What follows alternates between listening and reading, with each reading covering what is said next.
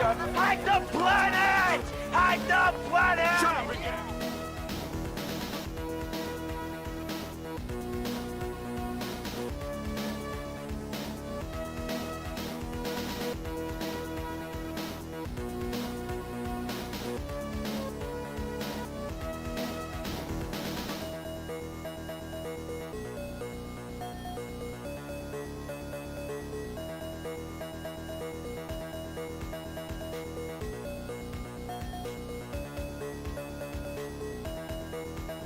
We're in. Shall we play a game? How about global thermonuclear war? Hey there, HackerFrogs, it's me, the Shy Hat, and we're doing HackerFrogs after school today, and we're also going to be doing HackerFrogs free hacking stuff, and we were having a little conversation while we were on the starting soon screen, and we were talking about Pwn College. So Pwn College is one of the best free resources for learning about cybersecurity topics. You can find it over at pwn.college over here. That doesn't register as a link, but how about this one? But yeah, I mean, I highly recommend the stuff over at Pwn College. I can't stream any of it because they don't let people stream any of the answers for any of their challenges over there, but it's still one of the best resources, I think. MC25 says, I tried some of the Pwn over there, wasn't a fan of having to watch several hours of videos for the tasks. Well, I mean, those are optional. You can definitely jump into the challenges over there without watching any of the educational materials first. It's just going to be a little bit more difficult probably because you need to it's just like doing the homework at the end of the section before going over the other stuff. Anyways, let's talk about what we're going to be covering today. So in each one of our streams we try to cover 4 topics, and this is Monday. Hope everybody had a great weekend. And what are we going to be doing today? So the first topic of the day, we're going to be doing The Witness. So The Witness is a puzzle game. It's considered to be one of the best puzzle games ever made, and I think it's a really good puzzle game. We've been working through the puzzles over there, and that's what we're going to be doing first. So after that, we're going to be going through some of the levels over at the Haiti CTF lab. So these are CTF labs that deal with Linux, and they're mostly Linux privilege escalation type of attacks. We're going to be going over some of the levels over there. I'm aiming for about 3 of them, and that's going to be the second topic of the day. For the third topic of the day, we're going to be going back to more Linux stuff, but this time it's going to be Linux stuff that we haven't seen before.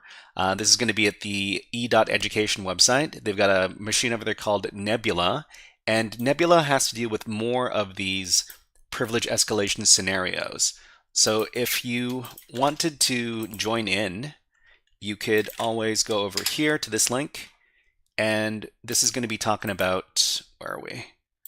This is going to be talking about more Linux hacking techniques. So that's going to be the third topic, and then after that we're going to be doing our free hacking exercise. Well, technically the third topic and the fourth topic are both labs and exercises, challenges that we haven't seen before.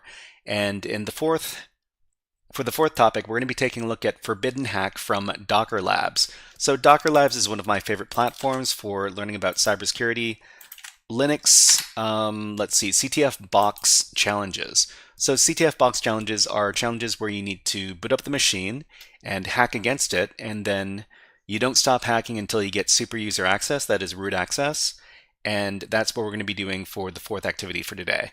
So without further ado, let's jump into the first activity today. We're going to be doing some puzzle gaming because, well, we do puzzle gaming to get our mood in the get our mind in the mood for for problem solving, and I hope you can enjoy, and maybe we can learn some stuff together.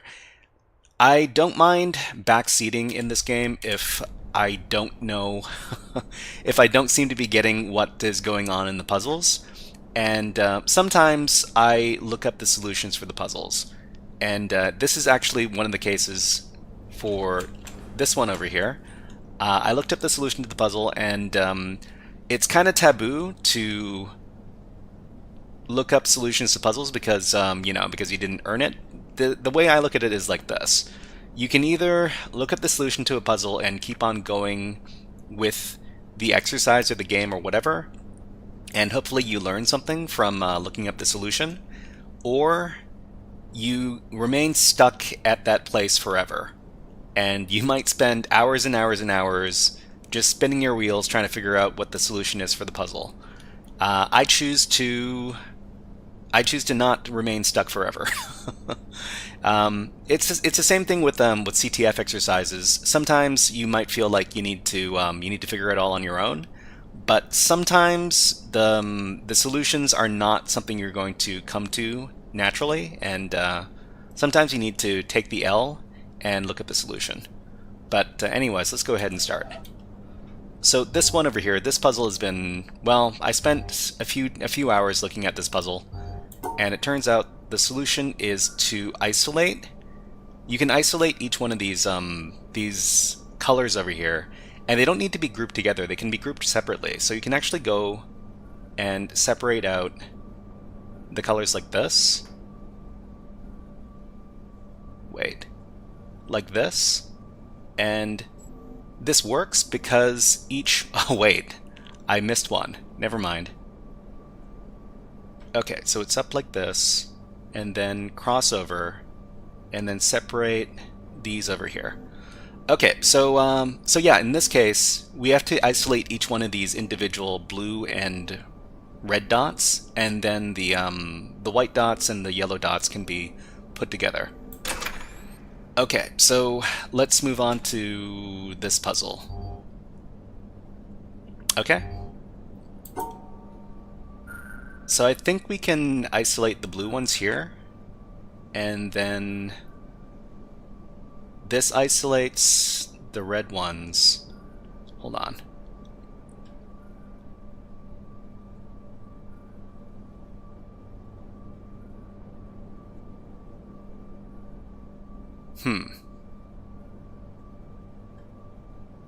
This isolates the white ones, and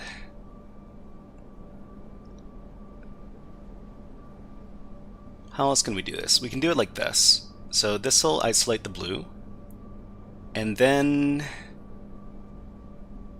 this isolates the white. Oh, we can put the whites all together. So the whites can go together like this.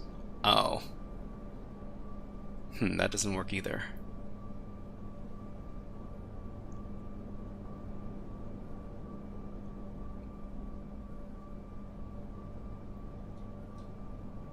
Okay. So maybe we can get the whites isolated here, and then that takes... no, that doesn't take care of the blues.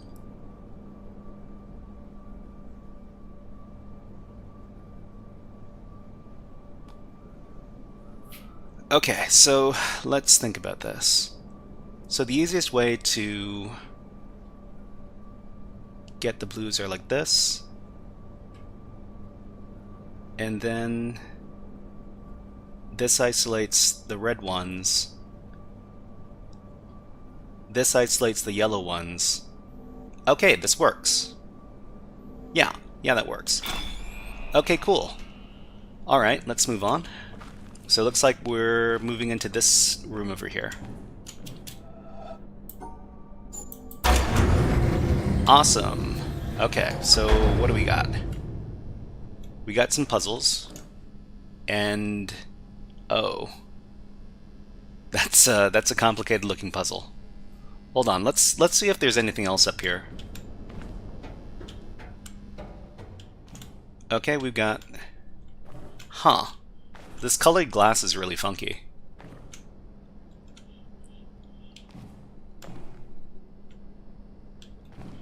Okay, but we don't... there's nothing up here, otherwise.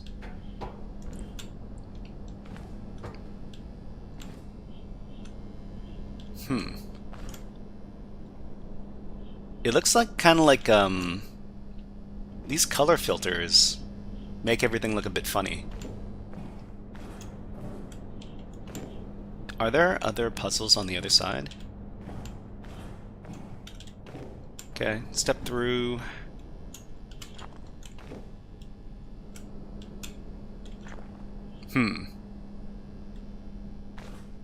Alright, well this is, this one looks kind of complicated, but we'll give it a go. So we need to...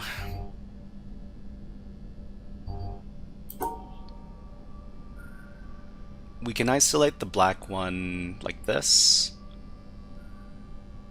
There are too many colors involved now, so it gets a bit... it's a bit dicey. So that separates out the reds, and then there are these pink ones over here. We also need to isolate this. This green one over here is going to be a bit difficult.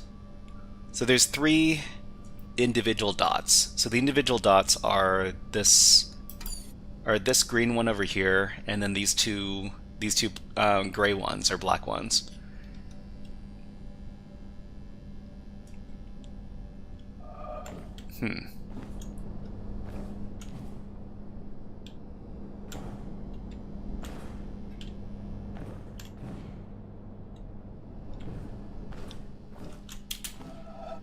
Okay, so what's the best way to go about this?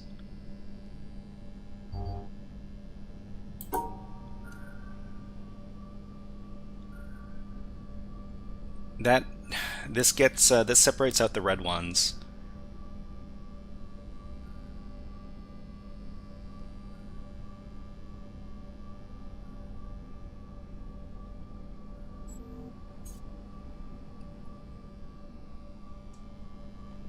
Or we can isolate the blue ones like this. Yeah, lots of colors in this case.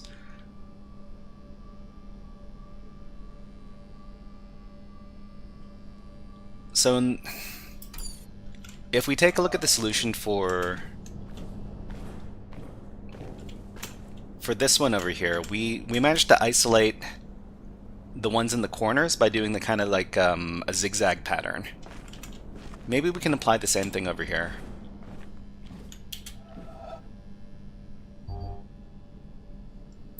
So go here, zigzag around.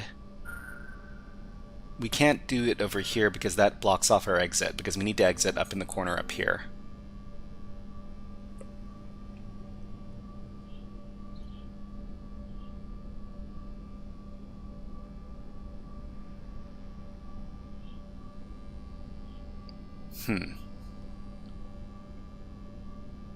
Up and around. Then over.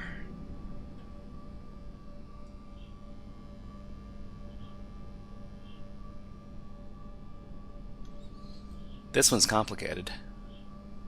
So that gets, that's green.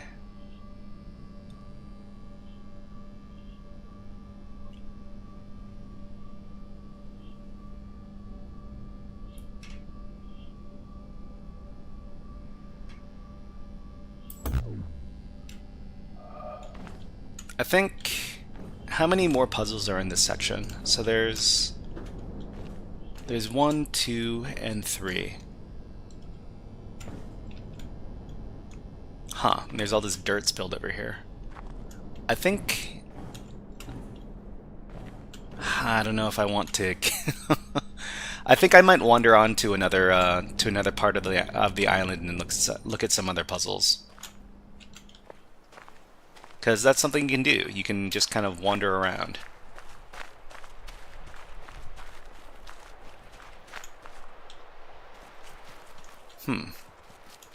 What's up this path?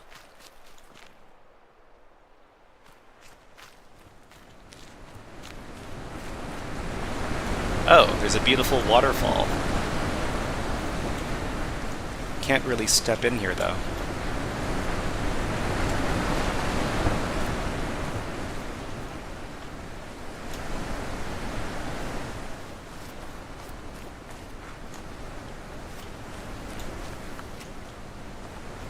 What's over here?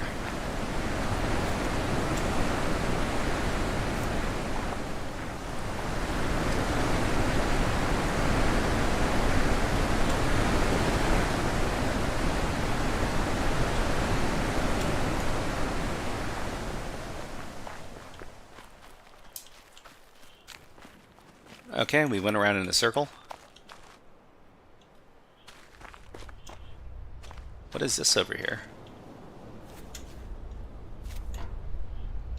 Looks like some sort of elevator.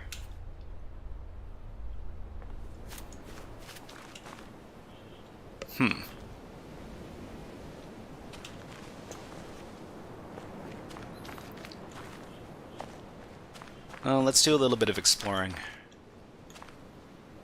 Okay, so this leads down to... This looks like it's attached to the greenhouse I was just in. And I wonder how we get down there. Let's follow the path.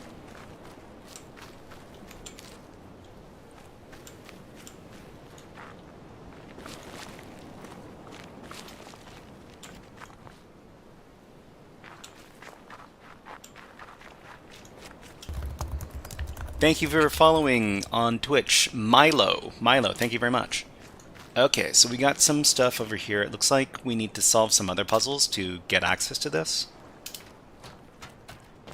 Yeah, we can't cross over here. Alright, I guess we need to move on.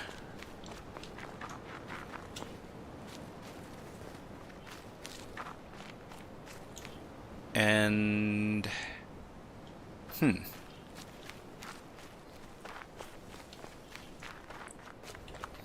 Keep on moving until we find the next batch of puzzles.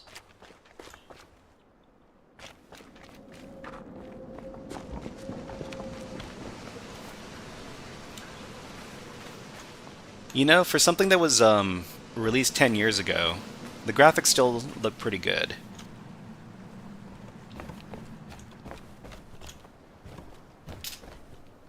Okay. Now what is this?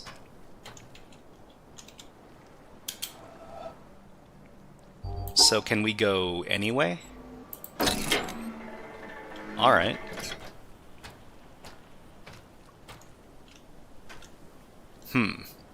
Looks like this is a new area. So we need to figure out what these symbols mean. So this means that you can only pass going up, and this means you can only pass going vertical or horizontal. Horizontal here, and then you can only go past this by going vertical, right? No? Okay. So don't pass by these things at all? No. Okay, so you need to go up 3. Go up 3 to get past this one. You need to go over 3 to get past this one. And then you need to go up 3 to get past this one. No. So you need to make this shape. Okay, so you need to make a shape that looks like whatever is in there. So you need to make this shape here. And then you need to make this shape here.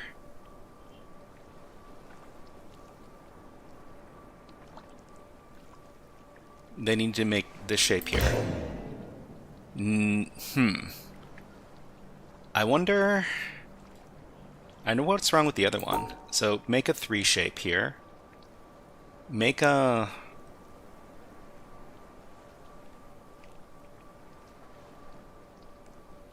Make a 3 shape here, and then make a 3 shape here. This doesn't work, but I mean, how do we close this off?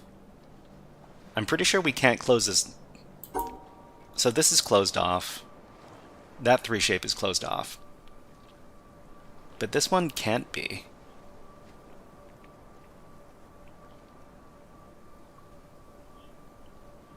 Or is it like this? I mean, I don't know how to do this.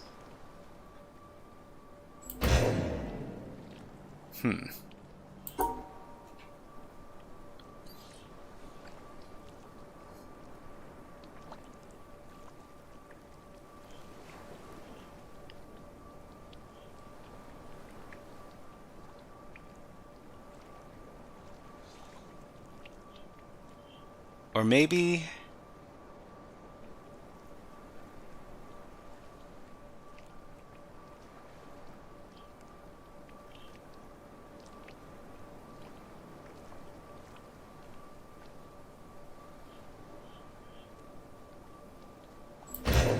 Yeah, I mean, I don't know. I don't know how we fulfill that. So this one, so the 2 symbols on either end, we can do pretty easily. I'm just not sure how we do this one.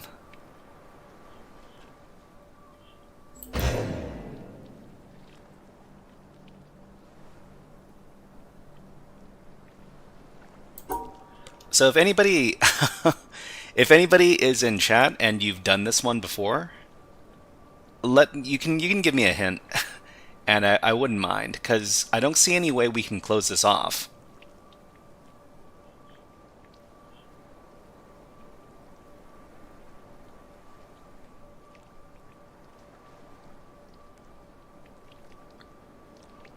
Haven't done it, but the idea is I'm not sure MC25. So MC25, if you want to give me some directions, you can just start from the bottom here, and then give like some directions, like up, down, left, right. Neems, hello, nice to see you here. So I mean, this seems pretty straightforward. Just make a shape like that. Neem says, I've got a question. No problem, I'm here to answer questions. Okay, so...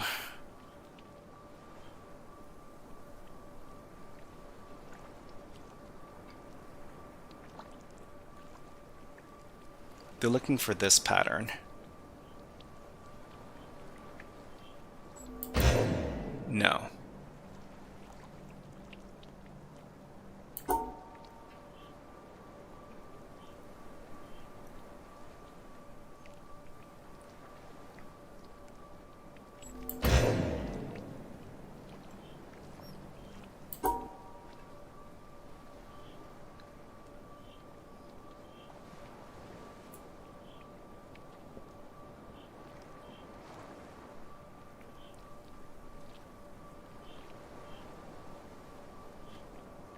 Okay, up. This has got to be last. So Vici AH20 says, what happens if you use the top squares to make the shape? Or does it need to enclose the shape itself? What if you use the top squares to make the shape? I think it needs to enclose the box. Well, I mean, okay. So if we use it, if we do it like this, let's see if it works. No, it has to, I think it needs to enclose it. But if it needs to enclose it, I don't see how we get it done. I mean, we could just... If we could do something like this, that would be okay, but we can't.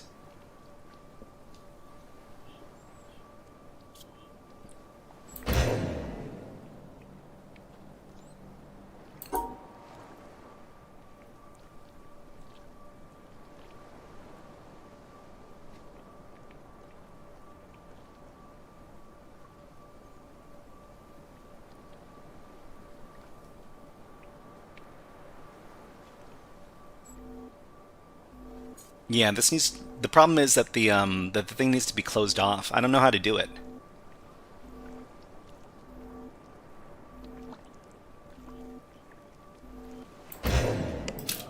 Okay.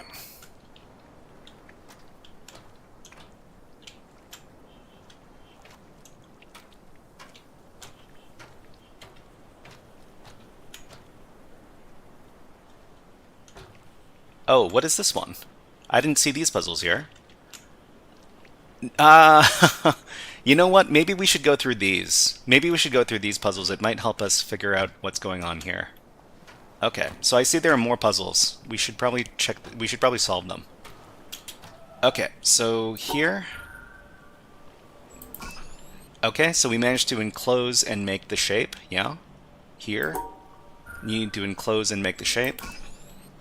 Here, we need to enclose and make the shape. Here we need to make this shape. But if we make this shape... Okay, Neem says, I'm doing a box and HTTP is open. I ran GoBuster and Derb and it led me to a login page, which is all there is to find. What should I do next? I was thinking, okay, there's a login page. I was thinking Hydra post brute force the form, but I usually see people do that when they have at least a username. So sometimes... Okay, so you're doing the box right now and HTTP is open. Are you sure there are no other ports open? You might want to take a look at the the source code. They might have a username in the source code. So just look all around, see if you can find any sort of username. You can do brute forcing if you don't have a username, but it's a lot more difficult. Okay, so we need to make this shape. So can we... How do we make the shape and also exit? So does it just need to be... Does it need to be... Yeah, it can't... It has to be this L exactly. So... That's not going to work. File extensions, subdomains, inspect scripts. Brute should be the Hail Mary. Yeah, so sometimes brute forcing is usually the last thing you do. You want to definitely look around for some file extensions. So if you want to look for some TXT files, you want to look for some HTML files, PHP files, etc. And see if you can find anything there. So I don't quite get this one either. You have to make this shape. But I can't, oh wait. Yeah, no, this makes the shape. Yeah, okay. So you make the shape like this by cutting out an outline. Okay, what about this one? Neem says SSH is open as well, but they say there's never any SSH hack, so I usually just ignore it. Okay. Okay, Neems. So here we need to make a square. So to make a square, you just need to do this. No? Wait. How do we make a square like this?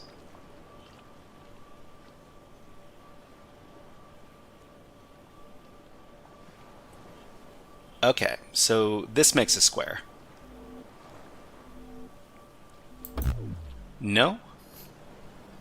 Neem says these games help you become a better hacker. Well, I mean, they're all about problem solving. So puzzle games are about problem solving, and if you can develop your problem solving skills, you might become a better hacker. It helps you, yeah, it helps you think, well, it helps work out your mind, I guess. So we need to make that square. So do we make the square like this? No, that doesn't make the square.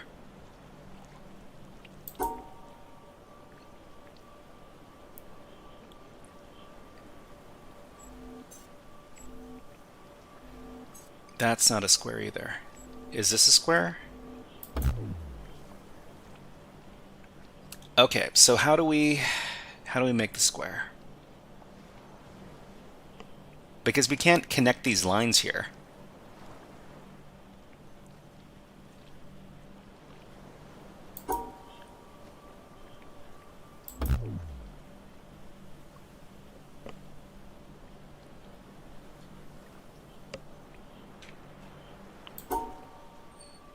Because there's some broken paths.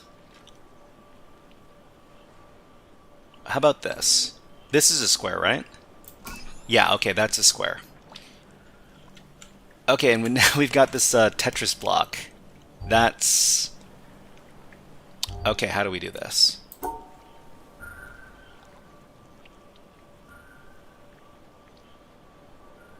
So we need to make the Tetris block...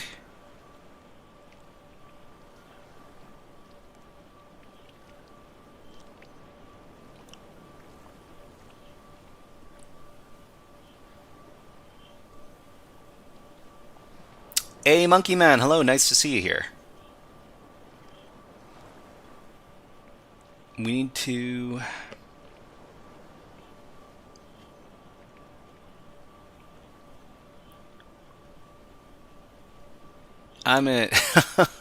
if I'm having trouble with the easy parts of these puzzles, it's gonna be a rough time. Okay, so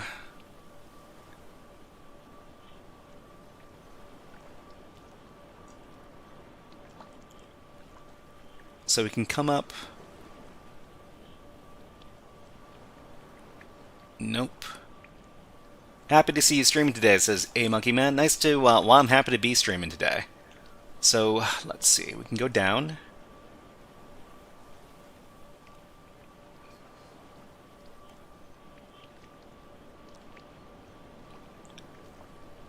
We doodling, huh? Yeah, kind of. We're kind of like drawing little pictures. Also, try to look at it from the ending to see if it helps any. So we just need to... We need to finish by going up and then over here. So how do we incorporate that into the shape? Because it has to be this exact shape. It has to point down.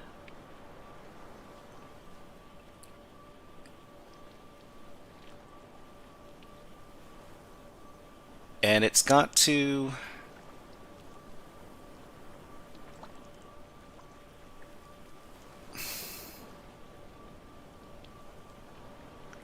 I wish I could draw on top of this thing.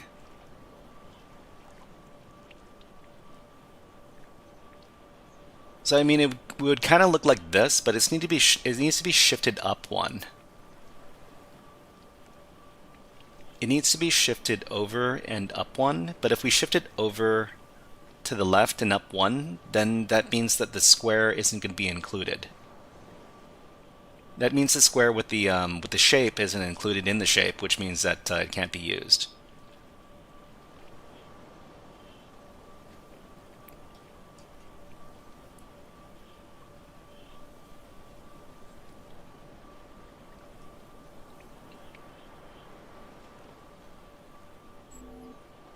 Okay, so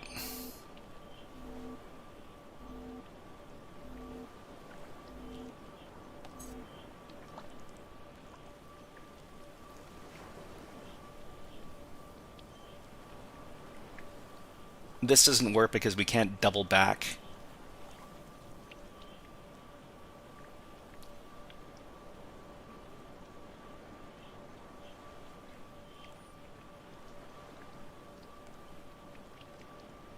Nope. Okay. So we can't come up from this way.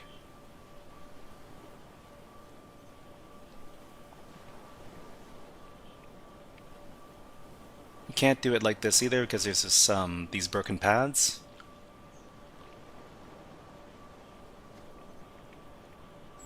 We need to exit like this.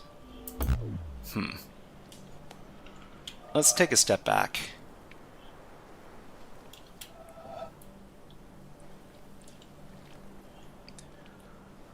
So in this puzzle, we basically use the edges to create the shape. In this case, we can't really use the edges to make the shape. Hold on. So Defa says 2 left, 3 up.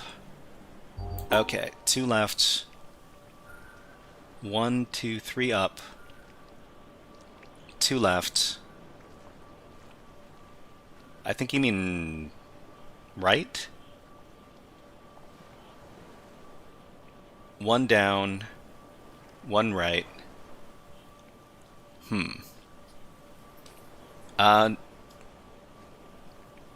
Okay. So if I'm, like I said, you're welcome to suggest some stuff to do, especially if I'm stuck. And so Diva says 2 left. So I mean, this direction is right. So I'm assuming you mean 2 right. So 2 right, and then 3 up.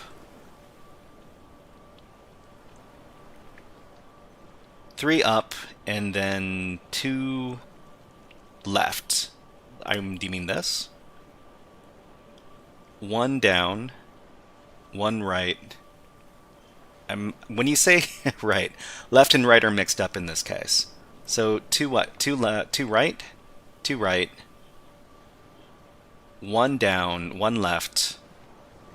Oh, okay. Yo, you know what? That works. So I assumed that you had to make it. Man, okay, yeah, you're right, Divas. You're right. Thank you. So we did create the shape, and then we have to use one part of the wall to close out the shape. Okay, and I think now that we know this, it should make this a little bit easier. But it's still kind of a problem. Oh, you know what? Hold on. So if we need to do... Yeah, this one I still don't know. Let's go over to the other puzzles. So we got more puzzles over here. This seems pretty straightforward. Okay. And...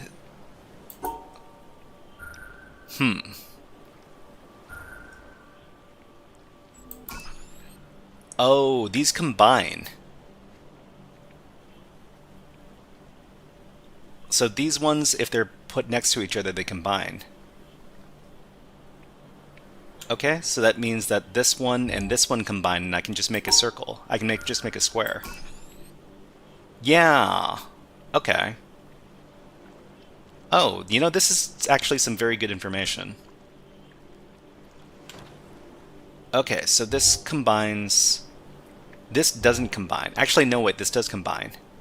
So which means we just need to make a 6 square like this. Alright. And... this means we need to... We can also make a 6 square in this case. Okay. And this one... We need to make a square, and then... We need to make another 6 square. Like that. You know, this is... The logic here is kind of funny. Okay, in this case we need to do a square on top of a 3. And on top of a 3 horizontal. So it would look like this. Okay, and so this is a square. So we can make a 6, well, we can't do a 6 square and include all of this. So it has to be...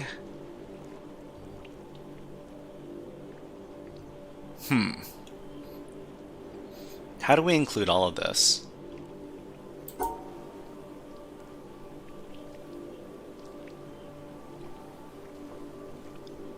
So this needs to be...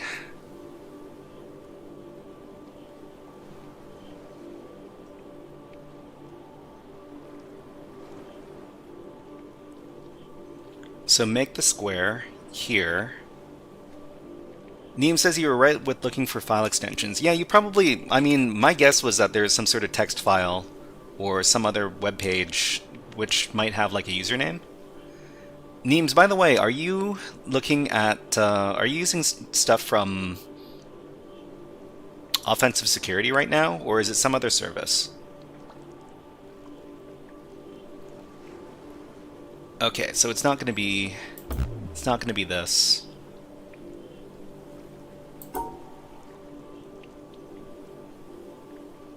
This needs to be isolated. Like this. But this one also needs to be... This one's a bit tougher. Oh, you're using TryHackMe, okay.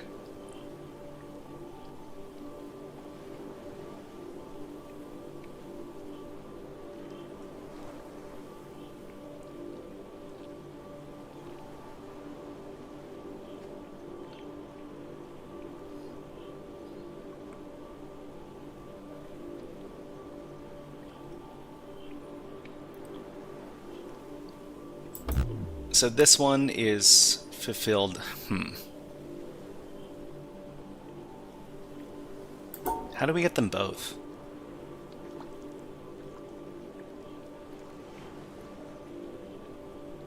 It has to look like this.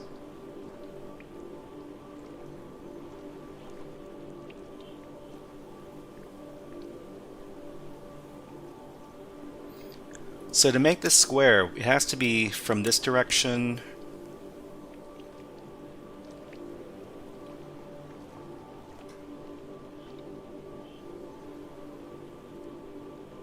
We can't do it like this. That doesn't do anything. Okay.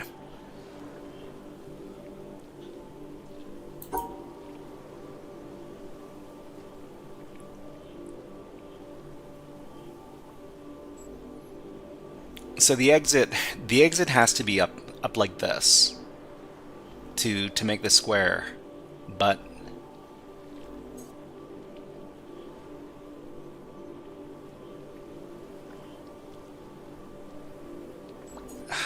that doesn't work.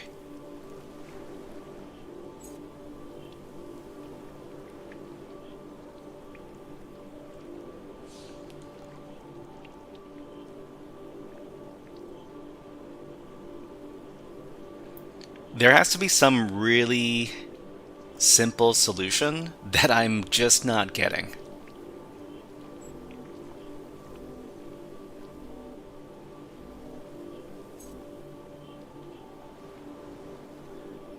We could, I mean, if there was some way to combine these two shapes, that would be the best. But I don't think we can combine them because this is in the corner, so it has to be out like this. So the shape has to be like this for the square. And this other shape is also up in the corner, so it has to be like this for the other shape. A Monkey Man says, don't know if it makes sense, but try 3 up, 2 right, 3 up, 2 right, 1 down, 1 right, and 1 up. So the problem with that is that if you combine the shapes, it would have to be a 6, like a 6 square rectangle.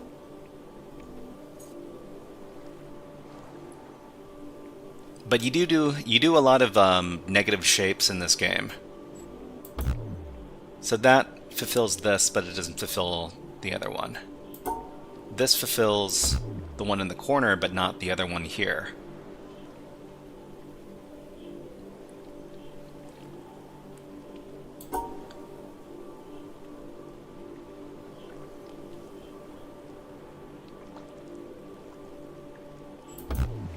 That doesn't fulfill any of them.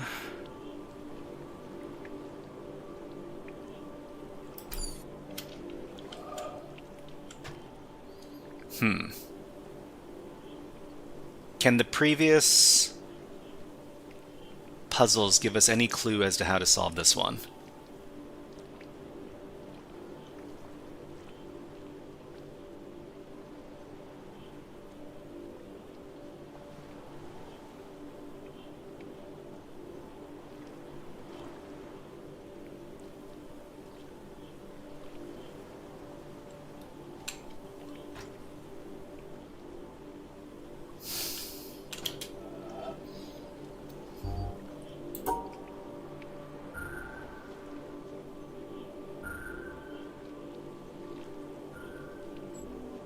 So you can either make... The best way to make the square here is to leave a bunch of negative space down here. But that doesn't let you make the two square over here.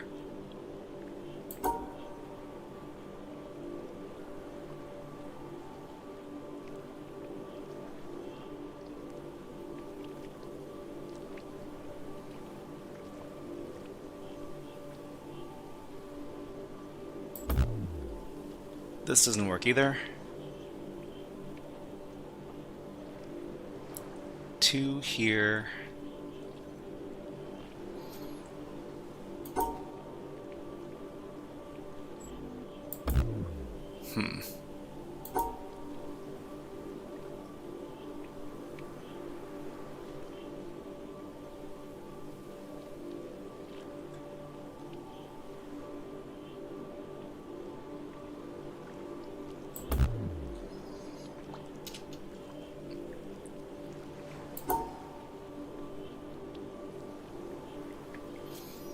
There's got to be some sort of process of elimination.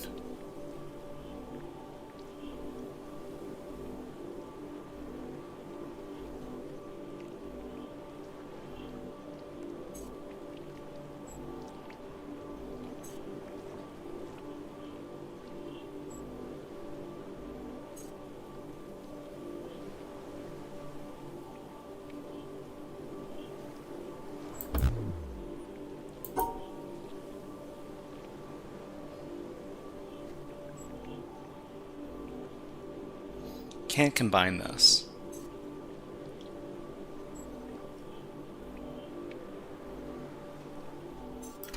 Hold on. Let me try the other puzzle. So the other puzzle here.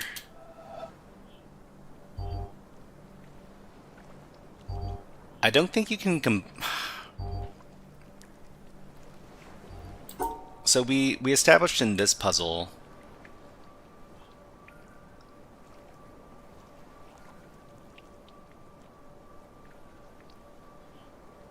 that you need to find some way to... You can combine this one with this one. I'm pretty sure. You can go over here. You would... Yeah, so yeah, this works. Well, I mean, this works, but we didn't solve the other puzzle over there. Maybe we'll come back to it later. So the good thing is that we know that we can combine the shapes together, and we can use that knowledge going forward. Why is this so slow?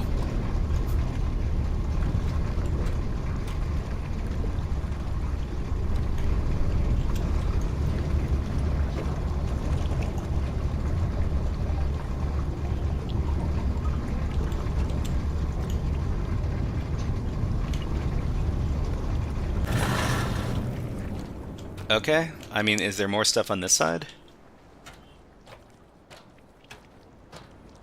Lots of machinery, can't get access to it.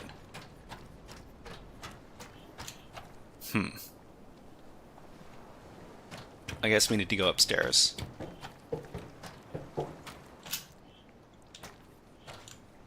What is this? Oh, we can step over here. Okay. Let's try solving this this series here. Okay, so there's a 3 and a 3 and 3, a 3 and a 3 going this way. This looks...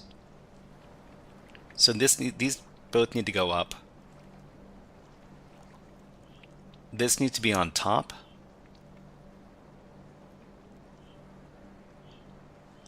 But how do you do that?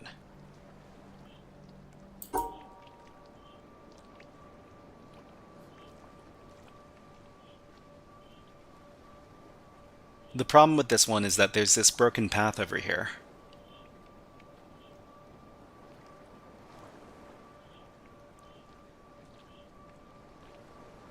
Maybe like...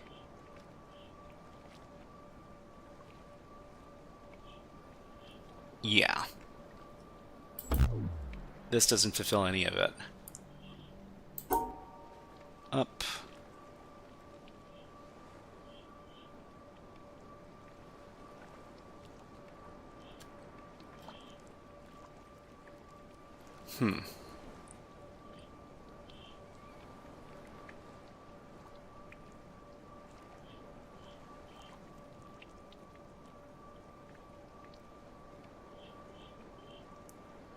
I don't see how you can make the shape. I don't see how you can make the shape if there's a broken path here.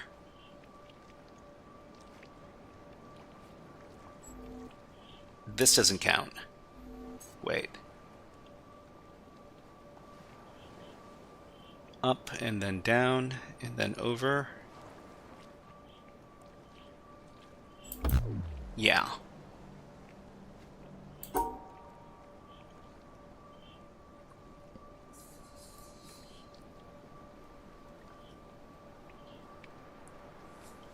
Up.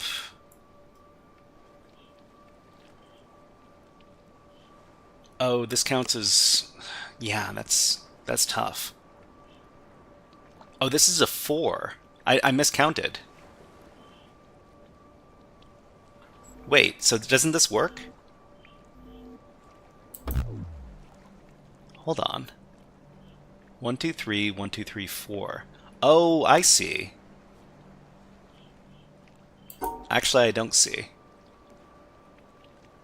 So this has to be 4 across, like this, for sure.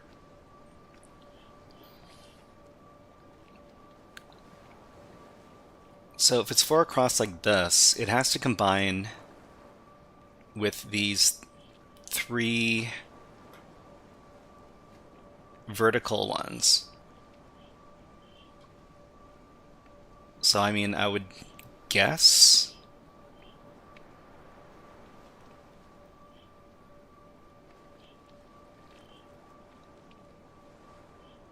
So that's the 4 across. So this is the 4 across. This is the 3 up and down, and this is the 3 up and down like this.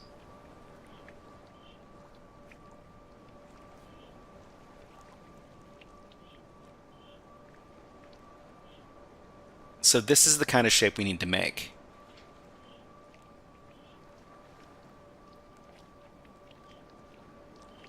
This is the kind of shape we need to make right here.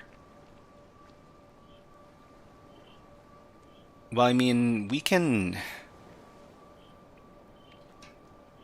make that shape like this, but why doesn't it work? Oh, it's not... Well, I mean... This should be the shape. But why doesn't it count?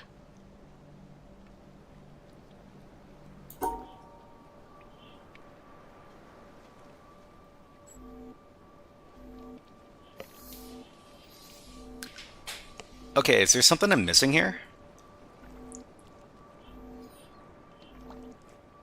Because these, I mean, the shapes need to combine.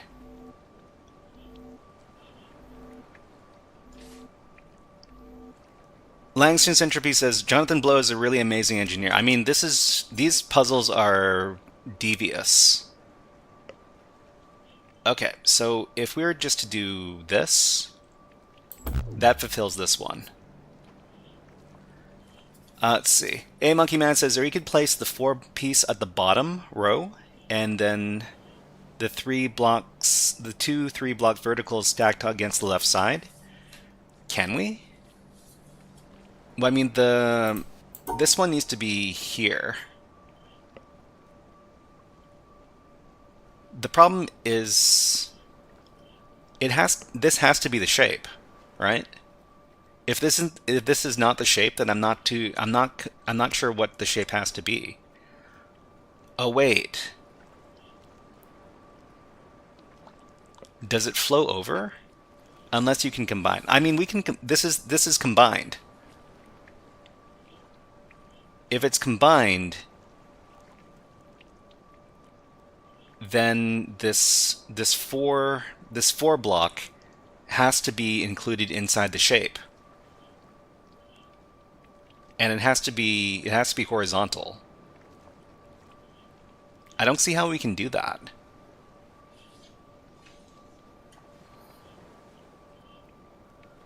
Because I expected that this would work. I expected that this would be the solution, but this is not the solution.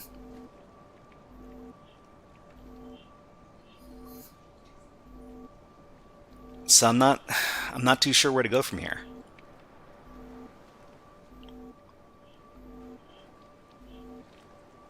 So that's 3, that's 3.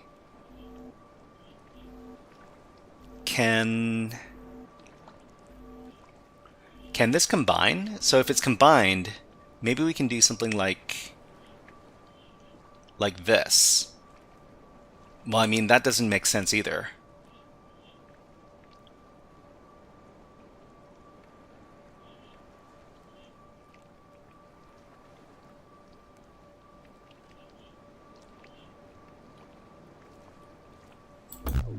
Yeah, that doesn't do anything. Ooh, tough, tough, tough.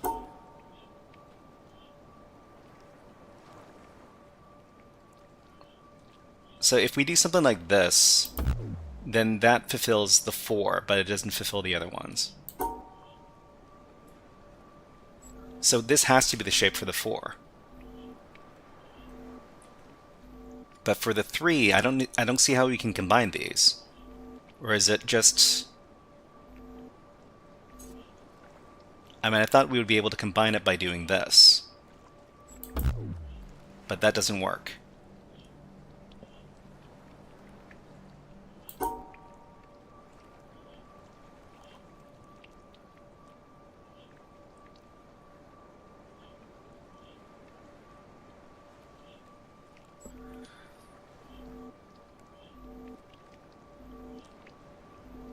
Am I missing something?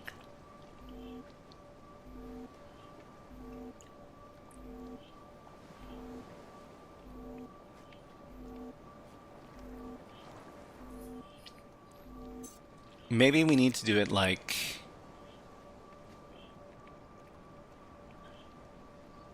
this. I wish I had a couple more. Wish we could exit.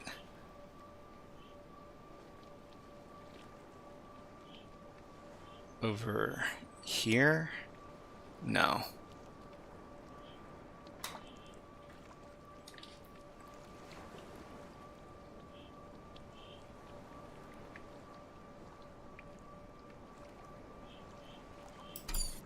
Okay, well, maybe we can go back to... Let's try this puzzle instead. Okay, so... Oh man. This looks even tougher. Langston's Entropy says it's maybe like the golden ratio spiral occurring here, starting from the first... From the first what? First square and expanding vertically like a spiral. It reminds me of those bound to being constrained. I mean, this is another... can we make this and then make this? These shapes can't combine either. If these shapes could combine, then we could, well, I mean, it would be a lot easier.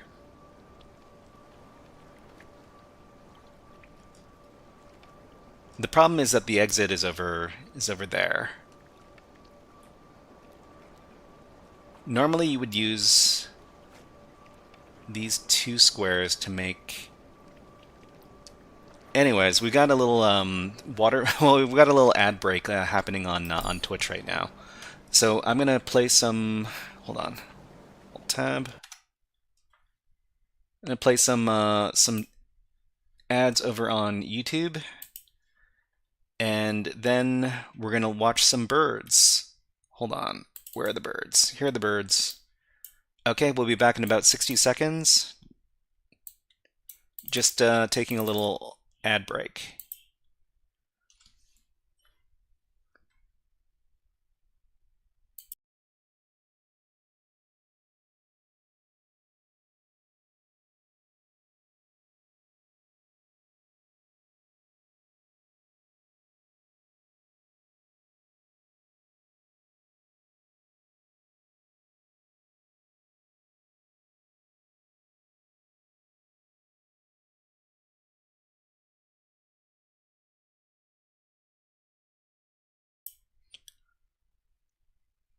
Okay, so normally I would play the birds until the ad was over, but let's put them away a little bit early. Let's go back to the puzzle, cause okay, so this one, I mean, this one should be doable.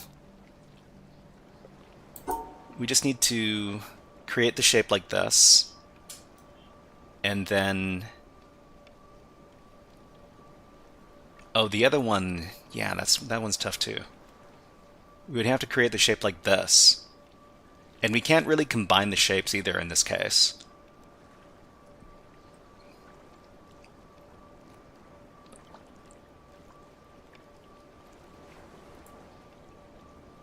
Okay, so that shape is there. Then we... Langston says, super sticker, hippo sitting in a what? Is this Oh, Langston, thank you very much for sending the sticker. Yeah, thank you very much. I don't see the message on my stream, but I see it in the chat. Thank you very much, Langston. Langton. I keep on pronouncing your name Langstron. Sorry about that. Langton Entropy. Langton's entropy. So, okay, how do we do this? So this has to be... I mean, this has to be like this, right? Unless... Yeah, I mean, there's no other way. There's no other way we can make this shape. Which means we need to go up here. Cool to see a hacker play this game. Good times. I don't know if my hacking experience really helps me out with this puzzle game, but I sure do. I do like the game a lot. So up, and we need to. Normally we would do something like this to make this shape, but unfortunately we can't escape after this. We need to make that shape, we need to make this shape. The shapes they can't cross over.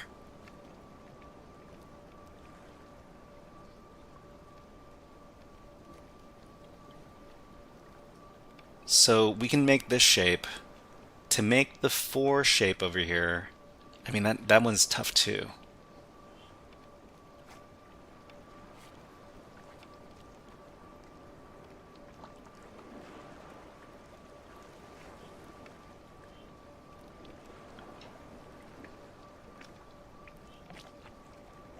So if we just wanted to focus on making this shape,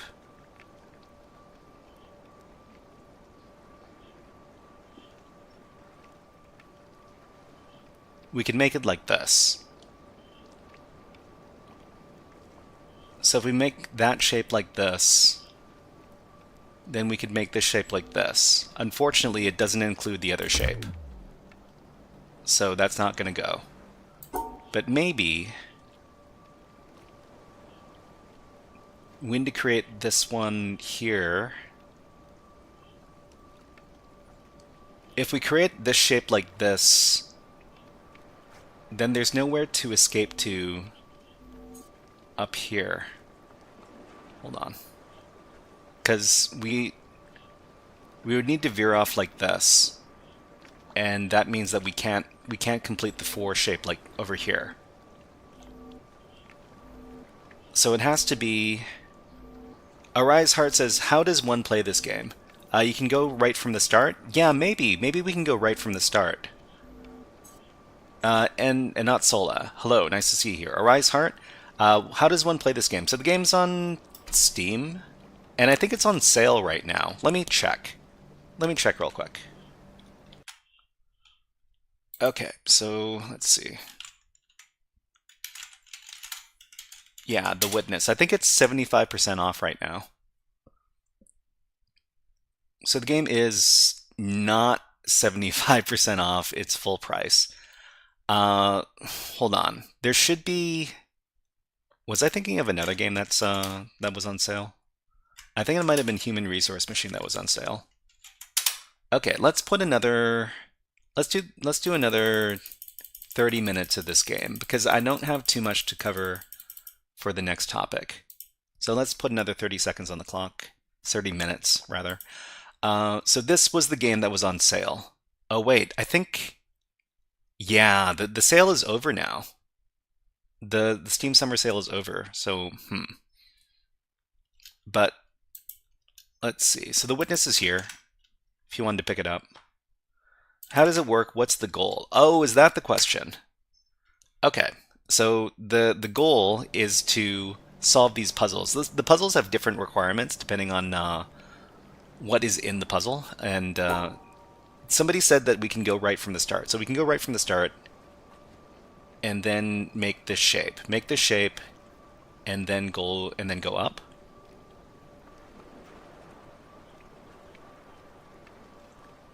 Oh, yeah, that solves the puzzle. Oh man.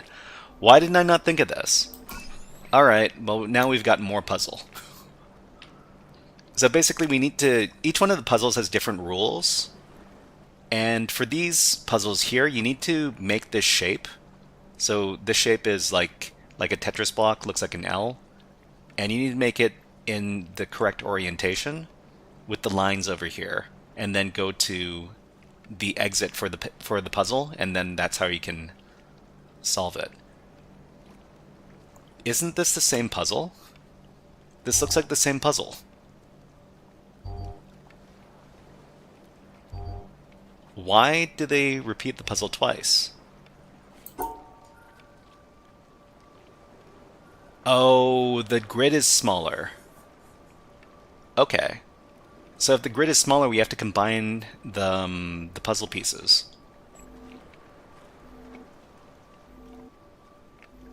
Yeah, but Inat Sola, thank you very much for suggesting going right from the start, because that got me thinking about how to solve the puzzle. Thank you. Okay, so what are we doing here? So we need to... I think we can combine in this case. So if we can combine the shapes, then we can make a shape like this. If we make a shape like that, what do we also need to include the 4 block over here. So the 4 block here, so the shape would look like...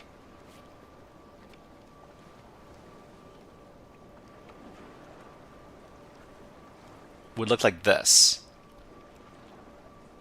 So Langshan says, did you try Jai Wonder, the language from the main dev that this game created?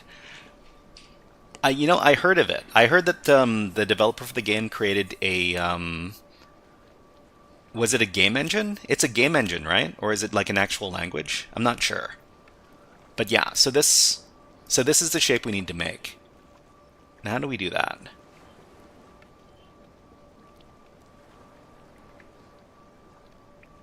So we need to make this shape, but we also need to exit at the same time.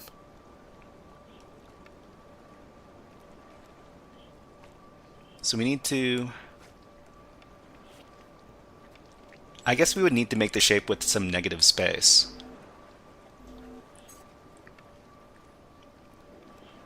So we go over here.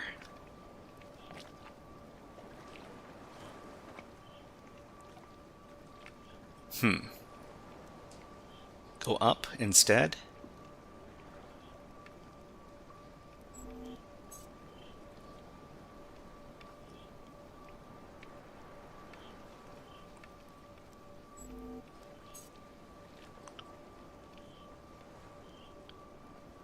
We need to make this shape, but we also need to exit. Is there any other way we could solve this?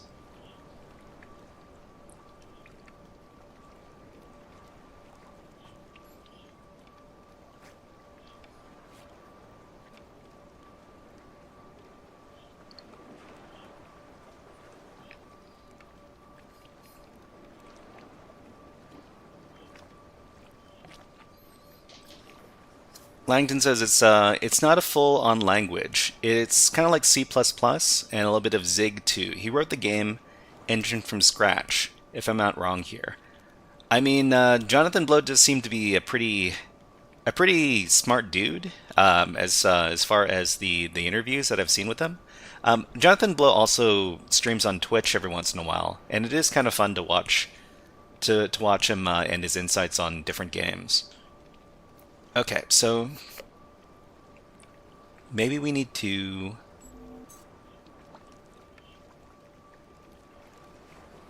There is something I'm not getting here. This is definitely the shape that we need to create.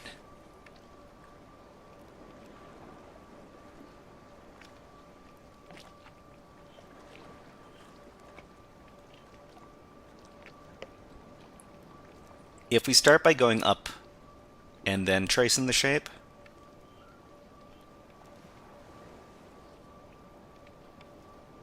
that's not going to work. If we go from the right first,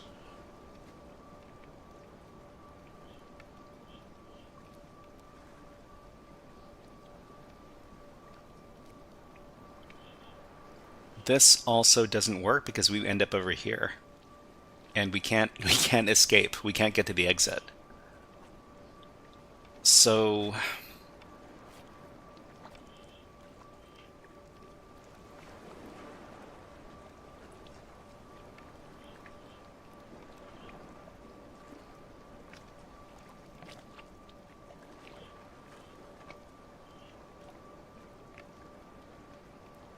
we can't go down from here. Oh wait. This doesn't work. This doesn't work. Okay, Langton also says he also gives a lot of good advice to development community about depression and burnout. I mean, game dev is not easy. Okay, so can we make the shape here? If we make the shape here, we need to find a way to also create the other shape. But we can't do that.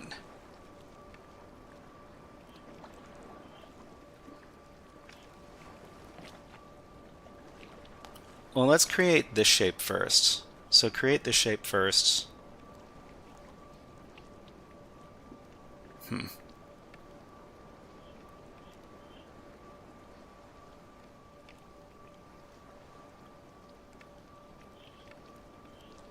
We ran into the same problem.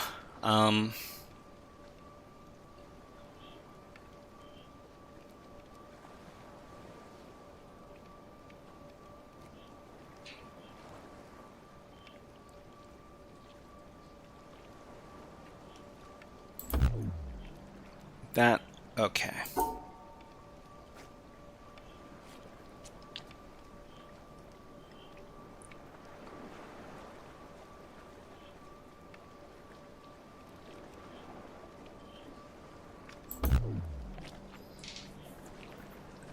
Okay, Inatsola says, judging from the previous puzzle, the outer wall counts as a line. Yeah, the outer wall counts as a line.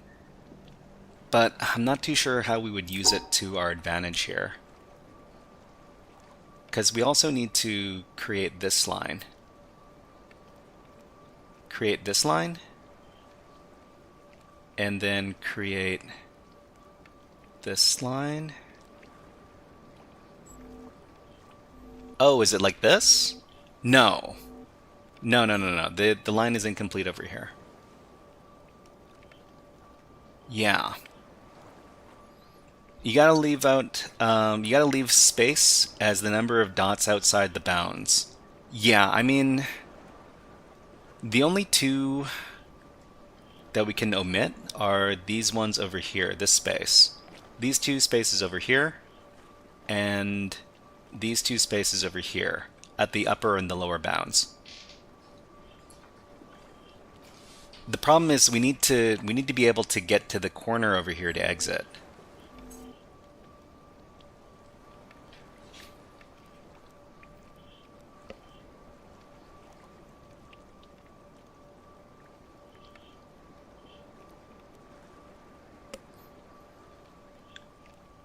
So this shape has to be like this. A Monkey Man says 2 right, 1 up. Okay, let's see if A Monkey Man has a solution. It says 2 right, 1 up. 2 right, 2 right, 1 up. 2 right, 2 up. 2 left, 1 up, 2 right. Does this count? No. Hold on. I'll try again. So 2 right, 1 up. 2 right.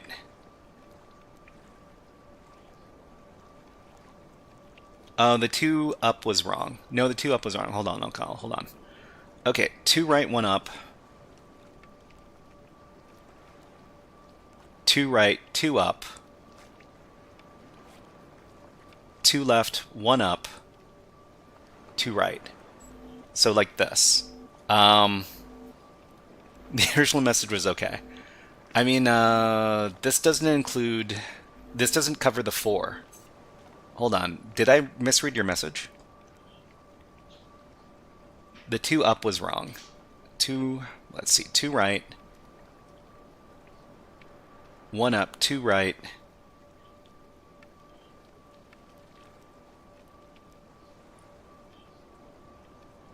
2 up, 2 left. 1 up, 2 right. Yeah, so this omits... I mean, if we do it like this, that also doesn't quite work. So is there some other configuration where we could combine these shapes? I don't think there are.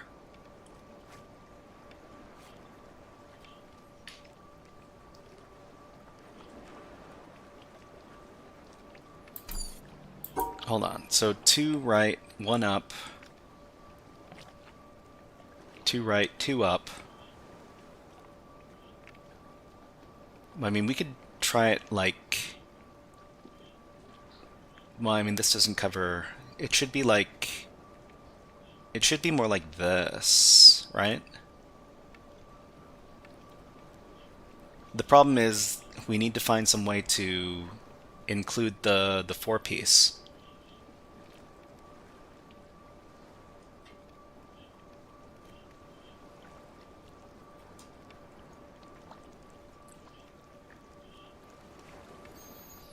Inesela says, what if we draw all the way up? If we draw straight up all the way first. So if we draw straight up all the way like this, then we need to... Then we need to do something like that. But this doesn't work.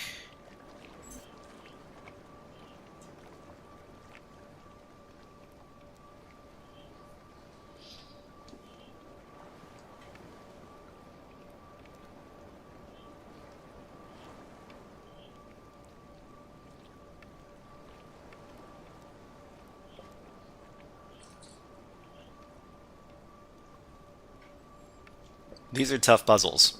Oh man. Um,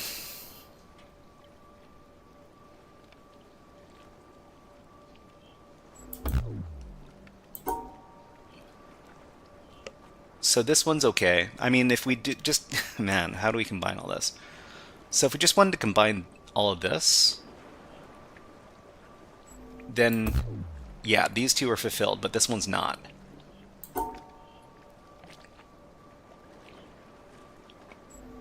We need to find some way to exit like this. So if we could exit by going all the way up, or exit by going up like this, then that would be good. So we start from the end.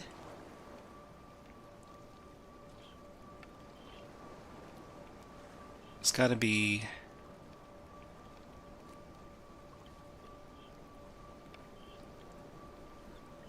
How do we get there?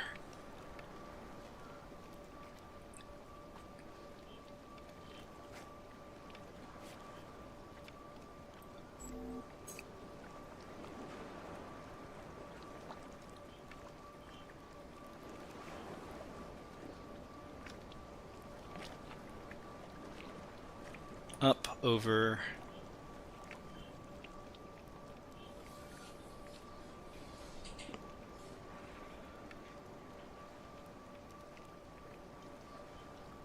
There's got to be some really funky way of solving this. That defines the first shape, this defines the second shape. The problem is the third shape, we can't create it from here.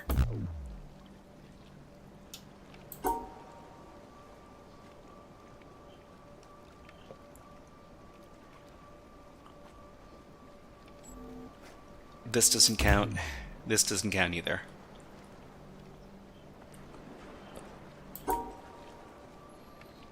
So I think we might be able to create one of the shapes first and then go from there. Like if we created this shape first... Yeah, that doesn't work.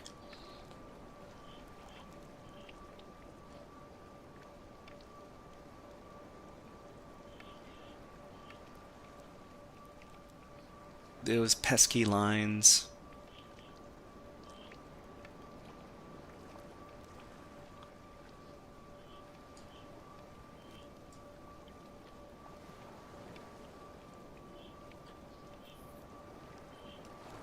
Okay. Well, let's go back to another puzzle. So there are a few different unsolved puzzles over. I mean, there's this one still. Huh. Okay, so this one we need a shape that looks kind of like this. But the problem is that they're the broken paths, which means that we can't do it.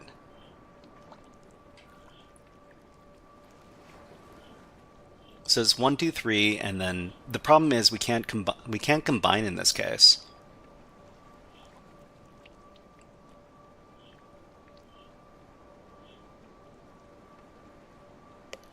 I mean, can we...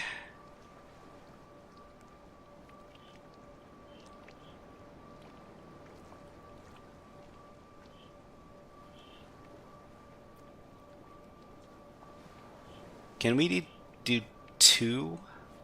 No, can we do...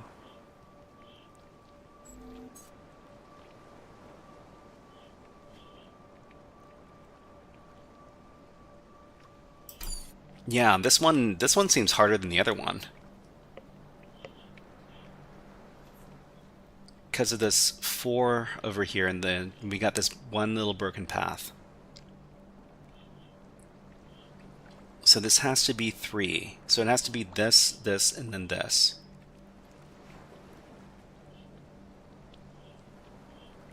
Can it be...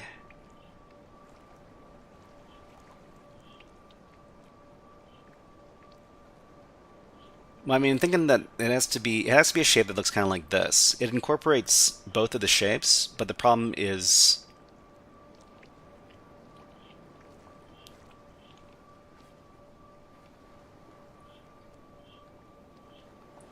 if we make this shape, it doesn't register. This is incorrect.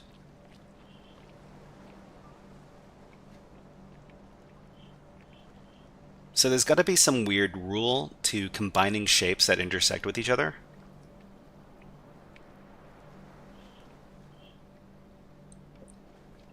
So it's 1, 2, 3.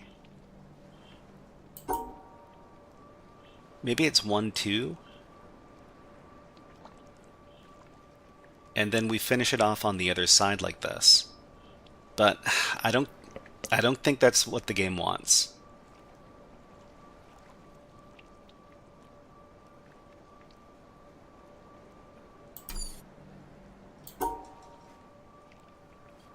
It wants this 3. And for the other one it also wants 3, but I can't do it because there's the broken line. This counts as 4.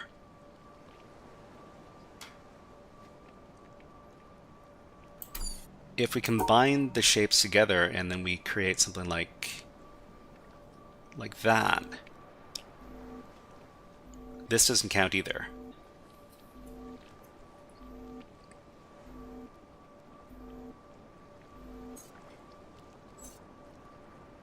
But we have to include, so for the 4 piece, it has to be included inside. I don't get it. Neems asks, Hydra doesn't have a specialized word list, does it? People just use rocku.txt. It depends on what your... If you just wanted to use some, like, generalized brute forcing, it's usually rocku.txt. So some applications have specialized word lists. Do you know if the login page is associated with anything? So try, well, I mean, I don't know. Rocku.txt is a standard one. You might want to try fast track as well. So look for fasttrack.txt. Let me spell it out for you. So search for this.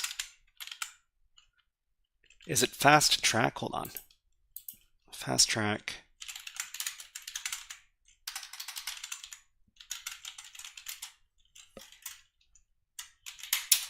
Yeah, it's this one over here. So it should be in user share words fasttrack.txt. It's a very short list, but it's got some stuff that that the Rocku list doesn't have.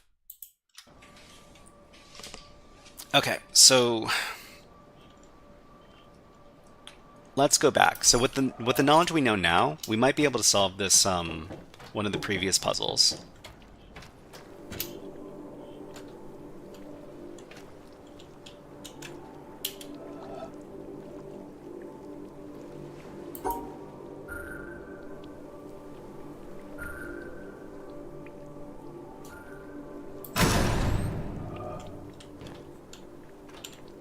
How do we go across back to the other side?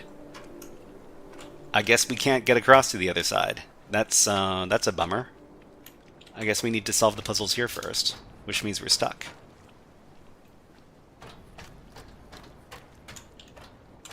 Okay, let's go back. This is supposed to be the easiest one, too.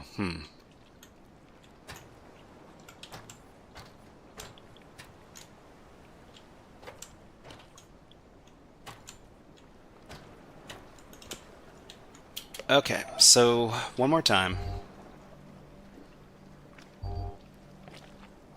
So in this puzzle, we made the shapes separately, but we need to combine them in this one.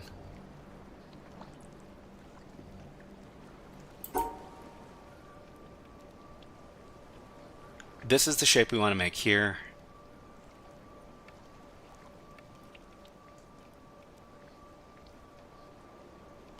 We can't make this shape first. We can't make this shape first. We can't we can't go in this direction.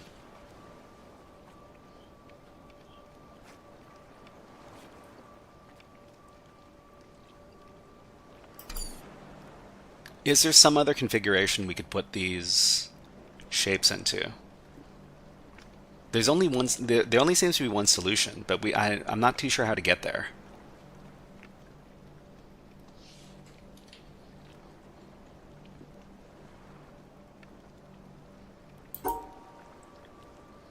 We have to start in this corner here. I'm assuming we need to use the negative space to create this stuff. We can't.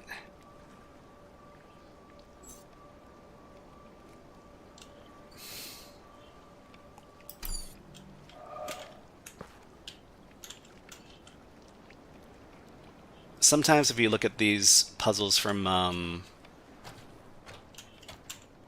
certain perspective, then you will the answer will appear. I'm not sure.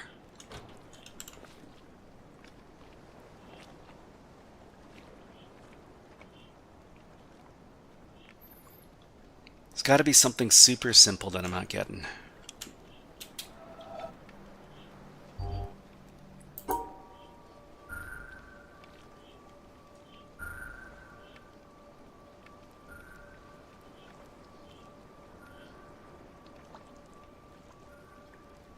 We want to exit by going up like this.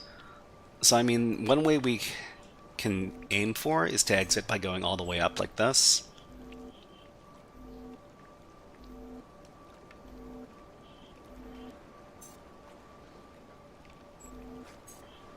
But that doesn't look like it's happening.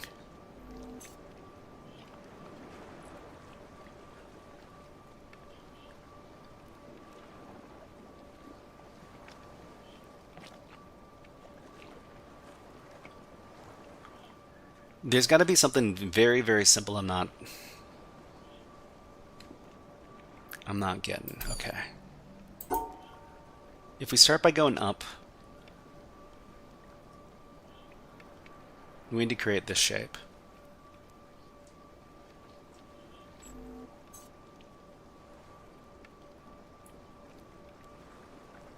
The problem is that we have to create, if we're not combining the shape, we need to create a shape like this.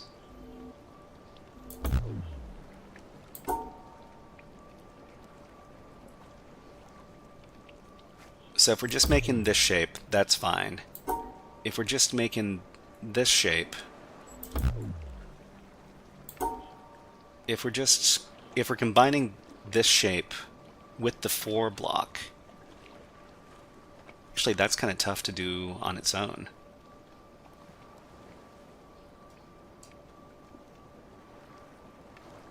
Combining either of these shapes with the 4 block is tough.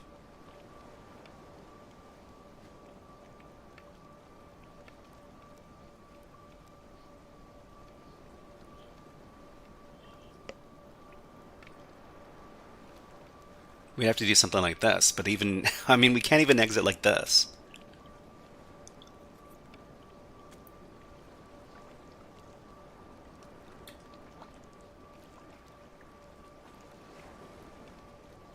All the way up.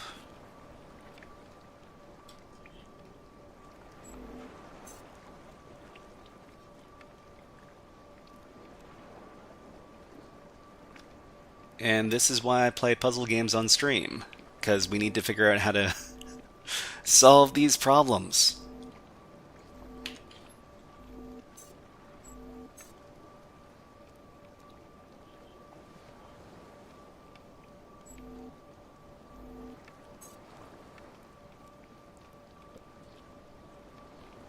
It'd be nice if we could finish the puzzle by going up here. But that means we need to...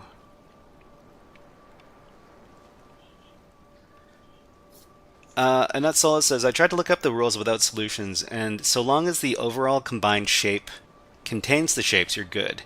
They don't need to be in the positions like what we've been thinking. So...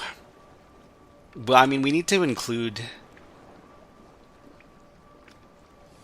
Okay, so Inatsola, if we pay attention to what you're saying here, as long as the overall shape combined shape contains the shapes, you're good. They don't need to be in the positions. They don't need to be in the positions. So, I mean, would it be 4? Would it be something like this? Or would it be something like...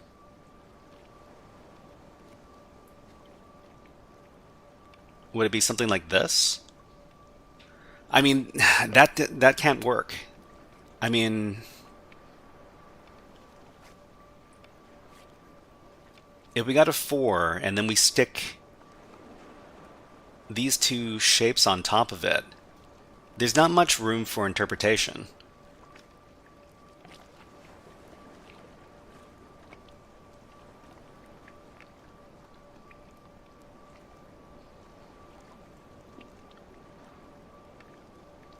Because of the way that this one is positioned specifically, it's got to be at the end. If this is going to be at Brian's GGS, hello, nice to see you here. What is up? What is up? We're just trying to solve these puzzles, having a hard time.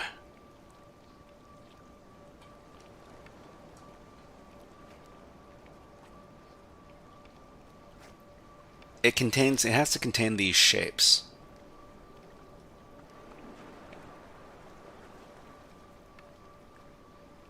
So if it has to contain these shapes, I mean, if something that looks like this, it could work if we could get this to have the 4 square inside of it, but it's not.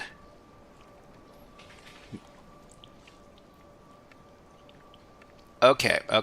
Let's what time is it right now? 4:30. Okay. So we're gonna step away from this. We'll come back to this next time, and hopefully we can get a fresh perspective on these puzzles. Okay, what are we gonna be doing next? Let's talk about it. So the next thing we're gonna be doing is we're gonna be doing some Linux hacking stuff, and we're gonna be working at this platform over here. It's called HackMyVM.eu. So if you haven't tried HackMyVM.eu, it's a pretty good platform for learning about Linux cybersecurity stuff. And let me just bring it up over here.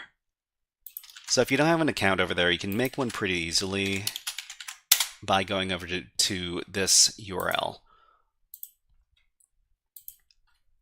So we're doing some Linux CTF challenges, and these ones are the advanced ones for Linux. They're located over here. Before we go on, let me go ahead and switch up my topics.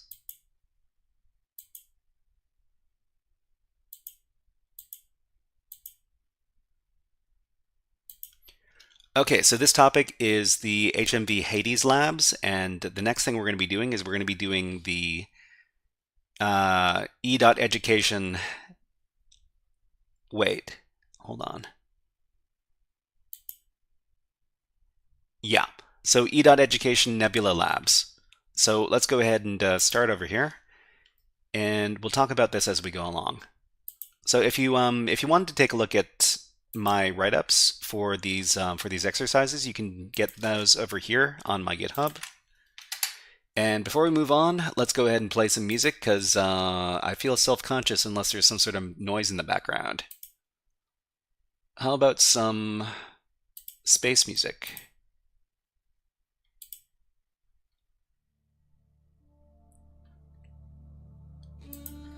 Okay, so the first level we're going to be covering is going to be the Andromeda level over here. And if you want to participate yourself, I'll give you the username and the password. So let's see, the password is over here. So to participate in these labs, well, I mean, you need a Linux machine. If you don't have a Linux machine, I'll give you a free resource you can use.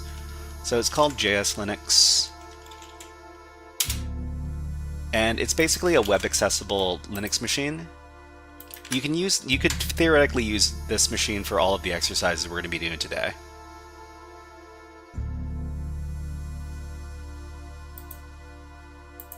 But let's go on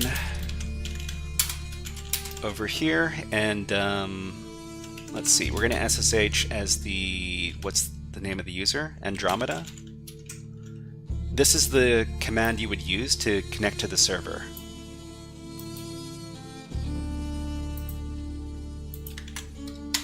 And let me just get the password for you if you want to follow along at home.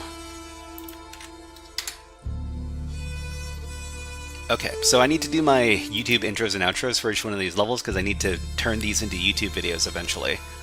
Alright, so let's go ahead and log in first, and then we'll do our intro.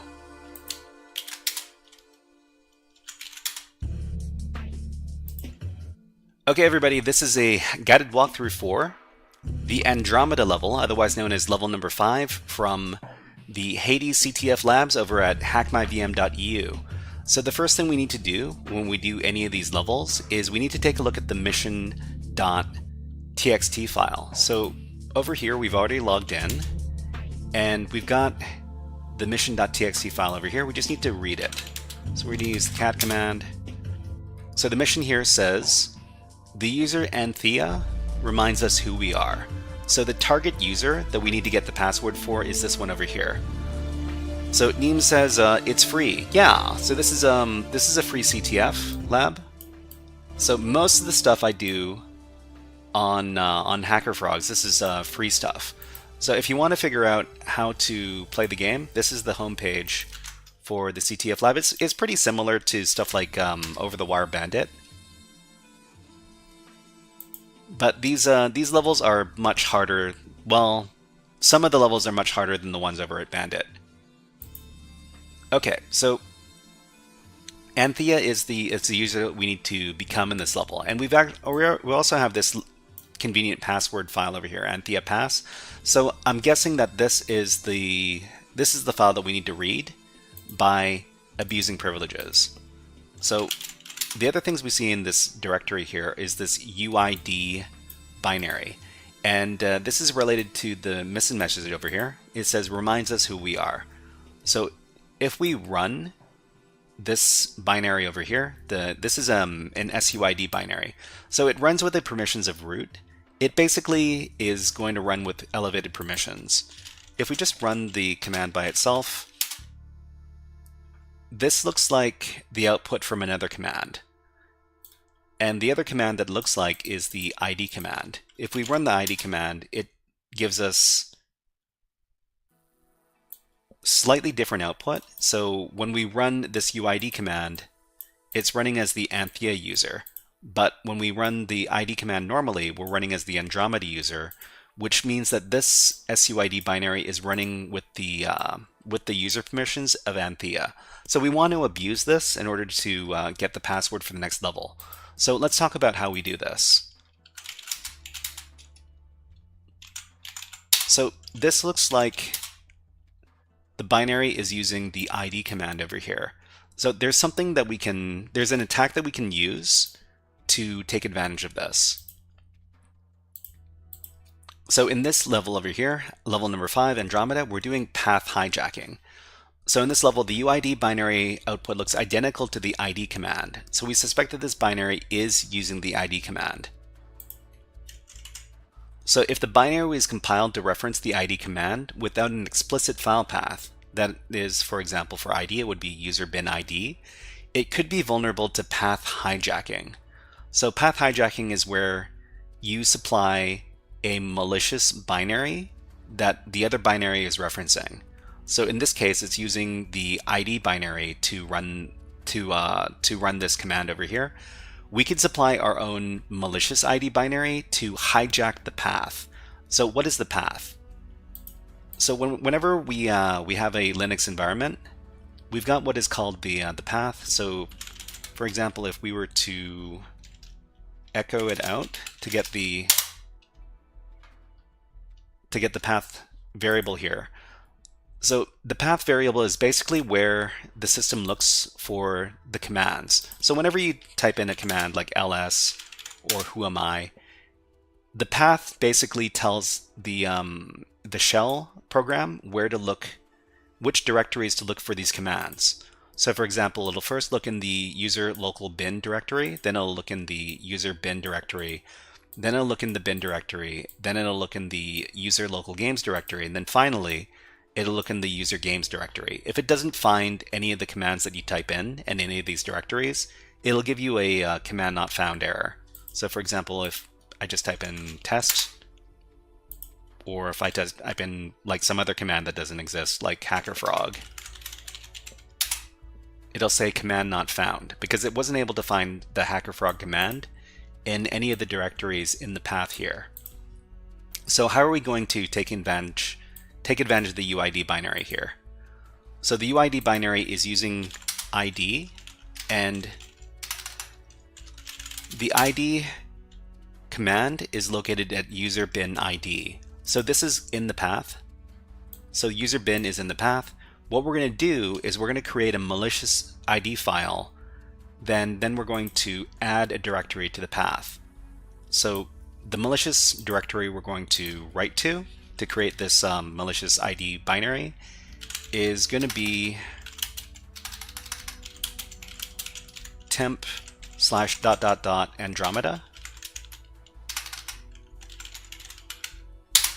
And we see that we've already created this file over here. So this is a malicious ID file. And if I take a look at the contents of that ID file, so tmp ... Andromeda /ID, this is basically just a bash file. So it's a bash script file that runs bin bash.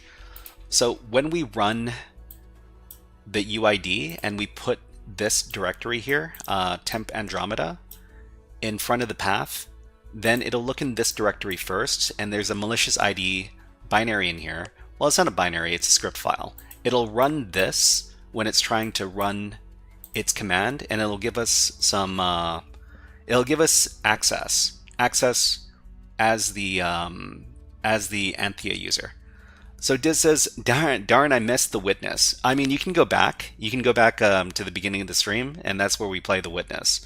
J2, hello, nice to see you here. Sorry that I missed your message a little bit earlier, but nice to see you here. Thank you very much. Okay, hold on. So this is what we're going to do.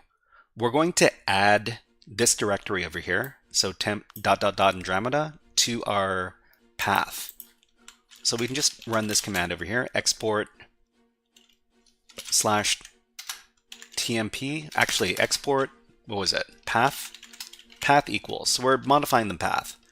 So path equals tmp /... Andromeda, and then we're going to tack on the rest of the path. So and then $path. Just like this.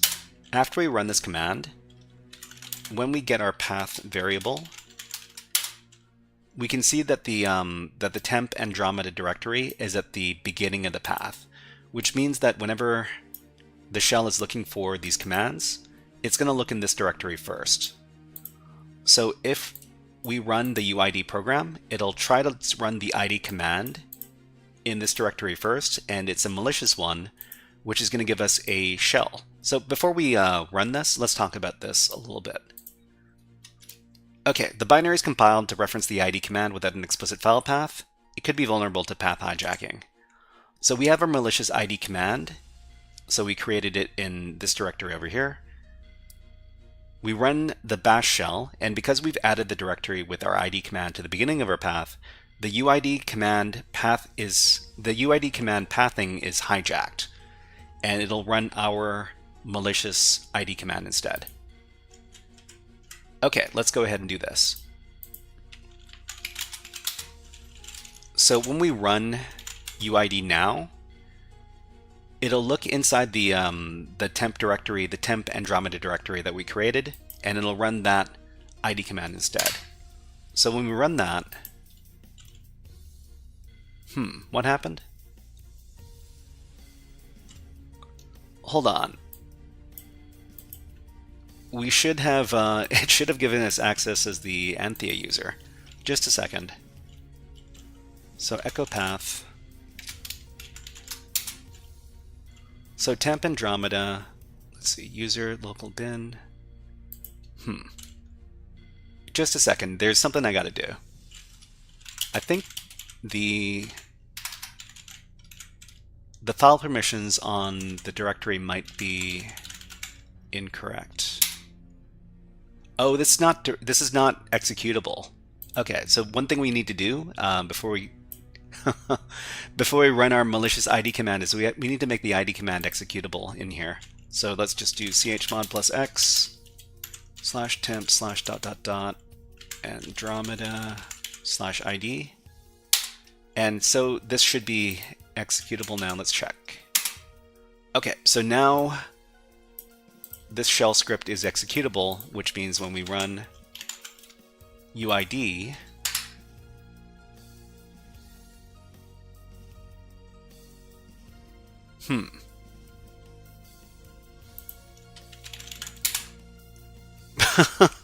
Hold on just a second. I need to take a look at my notes.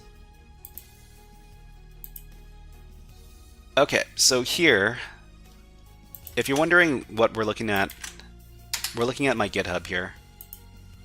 So suid in the home directory makes reference to the ID commands, and we can do path hijacking. So let's see, export path equals temp path uid echo bin bath to bash to temp Andromeda ID. Grandplay says, yo man, hello. Hello Grandplay, nice to see you here. And we're just trying to do some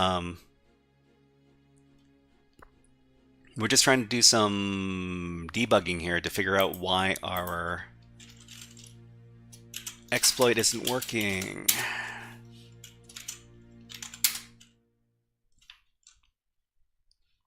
Yeah, I saw the SharePoint vulnerability. That's some wild stuff. Okay, so echo path. So temp ... Andromeda, and then user local bin, and then everything else.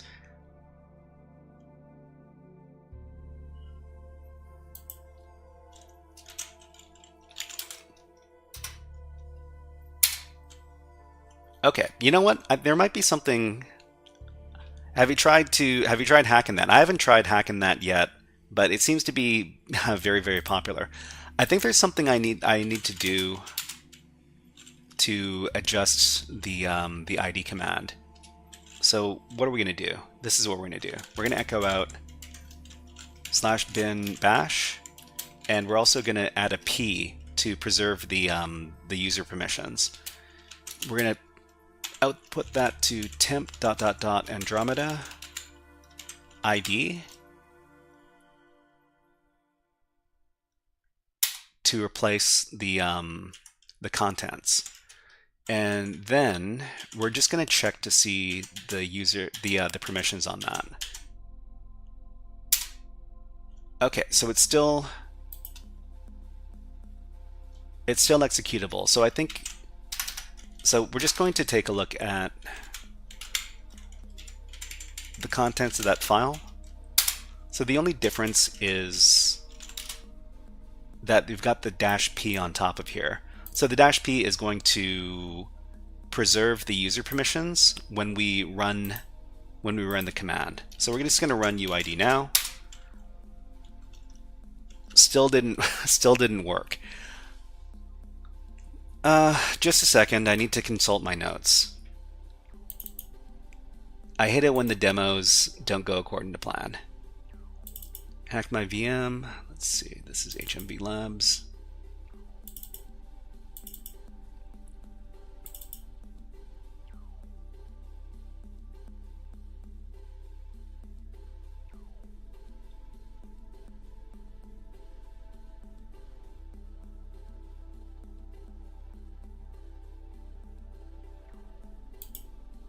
Grumplay says, today I did a reversing challenge. Where did you do the reversing challenge? Grumplay, let me know. Okay, let's do this again, but with a different directory this time. So okay, so we're gonna make a directory. It's gonna be temp. It's gonna be ... 4 dots, and then Andromeda, and then let's create our malicious ID file. So we're gonna echo out /bin bash -p, and we're gonna output that to, oh, ret2. Yeah. I think I've I mean that's a paid service, right? Grimplay, just checking. Okay, we're gonna call it temp dot Andromeda. Yeah, okay. And then ID.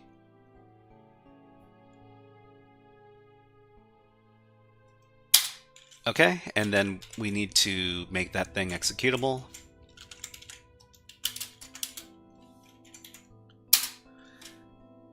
And then we need to add the directory to the path. So let's see, export path equals /tmp/ Andromeda, and then add the regular path like this. Okay, so let's echo out the path again.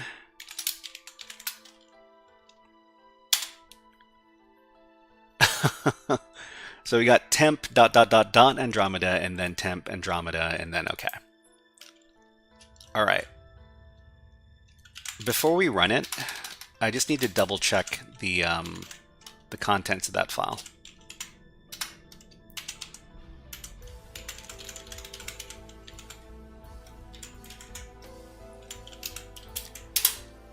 Okay, it's executable. That's good. And let me check the contents by running the cat command. So this should run bin bash p to give us a shell. So run the command.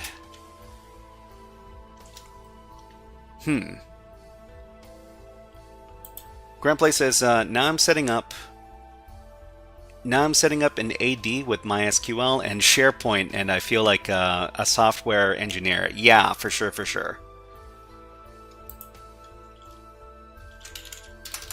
Okay, so is the problem here that I didn't put the shebang at the top? Let me try editing this thing. Andromeda.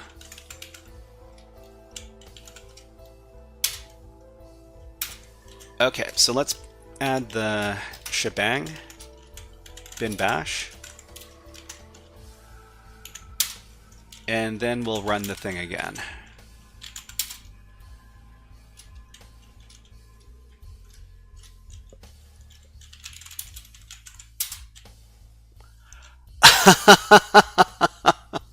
You know what's wrong? It's because this it's not working because bash is not at bin bash. It's at user bin bash. So we've been trying to activate a program that doesn't exist. Okay, so all we need to do now is just edit this so that it's user bin bash instead. Okay, so this should be solved now.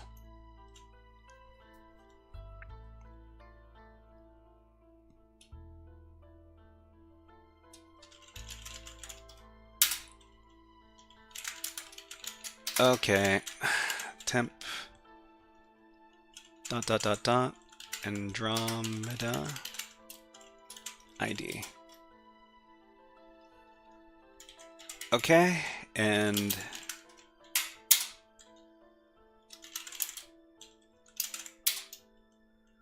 so user bin bash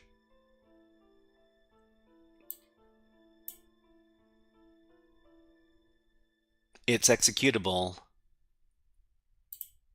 It's pointing to the right thing. Oh, you know what?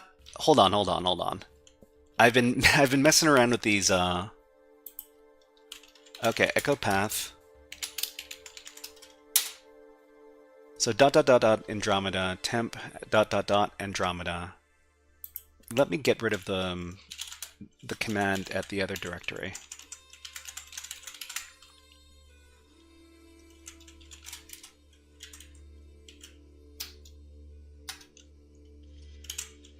Site reliability engineer. Oh, okay.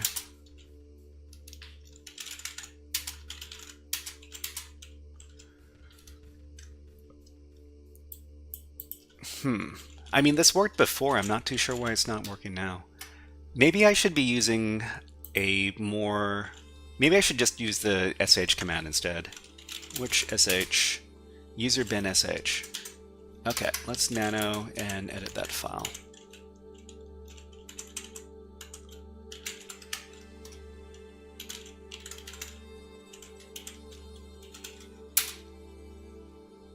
Okay, so user bin bash. We'll just do user bin sh instead. Let's do the shebang at the top. User bin sh.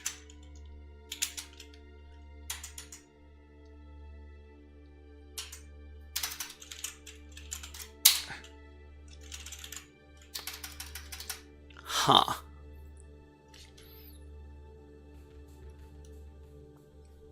The funny thing is, so the id command is at user bin id.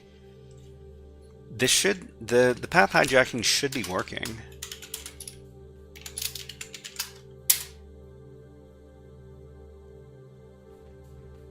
Because user bin is further along than our... Oh, do we need to move into this directory first? I don't know, maybe. I don't see why that would make too much of a difference. Andromeda. Okay, so it's here. Let's run it from pwned Andromeda UID.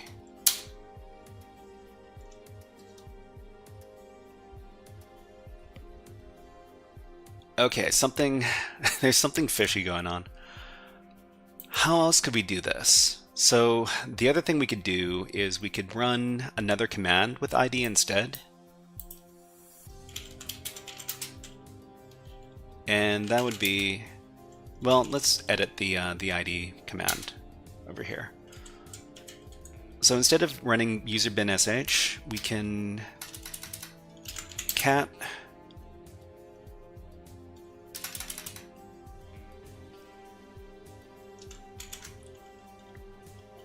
what's the name of that file? Just hold on. So the file we want to read is Anthia pass.txt. So we can make the contents of the ID file in the temp directory there. Let's see, echo out cat Anthia pass.txt and just run it like this. And put it in temp ... Andromeda ID.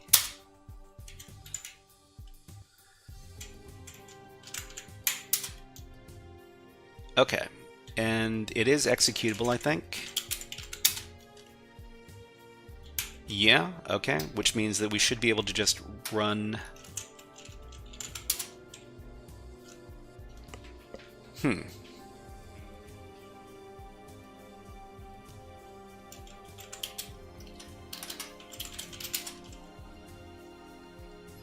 I wonder...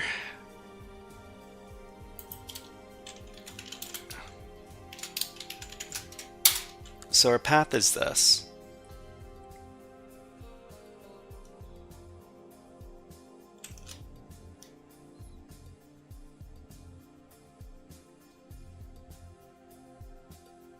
Yeah, I don't see why it's not working. Just a second, everybody. Glasses are getting a bit foggy.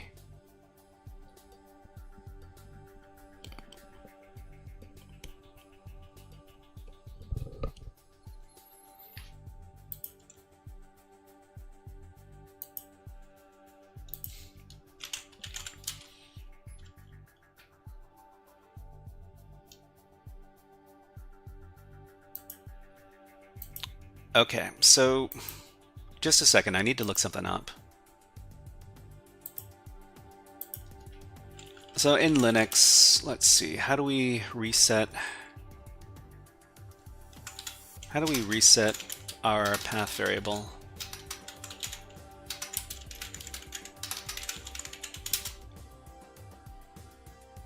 Can I reset the path to its default value in Ubuntu? Get font path? Well, I mean, Can I set the let's reset the path to default? I think I'm just gonna. I have my notes over here.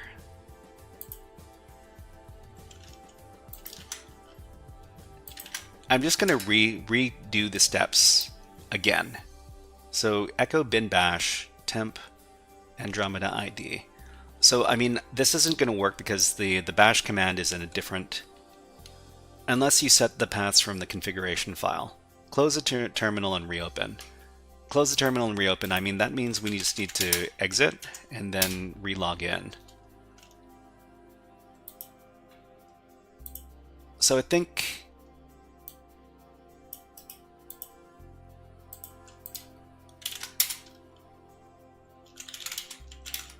Okay, so this is what we're going to do. So our path has been reset. Echo path to the regular one. So what we need to do now is we're just going to make a new directory to put in the new ID file. We're going to do temp dot I don't know, .5 Andromeda. Okay, and then we're going to create the file. So we're just going to echo out user bin bash instead of regular bin bash over to temp .5 Andromeda ID. Okay, and then we're going to make it executable. chmod plus x. And then we're going to check to see if it is executable. And then we're going to check the contents of the directory, of the file rather. Okay, so user bin bash. Yeah, okay. So the next thing we need to do is we need to export our path directory. Export path equals temp.5 Andromeda. And then on top of that, we'll echo out the regular path. So I'm just gonna wrap some quotes around this just in case it decides to be weird. Actually, that might have screwed things up.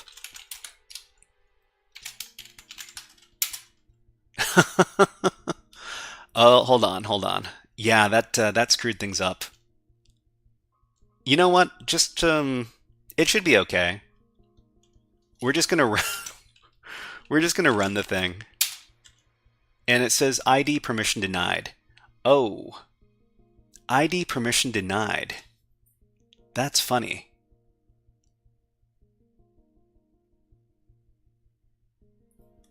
I gave executable permissions. So the path is just this. ID permission denied.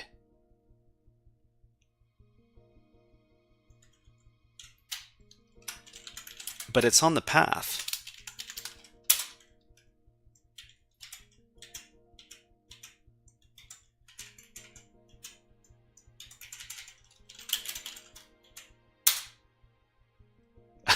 Yeah, okay. Hold on. I think I might need to skip this level because I'm having so many problems. But we'll persevere. We'll persevere. We'll try it again. Okay, so UID works now, right? We just need to add that directory to the path. So export path. Oh, you know why it doesn't work? Well, I mean, it doesn't work because the rest of the stuff isn't on the path either. So export path equals temp.5 Andromeda. And then the rest of the path is the regular path. Okay, and then echo the path.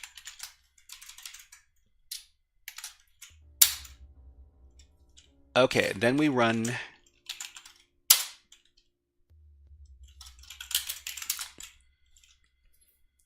it's not, I'll follow you on GitHub. Narveen, hello, nice to see you here. And thank you very much. Okay, I think the only explanation I might have for this is that they've modified the level in some way. So UID. So they're using the ID binary. Can we use the ID binary for some sort of arbitrary file read? Just a second. So the ID command, I mean, it's not here. So I mean, path hijacking would be the only way to take advantage of this, right?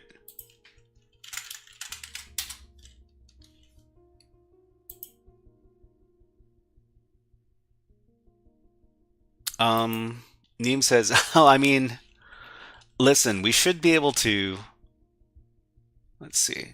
So the ID command is here, right? Bin ID, and the bash binary is at bin bash, and the path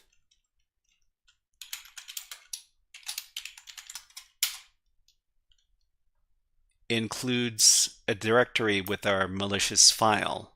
So it should be looking here first when we run this command, and it should run our malicious ID.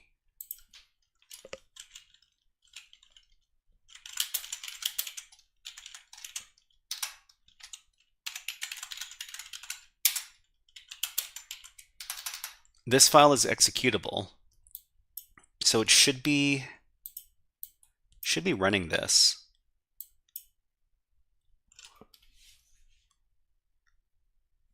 Okay, let me check the contents of that thing one more time.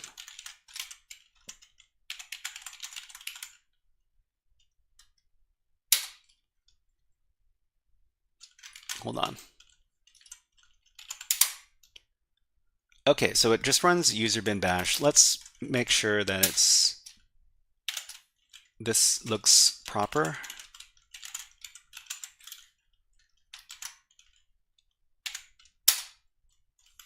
Okay, and then let's run the command one more time. It really doesn't want to cooperate. Okay, well, you know what? We're going to skip to the next level because I want to get my W's somewhere. Okay, we're going to go to the next level, and the next level is going to be the Anthia level. So the user Anthia is obsessed with the number 94. So okay, let's log in first, and then I'll do my YouTube intro. Ah, geez. Okay.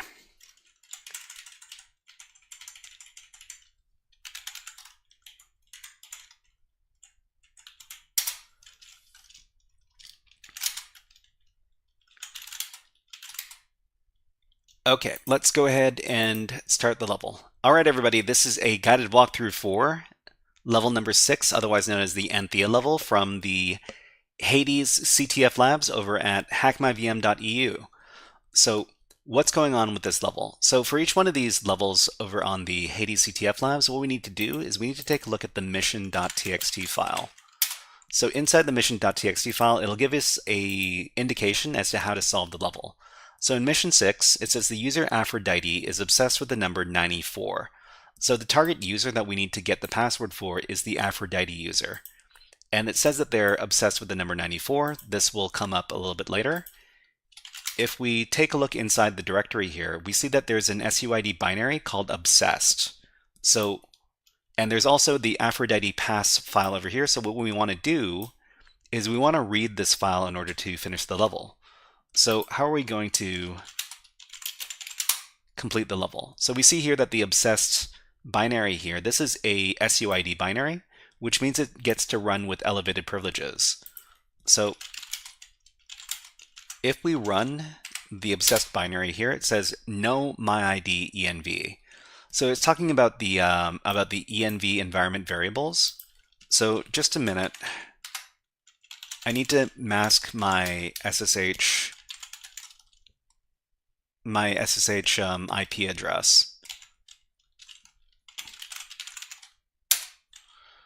Okay, and then if we take a look at the env environment variables here, we see that we've got a bunch of different stuff. So we got shell, we got I guess our home directory over here. We got our login name and a bunch of other stuff. But there's no myID variable. Okay. So just a second, I need to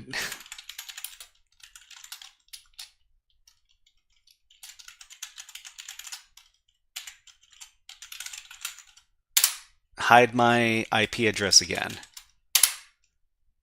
Okay, so SSH client, SSH connection, these are now localhost instead of my IP address. That's great. Okay, so there's no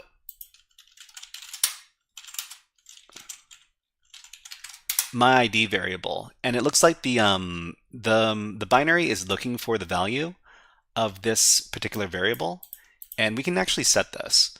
So we can export myID equals to something.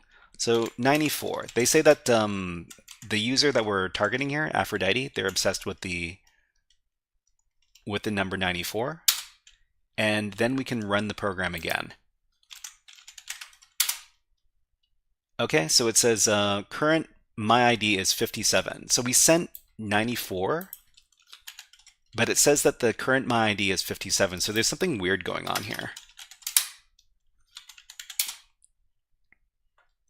So myID is actually set to 94. Hold on, I need to switch up my music.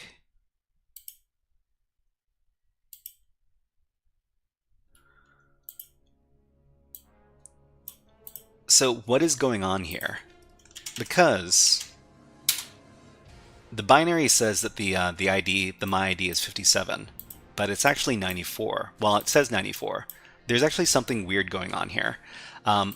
If we set the myID to the letter A instead of 94, we see here that myID equals A, and then we run the binary one more time. It now says that the myID is equal to 65. So where does A equal 65? So the answer is this.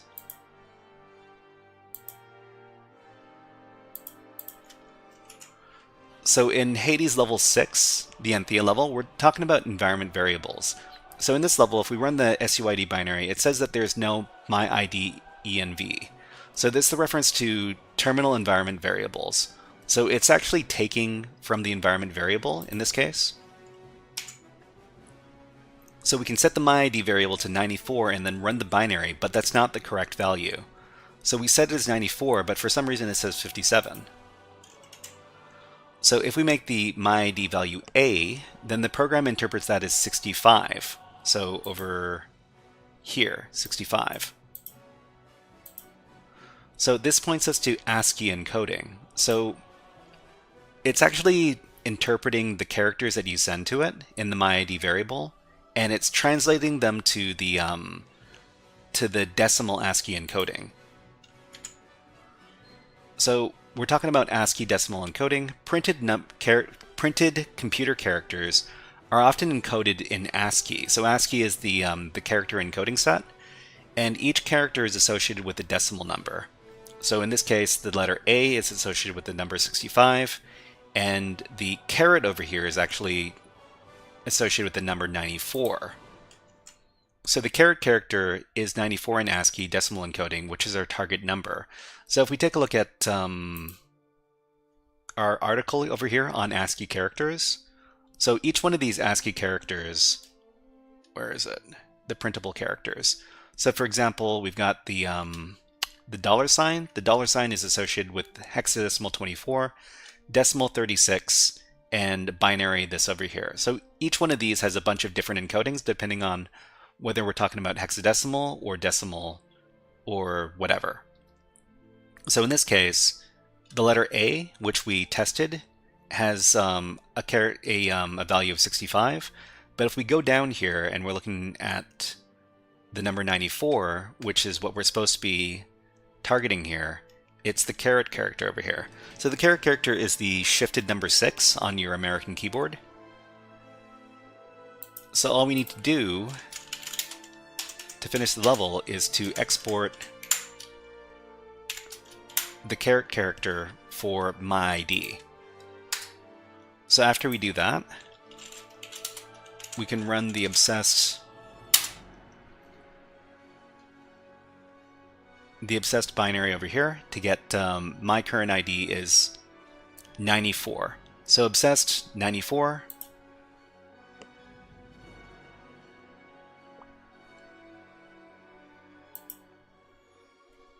Hold on, shouldn't this give us the flag? Just a second, everybody. Is there's just something really, really weird that's going on with the Hades server right now?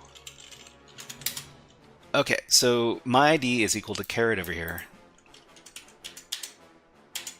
Hold on. So okay. Oh, we are the Aphrodite user now.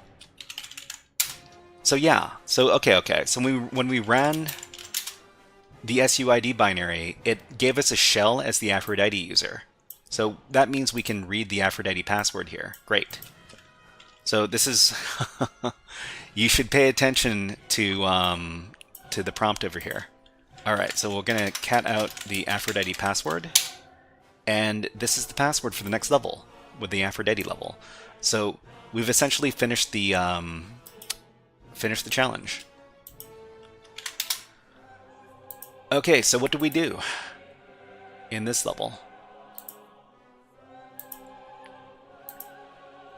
So in this level, we're using the Anthia user. The password was this, and we see that the Aphrodite user is obsessed with the number 94. So the SUID binary uses the myID environment variable, but the binary isn't looking for the exact number in the myID variable, but rather its value when converted into ASCII decimal values. So the character associated with the ASCII decimal value 94 is the caret character. So we just need to export that and then run the obsessed binary, and then we get a shell as the Aphrodite user, so we can read out our password. Okay, everybody, that was a guided walkthrough for level number 6, otherwise known as the Anthia level, from the Hades CTF lab on HackMyVM.eu. So if you enjoyed this guided walkthrough, please click on the like and subscribe buttons on the video and leave a comment underneath the video. But until next time, HackerFrogs out! Okay, so I think we'll do one more level before we wrap up for the day. And let's go ahead and start the next level. Okay, so the next user is the Aphrodite user.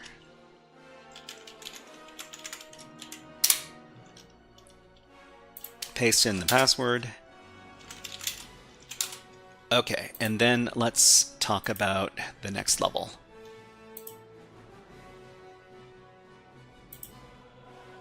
Okay, everybody, this is a guided walkthrough for the Aphrodite level, otherwise known as level number 7, from the Hades labs over at HackMyVM.eu.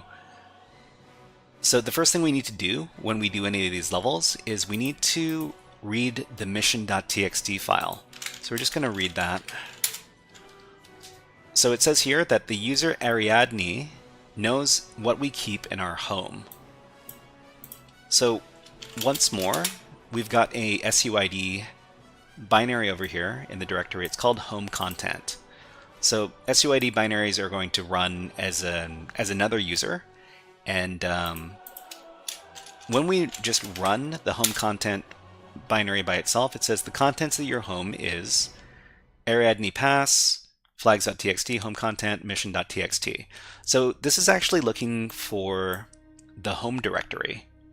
And before we proceed, let me go ahead and hide my SSH IP address.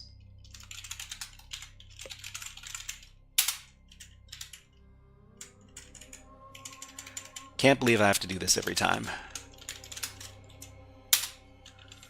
Okay, so if we take a look at the env variables, there are a bunch of different variables over here that that basically tell the shell how to how to interpret a bunch of different variables. In this case, each user has a home directory, and in this case, it's the pwned Aphrodite user over here. So how do we take advantage of this?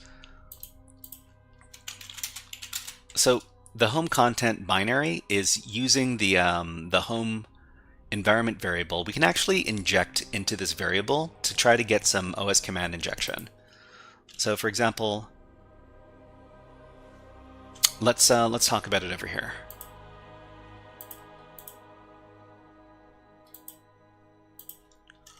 So this is level number 7, Aphrodite. So we're doing environment variable abuse.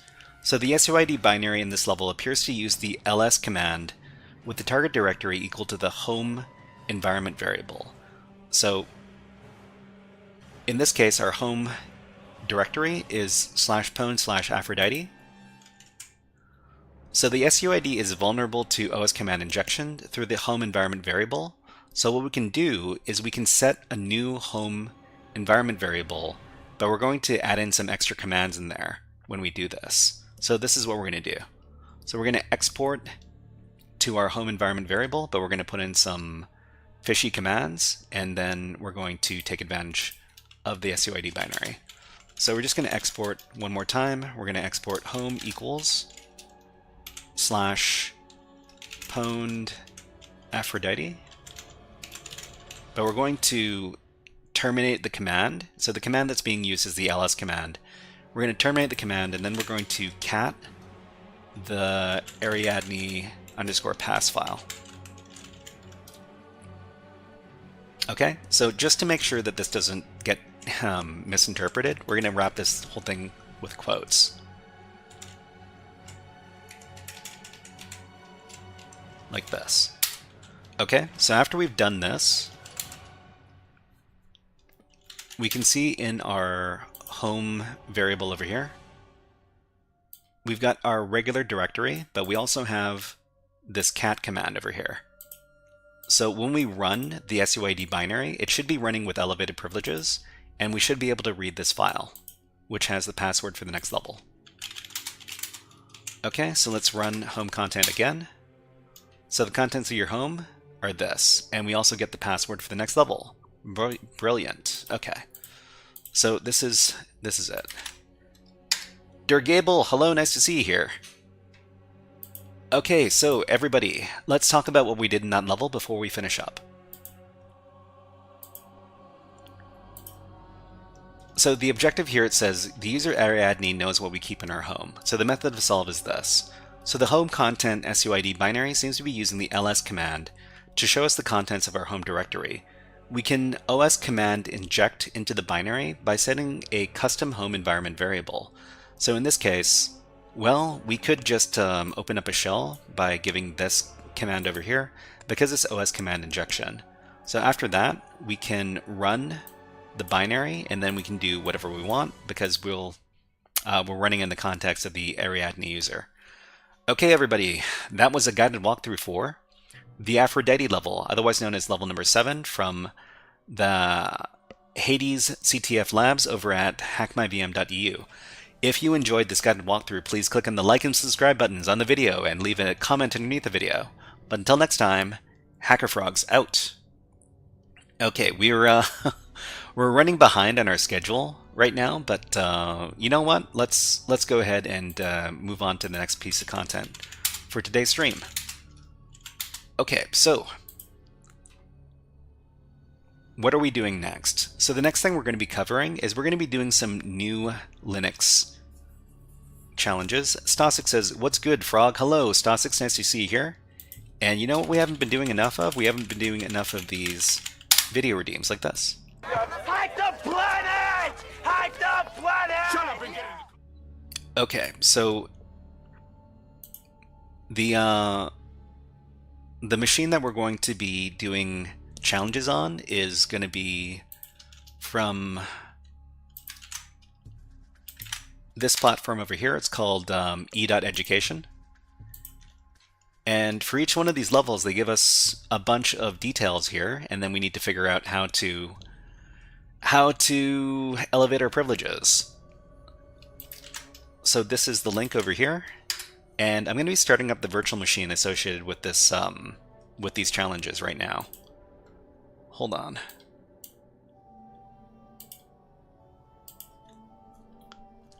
So for this particular game, you need to download a virtual machine and then deploy it on your network, and then do hacking against it. So we're going to be starting off with Hack the Planet. This is Hex Planet. Yep, that's what we do over here. So we're going to be starting off with level number 9 here. So for each one of these levels, I want to do a little write-up for the level, just because if you didn't document something, then it didn't happen in cybersecurity. Let's see. So let's call this level 09.md, and we're gonna list a number of things for these levels. So it's username, password. We're gonna talk about the concept for the level. Actually, wait. The goals. So the mission goals. We need to do the concept for the level that we're going to be exploring, and then the method of solving the level. Okay, so let's go ahead and start. So we're currently looking at this level here. This is level number 9. So the description says there's a C setUID wrapper for some variable PHP code. So I guess we're going to be doing some web hacking today as well. So to do this level, log in as the level 9 account with the password level 9. Files for this level can be found in the /home flag 9 directory. Okay, let's go ahead and do that.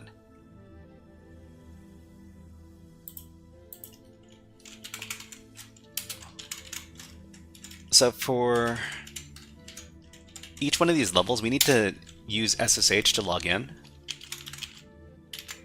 Stealthy Coder says, how did you set up the Nebula VM? I mean, which file did you download? Yeah, I can point that out to you. So let's see. So there's a download section on the website here. And they've got the one for Nebula here. So I'll just paste the link. This says, if a tree falls in the middle of a code name, but no one documented it, does it make a sound? Well, that's a good question. From everybody else's perspective, it doesn't make a sound. I mean, that's also, there's also another thing they say in cybersecurity. They say no logs, no crime. So if they can't prove that you did hacking against a target with some sort of evidence, like a log, then they can't accuse you of committing a crime. But you know what? Let's not talk about committing crimes because we don't commit crimes over here. Anyways, we're logged into the level now. Let's move into the home flag 9 directory where the files we're supposed to be looking at are over here. Okay, so just a second. So we've got some source code that we need to pay attention to in this level. Let me strictly white hack around here. No crimes noted. Yeah, I mean, did you document them? If you didn't document it, it didn't happen. No dark reader equals crime. Well, I mean, where are we? There must be like a dark mode thing somewhere around here. Maybe some shades of gray. Anyways. Let's see. So the goals are over here. Let me just paste in the PHP code here first, and let me get the rest of the goals. So the goals for level 9 are this. Okay, so there's a C setUID wrapper and some vulnerable PHP code. Brembo says, if a hacker hacks a sawmill and leaves no logs, are they a hacker or a hacksaw? That's where I want to be. Anyways, okay, so we got our code, and we need to pay attention to what's actually going on in this code so that we can... Well, I think the concept in this level is let's see, insecure PHP code, because it looks like we're looking at some PHP stuff.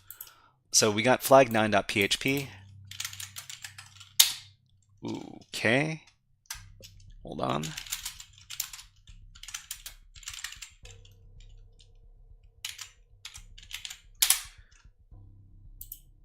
Okay, so this is PHP code, and they've got a function that's being defined over here that's email. Spam email, huh? So let's see. They're looking for an email address. So replace something, the email with the dot.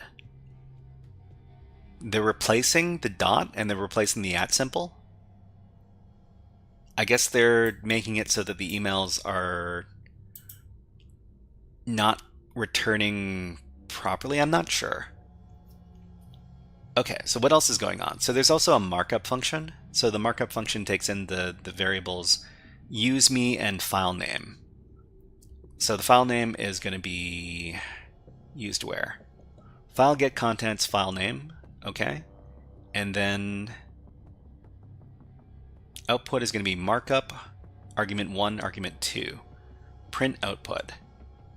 Okay, so markup is file name and then useMe. I'm not too sure what the useMe is referencing here. But you know what we can do? We can... I'm guessing that this this PHP file is running on some sort of web page, but we can just run the PHP file with a PHP command, right?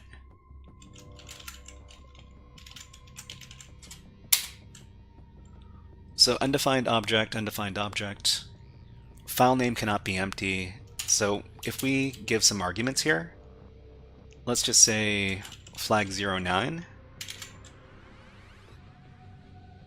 Oh wait, hold on.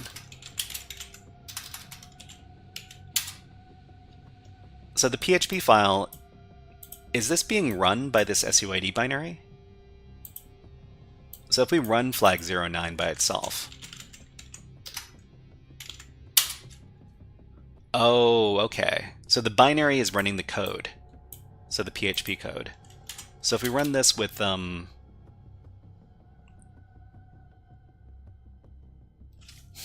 what do we need to do with this code? So we're reading a file, right? I mean, we could read flag09.php.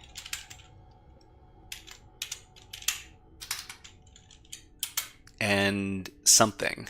Another command. Okay, so it just reads the file.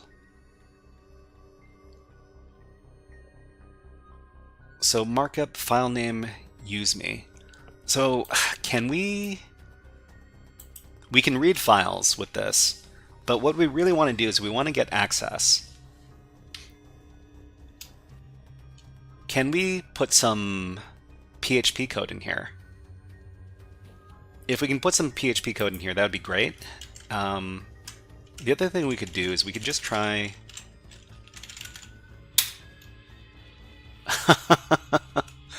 Okay, we could do some OS command injection. So we can just put the OS command injection in the first argument here. So running as the level 9 user. I mean, we are the level 9 user, so that doesn't really help us out too much. Yeah. So how can we abuse this? So they told us here in the goals, there's a C setuid wrapper for some vulnerable PHP code. To this level, login as the account files are found in flag 9. Setuid wrapper for some vulnerable PHP code. So, I mean, the setuid wrapper should...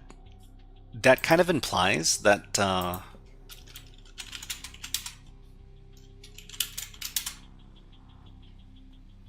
it's owned by flag 9, so I'm not too sure why...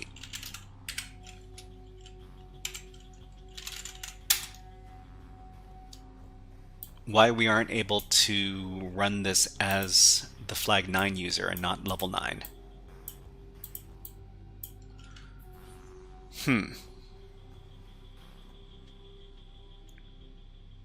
Should we be running some PHP code here instead?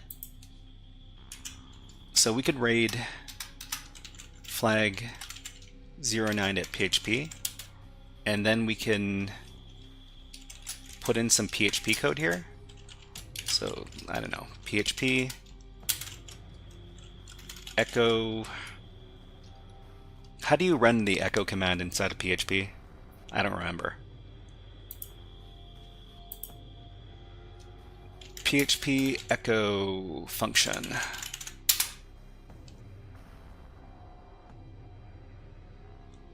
Okay, so it's although it can be used with parentheses. Oh, okay. So do you run it with parentheses? You can do it like this.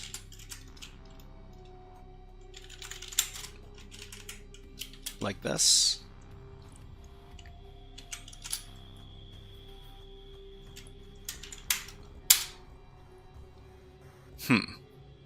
That didn't that PHP code didn't run.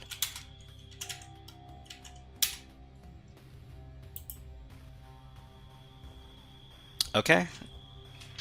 So what can we do here?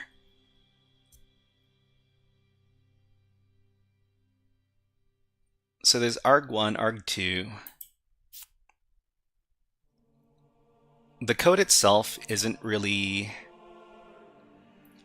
What's this? The spam function, is it used? What does the binary do? Have you tried running it with H? Yeah, so I mean, most of these levels deal with custom setuid binaries.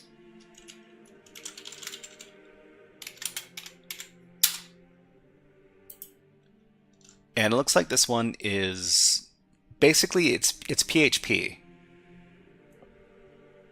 This is basically the PHP command. Oh, wait, so if it's just running PHP, then we can use the same privilege escalation vector as PHP, right? So we can just go to GTFO bins and like type in PHP, because we have got SUID with this. Okay, so PHP-R run bin sh command equals bin sh.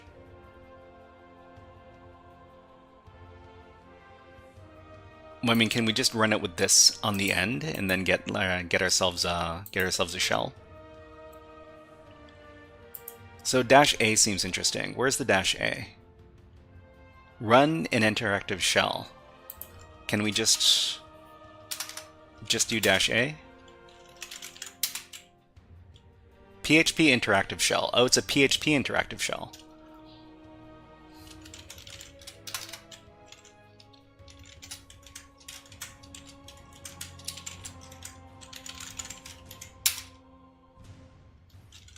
Okay, anyways, let's exit out of here. I think the reason why this didn't work is because I forgot to terminate this. Ah, okay. Well, I mean, it still doesn't work. All right. Well, this is what we're going to do. We're just going to run the program. We're going to put the stuff from GTFO bins in here. Hopefully, it can spawn us an interactive shell. Expected something on the code line 1. I think.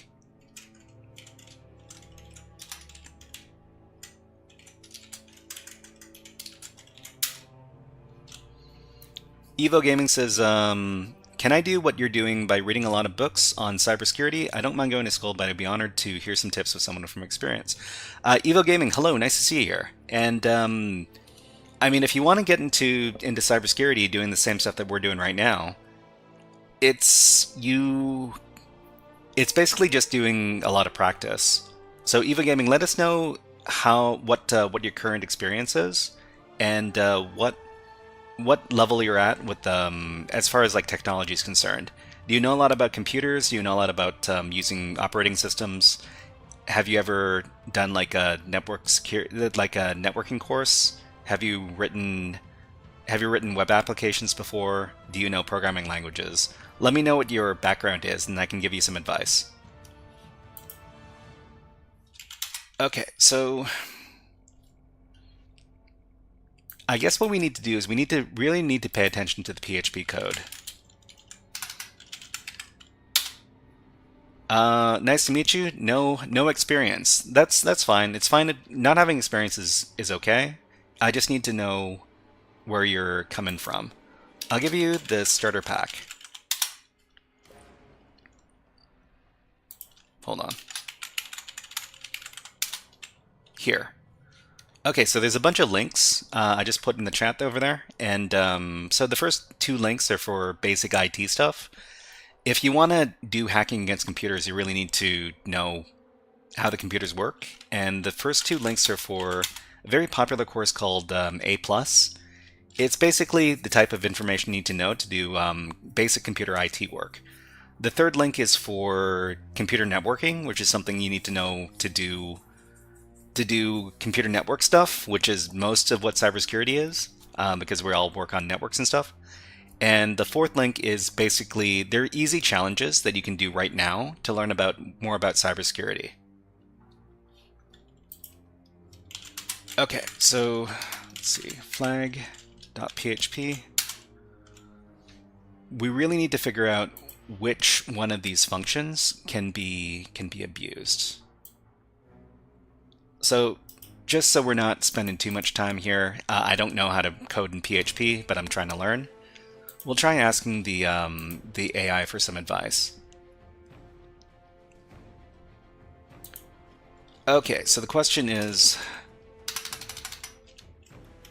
according to this PHP code, what could potentially be used to run system commands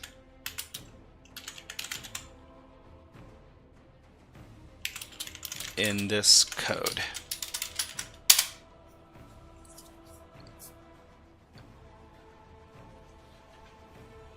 Okay, so markup. I think it has to do with the markup over here. I could be wrong.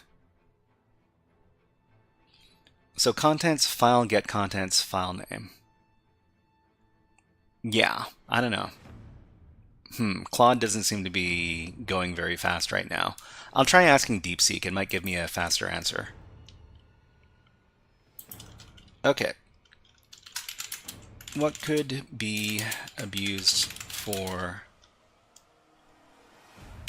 system command execution in this code?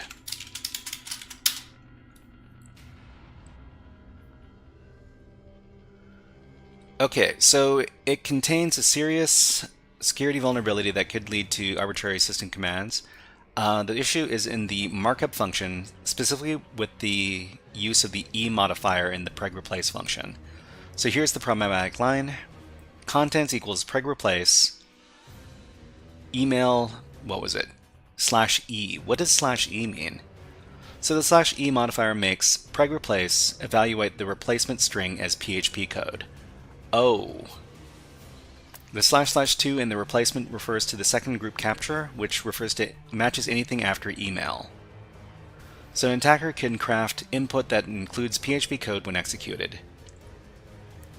The input file should contain something like email something something use me. So since use me is passed as a second argument to the script, an attacker can control this value. When the regex replacement occurs, the PHP code inside will be executed with whatever command is in use me. So PHP code something something who am I. Input file.txt who am I, where the input file contains email something something use me. So it runs the function in here for use me. So system is going to run system commands, basically OS commands. Okay, so we just need to make a vulnerable file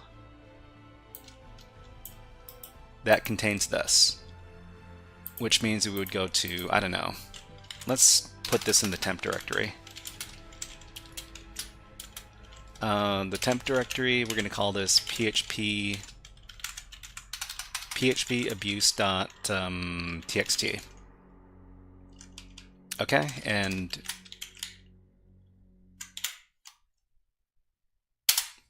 okay, and then let's see if that file is created.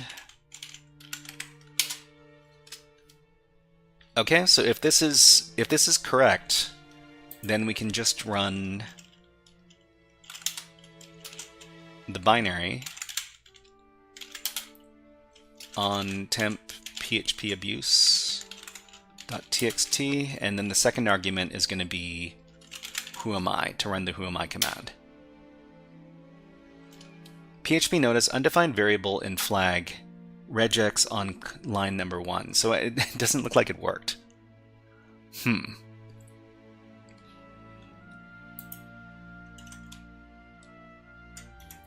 So, okay, C developer prog. C developer program, is that what it's supposed to be? Is just follow. Thank you very much for following C developer. Let's give you a fun redeem. How about a Nyan Cat?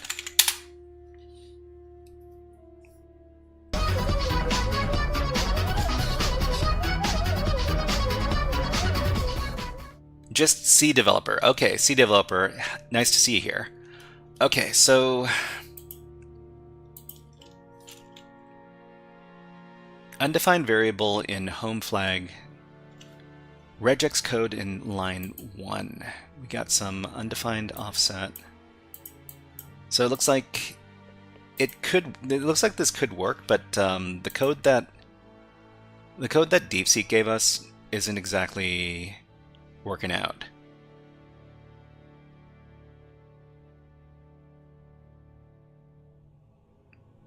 Okay, please sanitize all user input before. So we'll try asking the same question from Claude over here. Maybe it has a better answer for us. Okay, so the vulnerability is in this line over here. So they've identified the same thing. So the modifier in the preg replace causes the replacement string to be evaluated as PHP code. This is dangerous. So something like this. So so it looks like it could be that Claude is giving us the right code, but DeepSeek is giving us the wrong code. Typical Claude.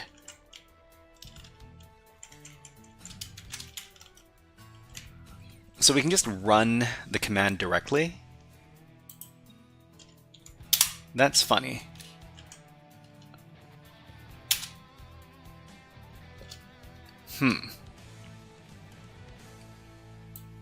It looks like it didn't it looks like it didn't work out in this case. Hold on, let's go back. We can just edit the thing.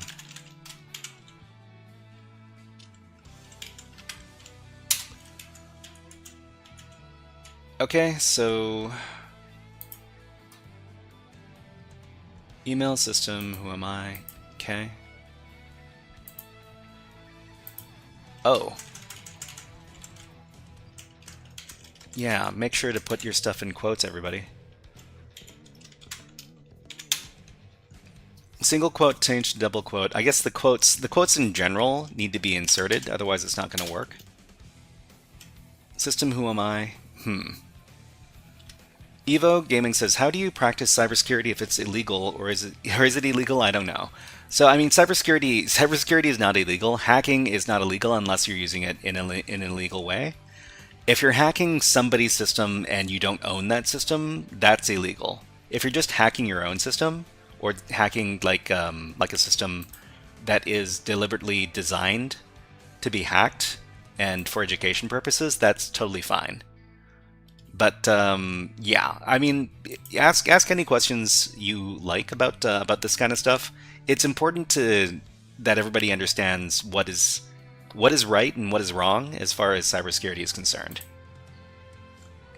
Larvine says, we have a virtual machine for that, usually like a service that you host yourself. Yeah, I mean, you're totally within your right to hack any systems or any machines that you own. It's just, it gets dicey when you start hacking other people's systems. Yeah, hacking your own machine is never illegal. Okay, so let's see. Capture system, who am I? Well, I mean, I think what we need to do in this case is we need to look up another example, because the AIs aren't exactly giving us the right answer in this case. Okay, so it's preg replace /e. So we can probably look for other examples. PHP preg replace /e CTF or system command. Larvine says, I hacked an internet cafe, but the firewall was BS, so they didn't notice I was there. Download the whole game drive. There was what kind of games are we talking about? Rumbo says there are also bug bounties and vulnerability disclosure platforms that give you defined scope for their infrastructure. So, I mean, most of the time when people are testing their security, they can hire somebody to do security testing for them, which means that people can hack against systems and networks that they don't own, and it's totally legal because the owners of those systems gave express permission to the people doing the security testing. Okay, so let's see. So command execution, preg replace, RCE. So let me take a look at this article over here. Oh, that's kind of scary looking. Okay, preg replace function returns a string or array of strings. So where's our payload? Larvine says 14 terabyte from the main server. You should have seen the drive. I found some. You know what? maybe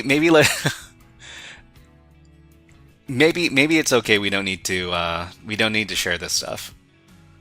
Okay, so index.php. So after executing this, preg replace, then search with the as and replace with. What's going on?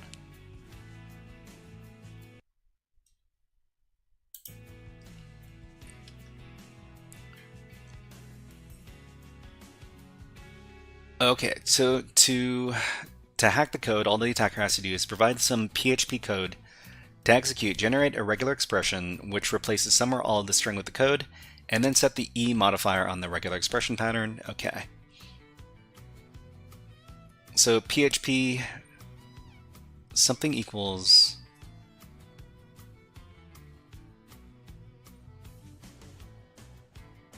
system ID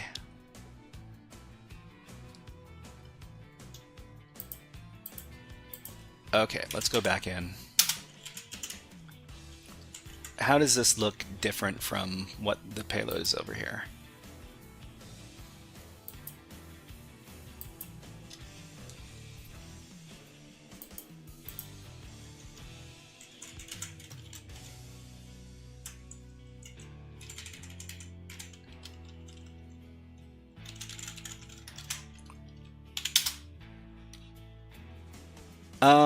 Internet, of course. On internet, of course. What was this? Julian A says, what's up? Friend that's randomly. Java, C++ background getting into cybersecurity. Would love any tips from you and chat. Currently learning binary hacking using Shellcoder's Handbook. No worries, no worries. We're all just learning here. And Julian, hello, nice to see you here. Welcome to the stream. We're just doing some hacking over here against some Linux stuff, Linux and PHP apparently. So I think file name cannot be empty. So we're just doing this thing on PHP abuse. Yeah, so it just runs this thing. I think what we need to do is we need to do something more like what DeepSeek was suggesting. But Julian, yeah, Java and C++ background. I think well, that kind of background makes it very easy to get into binary hacking. You know what, Julian A, let me suggest a good website for learning about cybersecurity, especially binary hacking. So it's called Pwn College.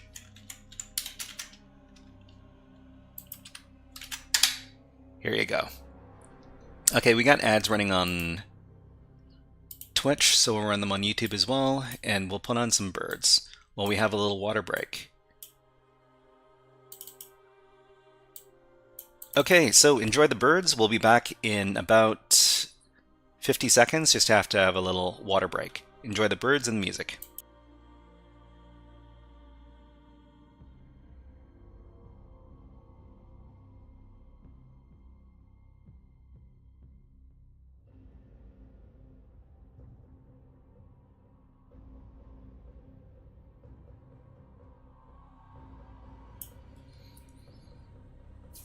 So yeah, after the break is over, I'll show you a little bit of what the kind of stuff you can find over at Pone College.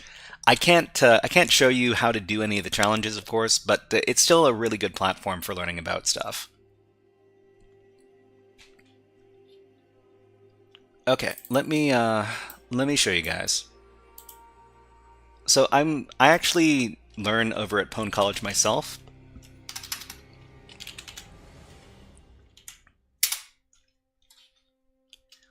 So over at Pone College, after you've signed up, you can do any of the courses over here. So the courses are called dojos, and for example, you can get into, I don't know, program security. This is one of the core courses on the website, and then you could look for the reverse engineering course or the program hacking course.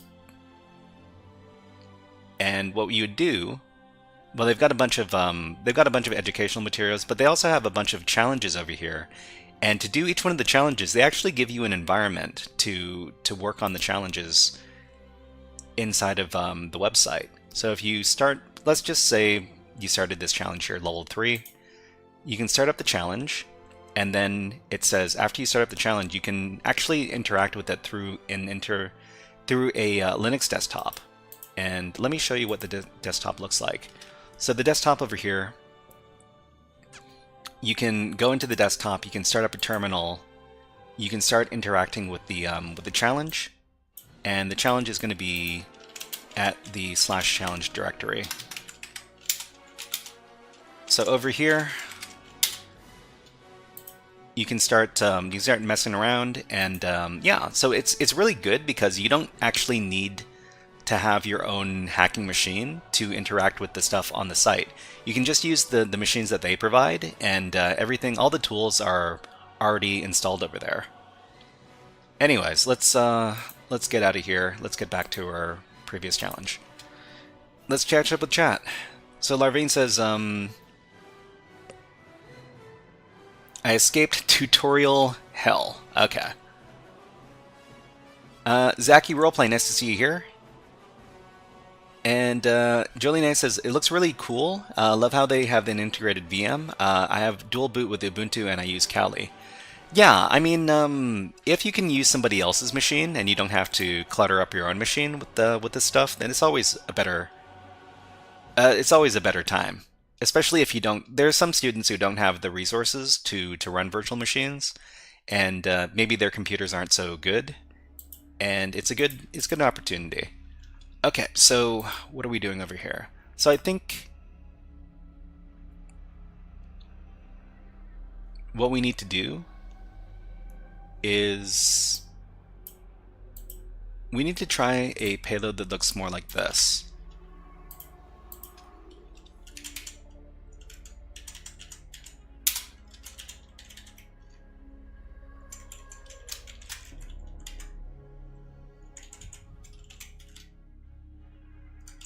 Okay, so the other thing we need to keep track of is the number of brackets here, because the brackets need to match up.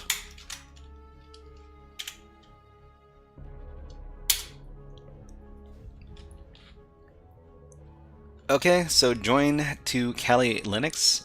Zaki Roleplay, I'm not too sure what you mean by that, but my machine is now really messy, so I avoid running dual boot. I mean, yeah. Sometimes when you're just using your personal system to do cybersecurity stuff, it can get pretty cluttered after a while. So this would execute the whoami system command. Okay, so if we're following these instructions,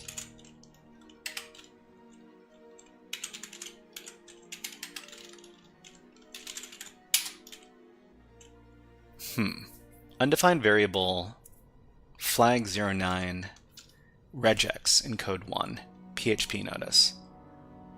Okay, so we ran it, but we ran into a problem here. Okay, we got this error message. So C developer says, where is the useMe variable? So the useMe variable is the second argument in the PHP file over here that's being used in the binary.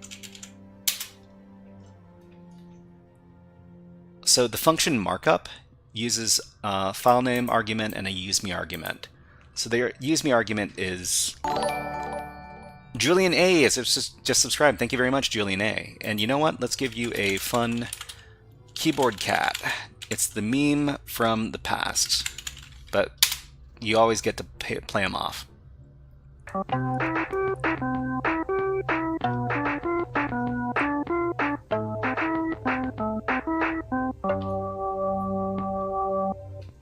So it's going to print out the output, and it's got markup argument 1, argument 2. And yeah, so the first two arguments, the first argument is file name and the second argument is useMe.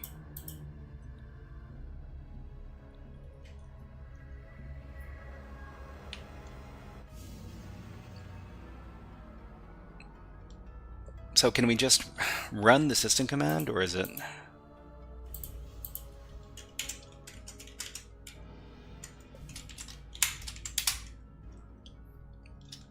undefined.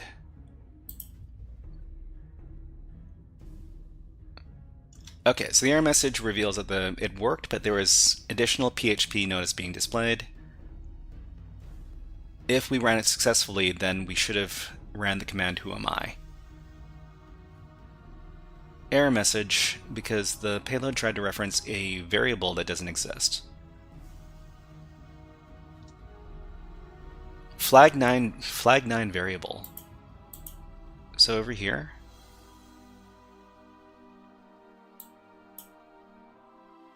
wait, where is the variable in the code here?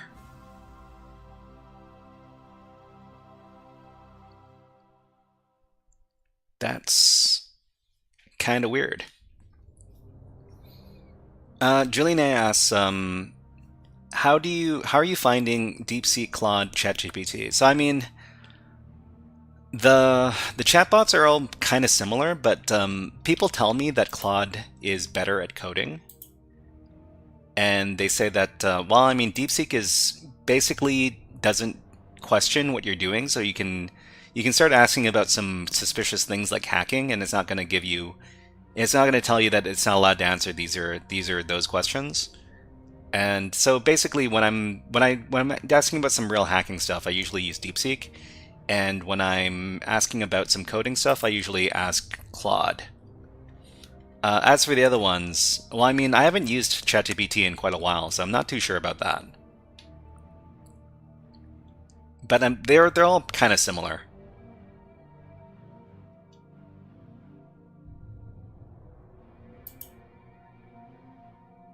Okay, so since you can execute commands as flag9, you can do cat home flag.txt. I mean, now it should just run output flag 9 without the notice. Without the notice. Suppress the notice, use this payload instead.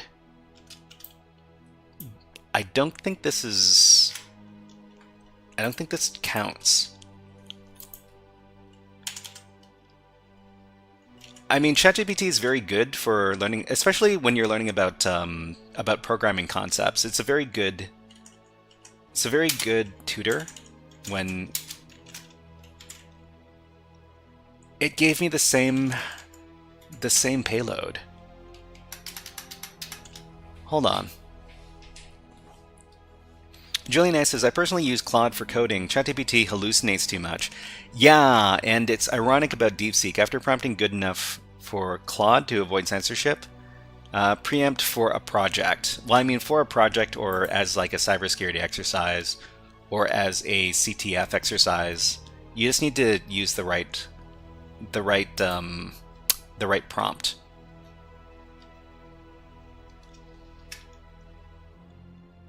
Okay, so maybe we'll take a look at another article. Replace an E with callback. Command injection. Okay, so we got another article about command injection in PHP.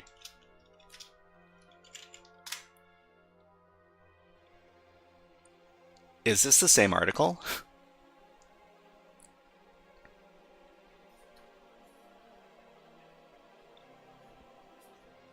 Just need to ask and I'll do my answer later. Don't use that much AI. I mean, the AI it's a tool, and I think the AI is mostly replacing a lot of search results.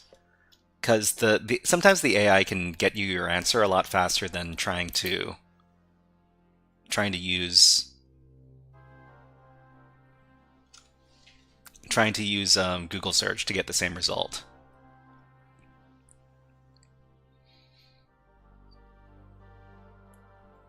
Okay, so we got some system ID.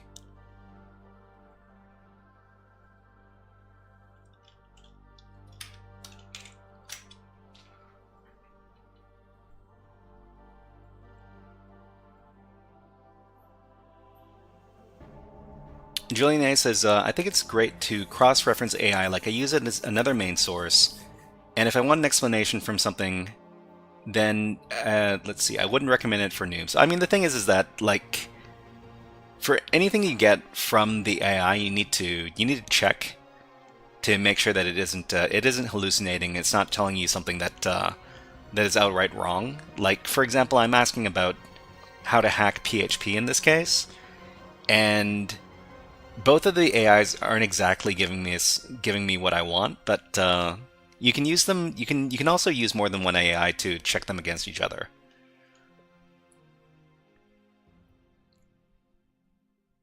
Okay, so in this case, the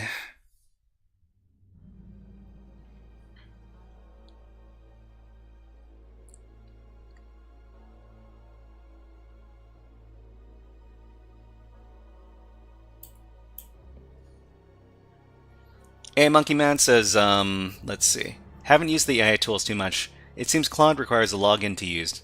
Do they all of them require that? I seem to remember I've used something without needing to log in. Guided to where you want to go and review your code. Stasik says, since I need to double check it for hallucination so much, I don't see much point currently, just my opinion. Well, I mean, sometimes if you want to get a quick answer, it's pretty convenient. The thing is that if you use Google basically, you can't avoid using AI, because if you just Google search something, like a question, how much does a software engineer in America make on average? You're not going to get Google search. You're not going to get web page results anymore. You're going to get an AI overview, and you basically can't avoid using AI if you're using Google. You have to use some other search engine if you want to avoid using it. Okay, so I use Quant and DuckDuckGo to turn off the AI on DuckDuckGo. Does DuckDuckGo have AI on by default? That's really surprising. So DuckDuckGo.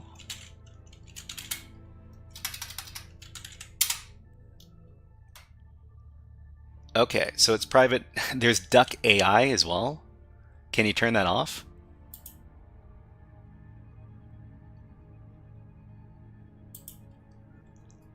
But DuckDuckGo is worse than Brave. I mean, I haven't used DuckDuckGo, so I'm not really too sure. But anyways.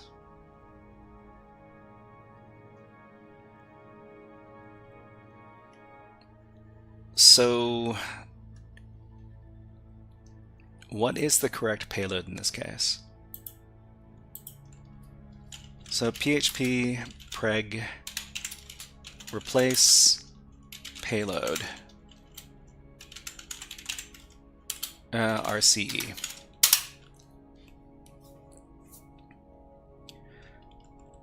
Okay, Julian A says, for sure, but you can still use Google Dorks. But yeah, generic answers like salary on average, it's super AI friendly, but hyper-specific knowledge. Just to learn more from an official resource and go from there with cross-referencing. I mean, if it's something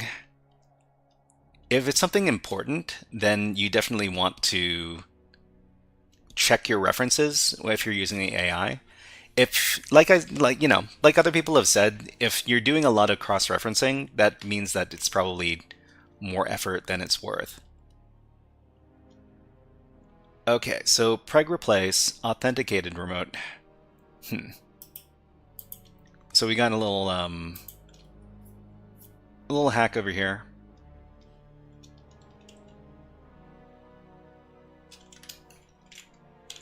Preg eval vulnerability. Okay. This is from a while ago. This is from 2013. But I guess this this box was made, I don't know, something like a decade ago as well.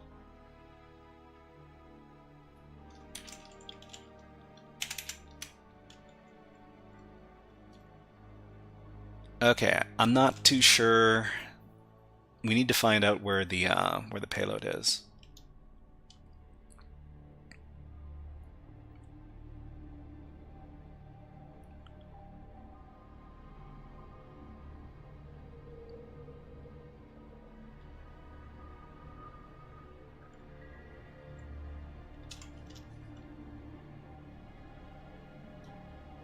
Target URI username password. Okay.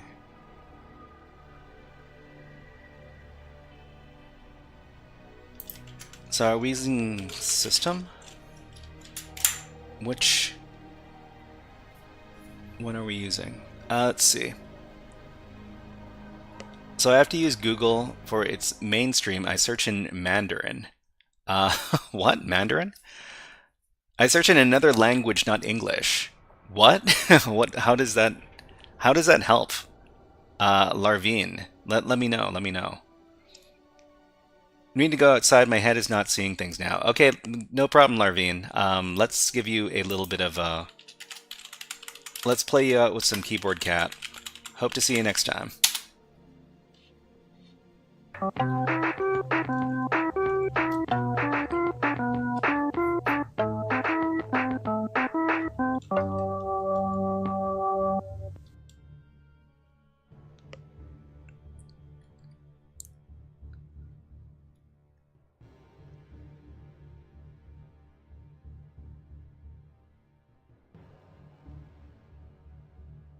So this should be... Yeah, Larvine, see you next time. See you next time. Hope to see you again.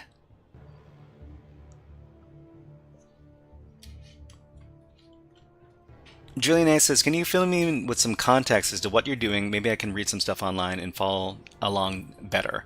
Yeah, so we're currently doing this level over here from this platform. It's called the Nebula platform on ex.education, and we're trying to find some way to take advantage of this PHP code. So maybe we should look at this PHP code. This is ultra readable. So it's replacing email.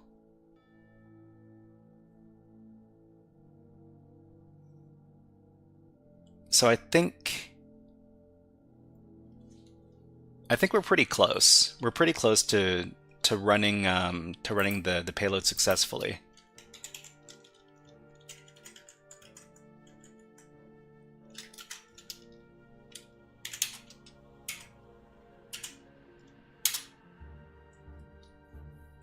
So this just reads it. It doesn't interpret it as code.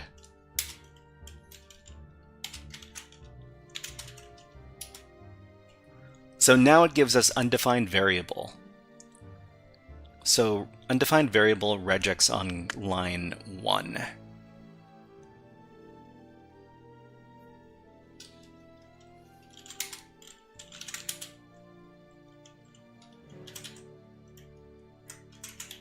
Let's read that file again.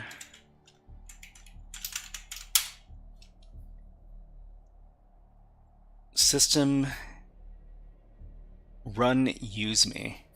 So useMe should be the second one.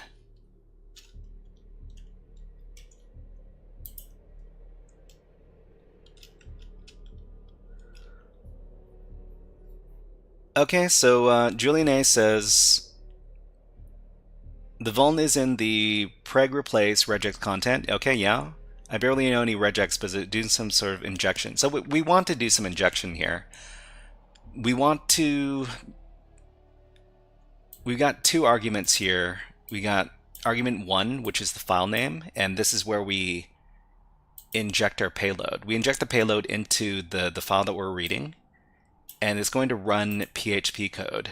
We want it to run like some sort of system command so that we can get control, we can get remote code execution on it.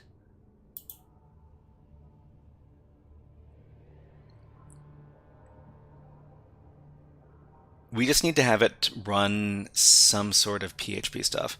Evo Gaming says, what is GPS spoofing? It had me laughing for 30 minutes straight. Sounds like a James Bond device.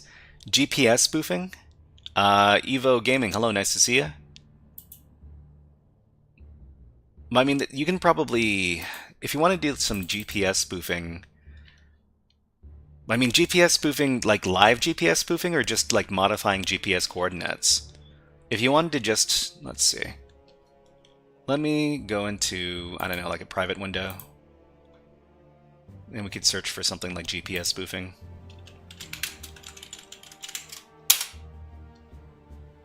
What is GPS spoofing? It's a malicious technique that manipulates the global positioning system data. Sometimes there's GPS coordinates in some files. You can just go in there and then manipulate the GPS coordinates. If you're doing it inside a static file, it's not very hard. But if you're doing it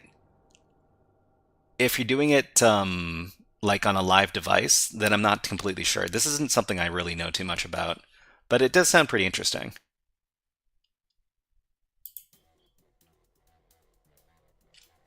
Okay, so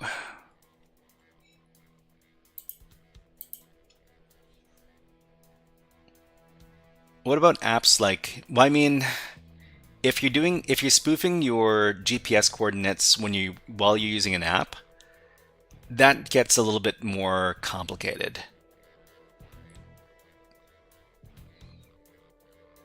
So this would result in spam system ID, which executes system ID and concatenates the result.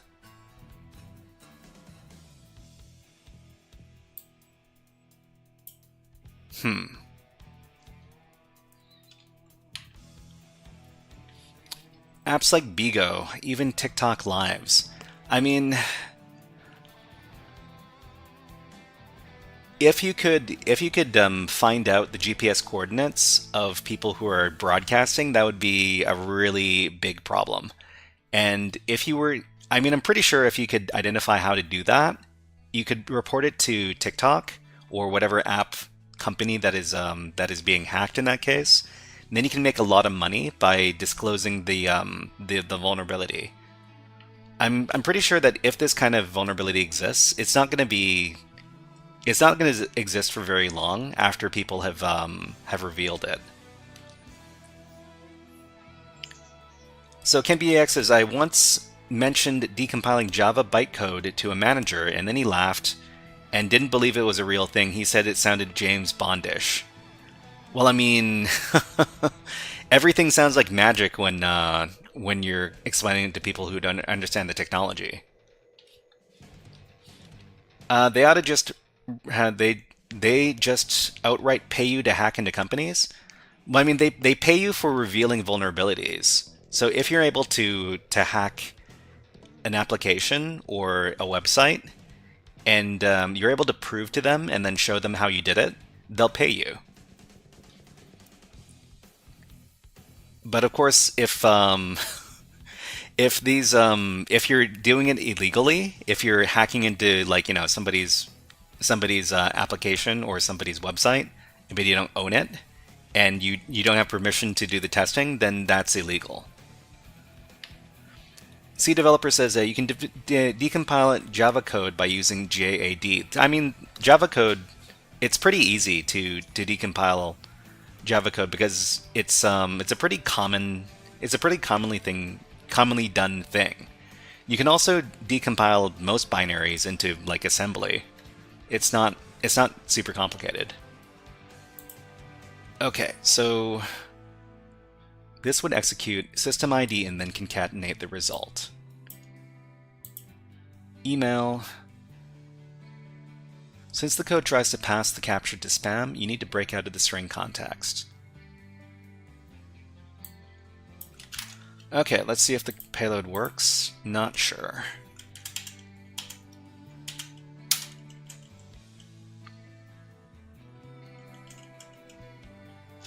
Actually, let's make a new file.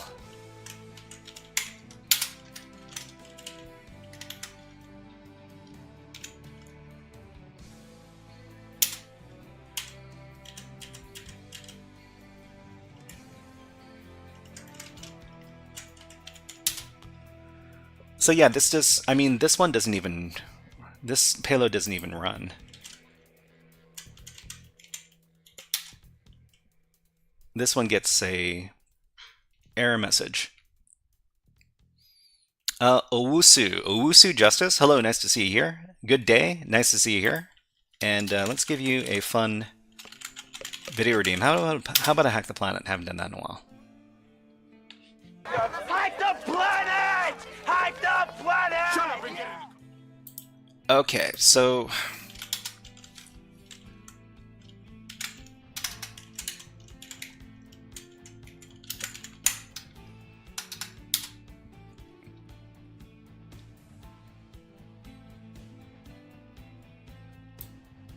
this payload seems to be working. Just need to work out the kinks. Let's see. Evo Gaming says, can you break your laptop if you install Linux or any software to code? I don't know what you mean by install software to code or install Linux to code. What do you mean? I'm not too sure what you mean by that. Could you put that another way?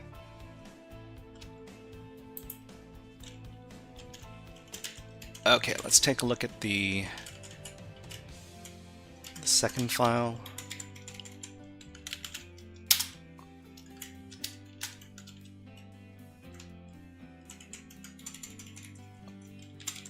So we'll just try running the ID command here.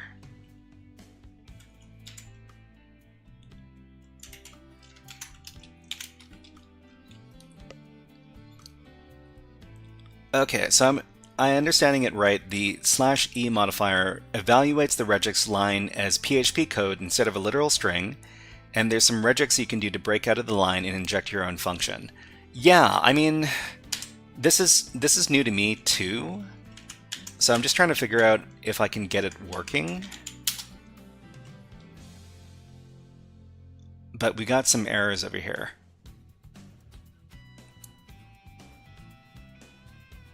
Failed evaluating the code.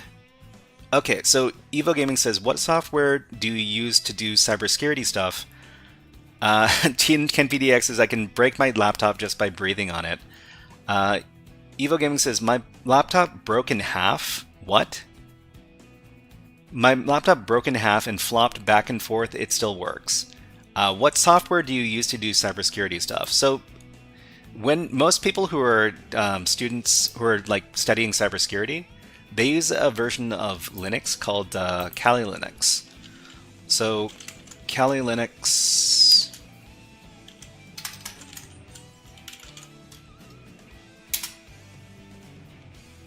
you can get it over here, and what you can do is you can install Kali Linux as a virtual machine, and installing virtual machines on your computer, it's a pretty fun thing to do, and it's pretty good when you're doing cybersecurity, because when you're messing around with cybersecurity stuff, sometimes you break your computer and you can get around that by running virtual machines that you can restore. Anyways, there's ads running on Twitch right now, so I'll run one on YouTube, and I'll put on some birds. Here's a handsome bird. Enjoy the birds, and we'll be back in about 45 seconds. Just need to have a little water break.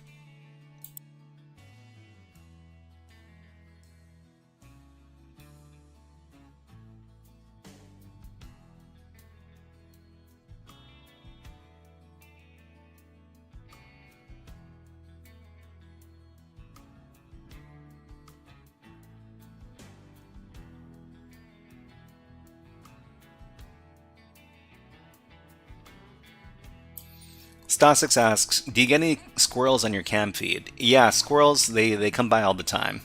So anytime you've got bird feeders, you usually get squirrels. But I've got... I basically have a pole that goes up to the bird feeder. I put a bunch of oil. I oil up the pole that goes up to the bird feeder, and the squirrels can't climb the pole.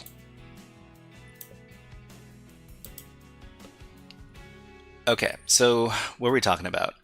So if you want to know about how to install virtual machines on top of your Windows or on top of your Linux, I've got a video that talks about that. Let's see if I can find it.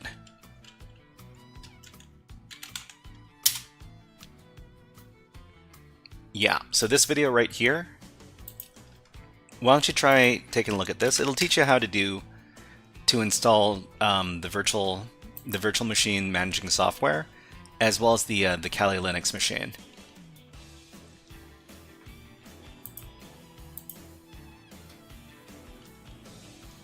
Okay, so failed evaluating code. Okay, let's try feeding this error message to Claude and see if it can debug this.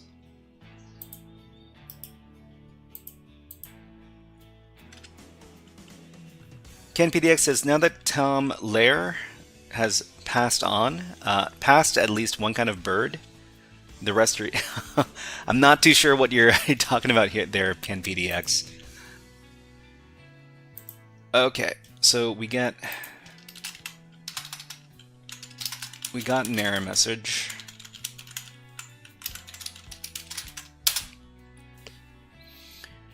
Can you say okay like Stewie Griffin? Oh, how does Stewie Griffin says okay? Okay. I don't know. So the payload is creating invalid PHP syntax when inserted into the spam function call. Function call concatenation. Create a file with this. So it's giving me another payload. Option 2, variable function call. Create a file with quotes around ID, without quotes around ID in this case. Thank you very much, Evo Gaming, for following on Twitch. Thank you.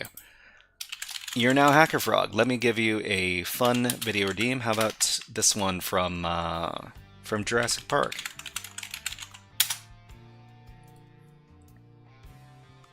It's a Unix system. I know this. It's all the files of the whole park. It tells you everything. Okay, so option 4, break out cleanly, create a file with this payload over here. This would create...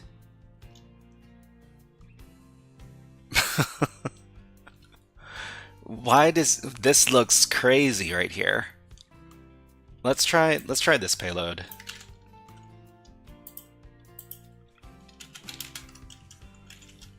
Let's call it php abuse3.txt.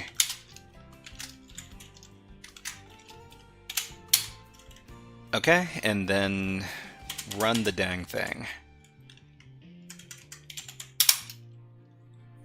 That was not interpreted as code. Jurassic Park, I want to rewatch it. Well, I mean, they came out with a new one recently, I heard.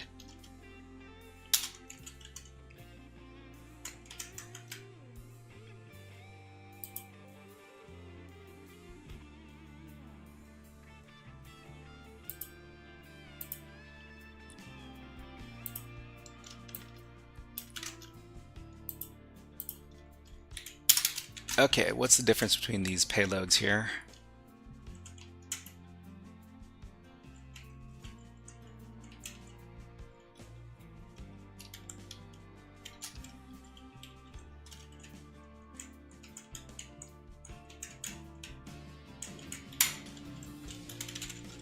Emulate something vaguely similar.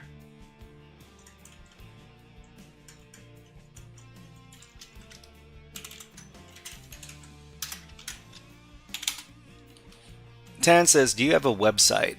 I've heard good things about it from people that have seen it. Oh, you're talking about the website. We do have a Reddit, so if you're interested in keeping track of what we're doing over here at HackerFrogs, this is the subreddit.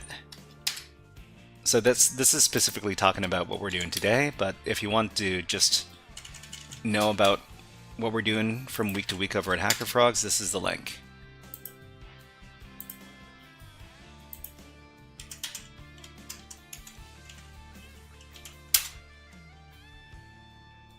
Undefined variable. You know what? Well, I might come back to this a little bit later, because I really need to start my last exercise of the day.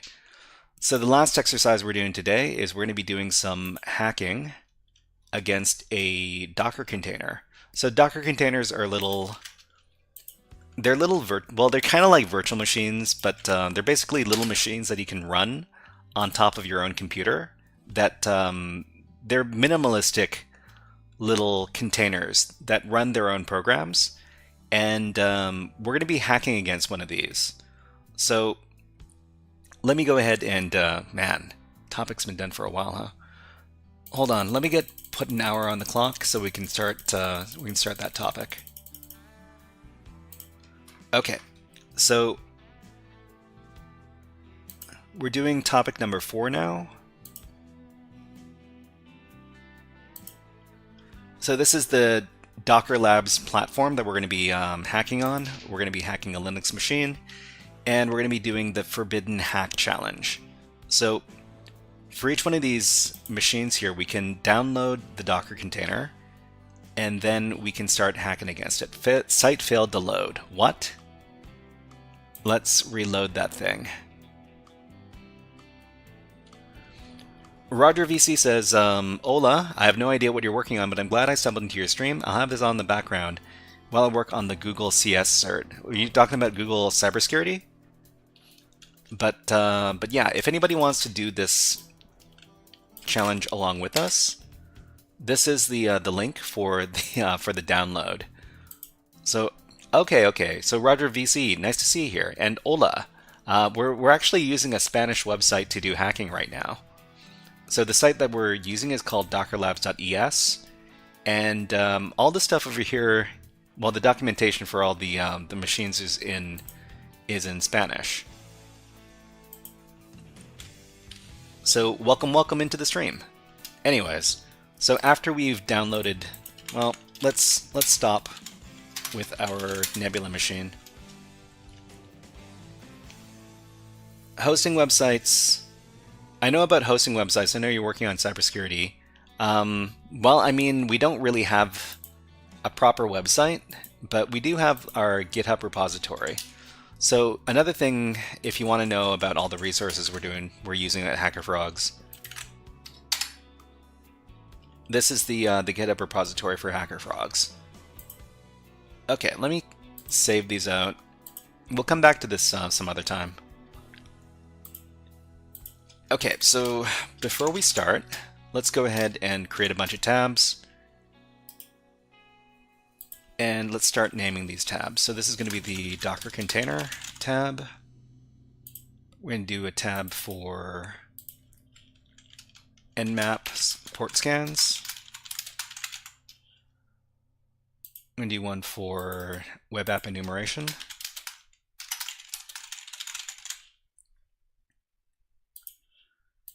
I'm going to have a tab for research.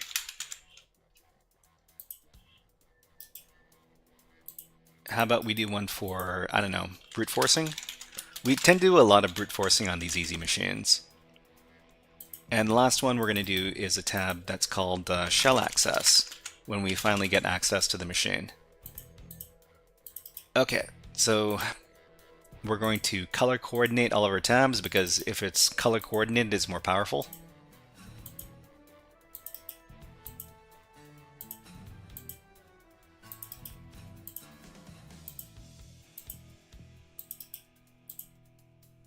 We'll be up and running in just a little bit. Okay, so I'm just going to move into my downloads directory. We've got all sorts of files in here. We've got our forbidden hack file that we're going to be deploying this machine in just a little bit. And let me just delete some stuff here first. So we need to unzip the file that we downloaded here, and then we need to deploy the Docker container. So to deploy the Docker container, we need to use the auto deploy script.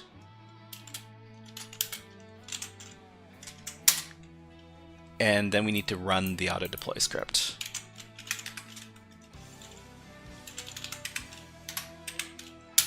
Whoops. Okay, so the Docker container is starting up right now. So a Docker container is just basically a little machine that's running on top of your host machine. In this case, the host machine is Kali Linux. Kali Linux has all the tools that we can use to hack against the machine. And we're doing some legal hacking over here. So we're just hacking against our own machines. There's nothing shady going on, but it's basically we get all the hacking fun without all the illegal stuff.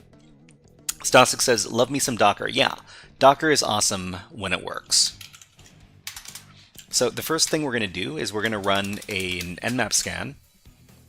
Nmap it's a program we can use to determine what ports and services are available on remote servers. OreoBite just raided the channel with 3 viewers. Welcome in raiders from OreoBite's channel. And OreoBite, what were you, did you do a lot of pivoting and other lateral movement on your stream? Welcome to the stream. And to anybody who doesn't know, OreoBite is a collaborator of mine. People that we like to do streaming with, and let's give them a shout out.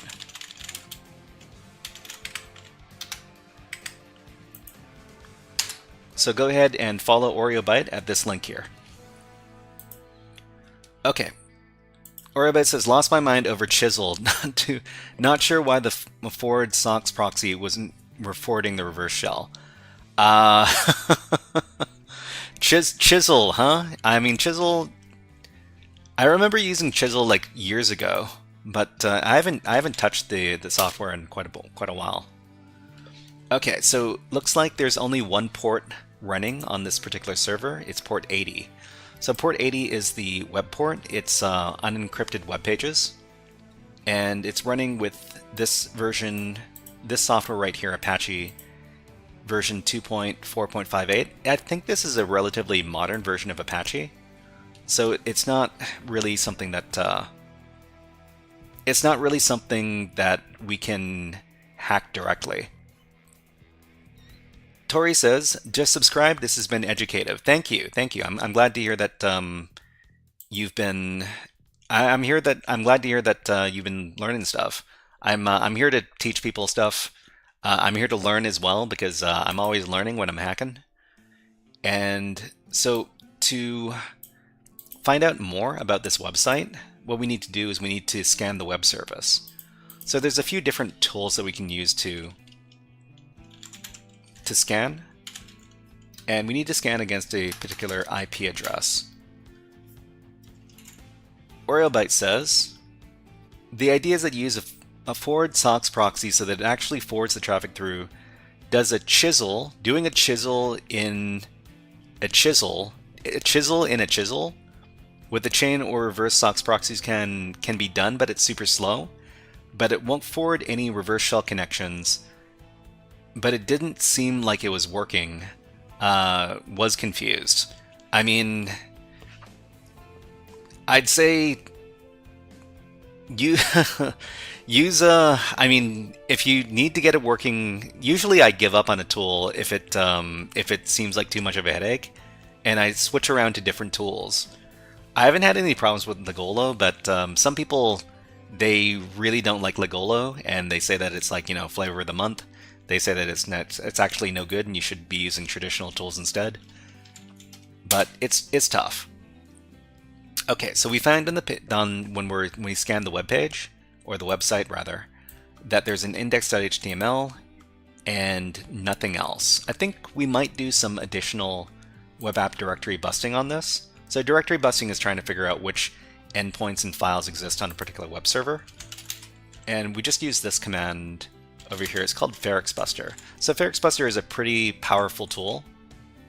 It can do recursive directory busting, and it's pretty fast.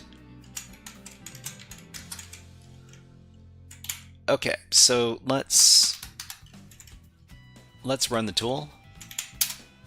So it's what the tool is doing is it's looking for endpoints, or basically web pages and directories according to a list that it's using.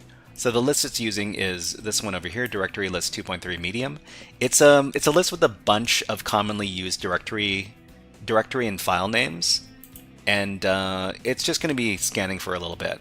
In the meantime, we can probably manually visit this page. So I'm just going to copy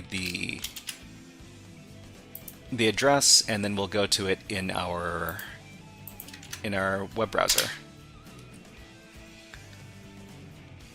Okay, so let's see.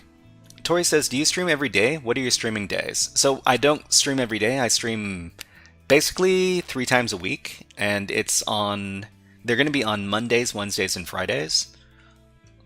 Okay, so we got a default page for Ubuntu Apache server. What we like to do is we like to scan the source code for these web pages to make sure there aren't any secrets hidden inside. There usually are not, but every once in a while you're going to see that.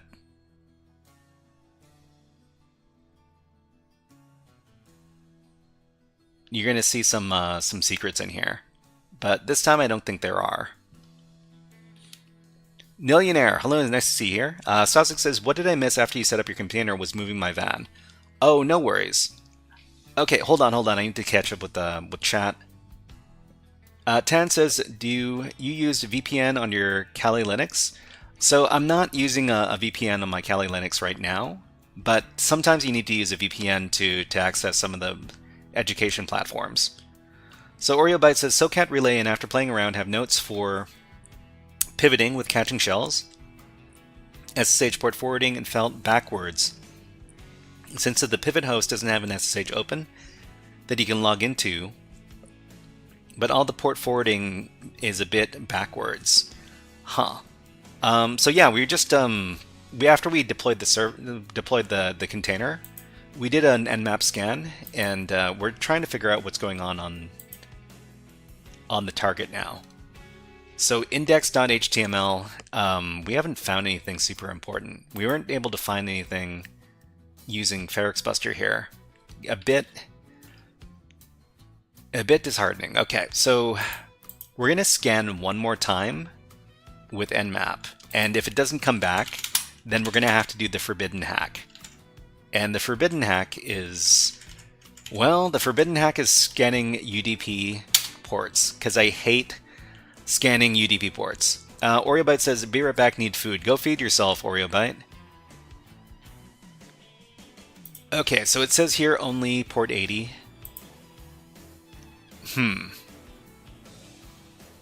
Okay, I think I'm going to have to do some UDP port scanning. Cypher says, do you do pen testing or ethical hacking professionally, or just YouTube? I mean, I do YouTube, I do Twitch. I've previously worked as a web app pen tester, and I worked for about 6 months doing that job. And in those 6 months, I figured out I'd rather be doing education stuff. I'd rather be teaching people education stuff instead of doing security testing. But I did work for about half a year in security testing. Okay, so let's do the forbidden hack. Let's scan the UDP ports. And let's scan for top ports. Let's scan the 100 of the top ports.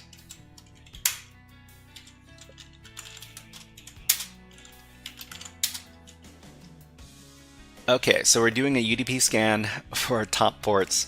UDP, I hate scanning for UDP because UDP is not reliable, and you get a lot of false positives. But let's check out the rest of the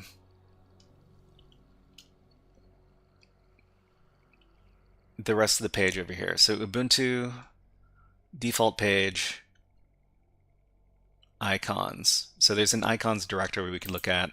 Usually not too much to see there.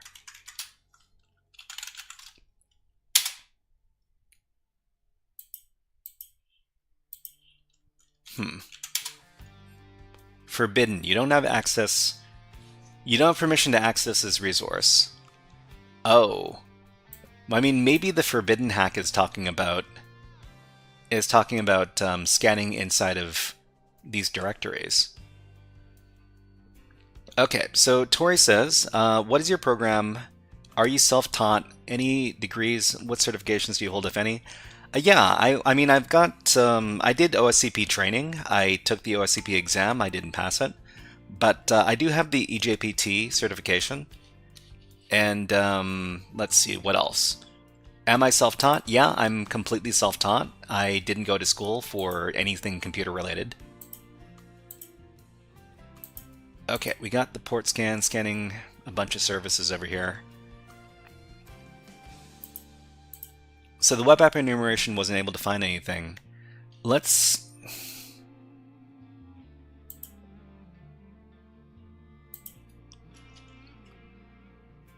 see. So icons Ubuntu. Let's look into the icons directory.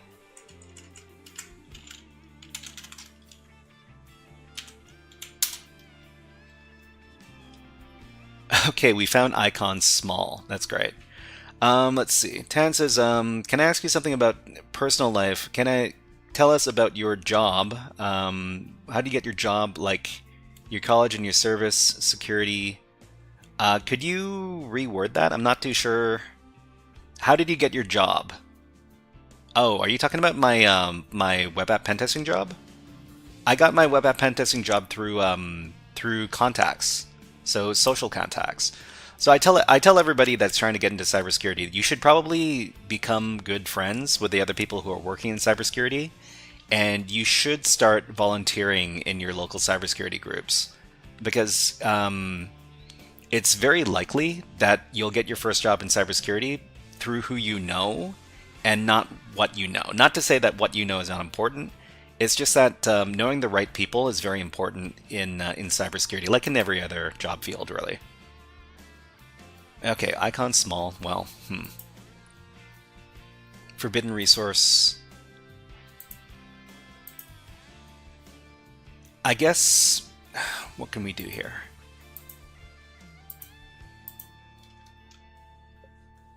So 403 is the forbidden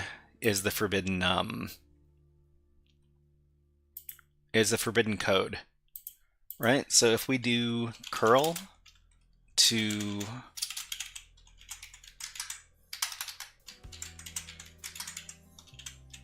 this resource, so it's icons, you don't have permission to access this resource. So this is a 403 code. So Cypher says, I spent years job searching before being told online jobs are fake and pointless. You have to know people and make them like you. Make them like you? Make them like you sounds a bit suspicious, but yeah, I mean, make friends in your local cybersecurity community. Start getting to know people. Do volunteer work. Be a good community member. And eventually, people are going to be able to recommend you some jobs. So, because people love recommending jobs to their friends. It's kind of a thing. Okay, so 403, we need to make sure that we can get those 403s. Maybe we can use another.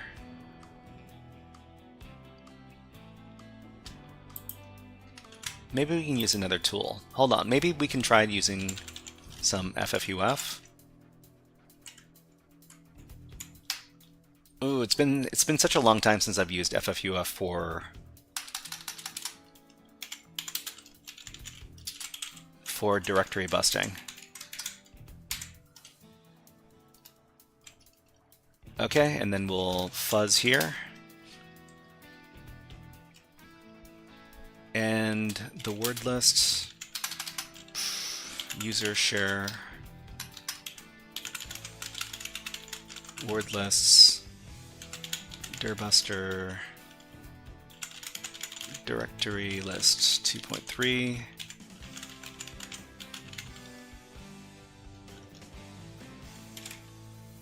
Okay.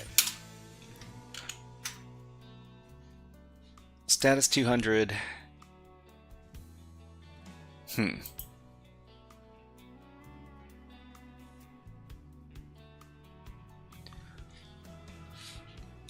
Okay, so I haven't used GoBuster in a while either. Maybe I can try some GoBuster.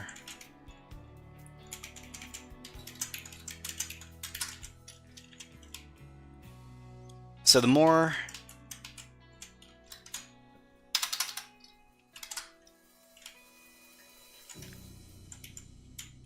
I do this box, the more I think that we're actually supposed to be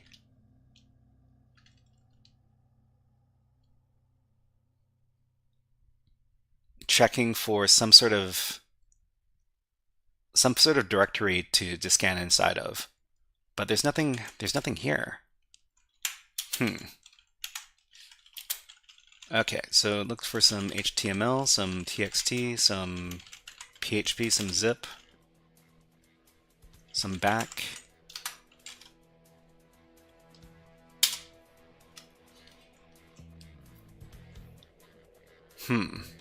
This stuff is forbidden. I mean, what else could we be looking for over here? So we've got some results for our UDP scan, but I'm not too sure which one of these could actually be valid.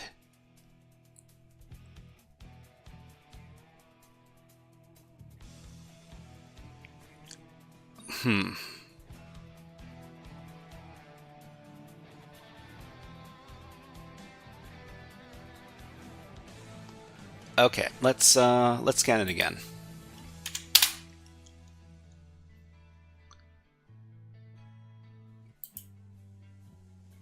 So server status, what I would really like to find is some sort of directory. Because we don't have very much right now.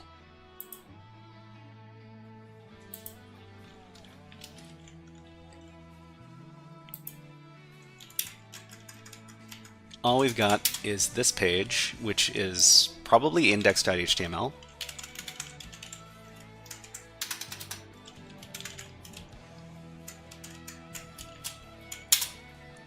Yeah.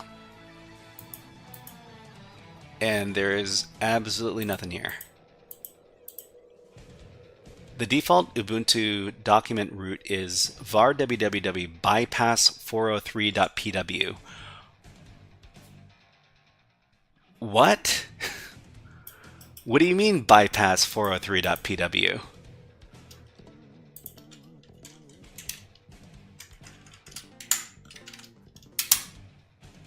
Nothing was found here.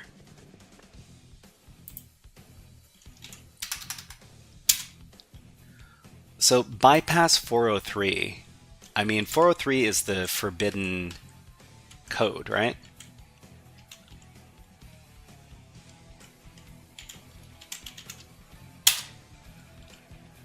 Man.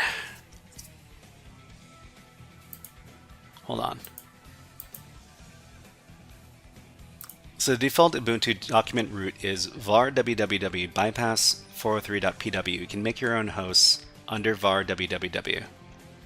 All right, let's go ahead and put on some ads because we got ads running on Twitch, and put on some birds. How about my favorite birds? These are my favorite birds right here. We'll be back in about 60 seconds, just to have a little water break.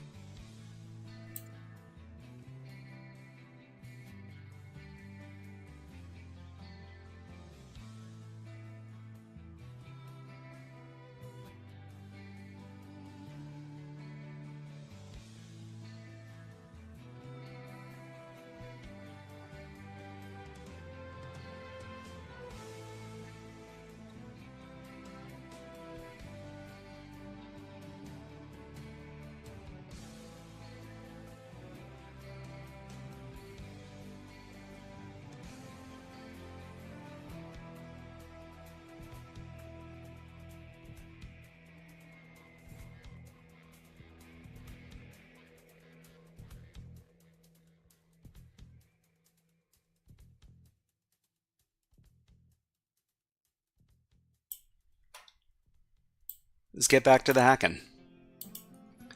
Okay, so it's so this right here makes me suspicious. Bypass 403.pw. I'm not too sure what PW files are. This is not a standard. I don't think it's a standard file extension. We could start looking for these.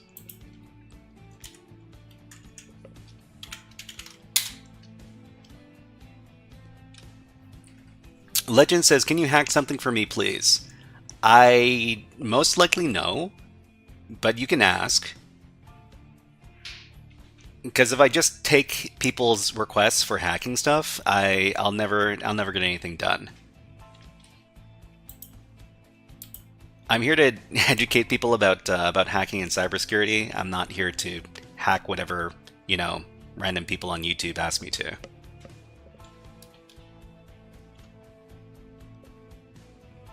Can you hack this container for me, please? It's a good question. Okay, so we got PW.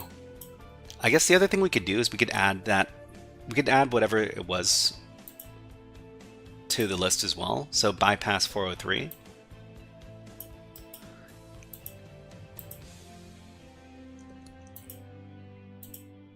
Server status is over here.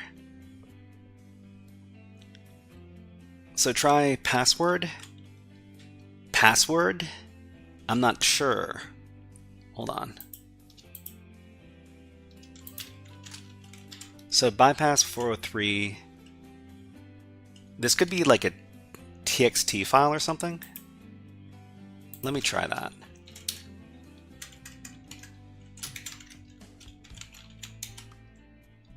It's not a TXT file. Is it an HTML file? Is it a PHP file?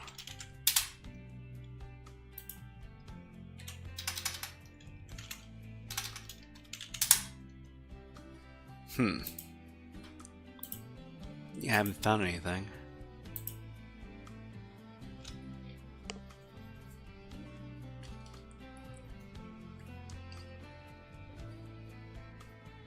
Wait for this thing to finish out. Finished. Okay, well,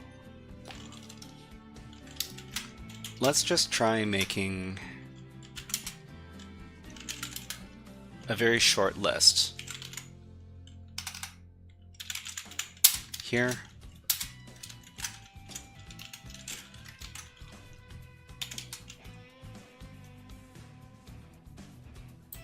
And then let's run the thing again.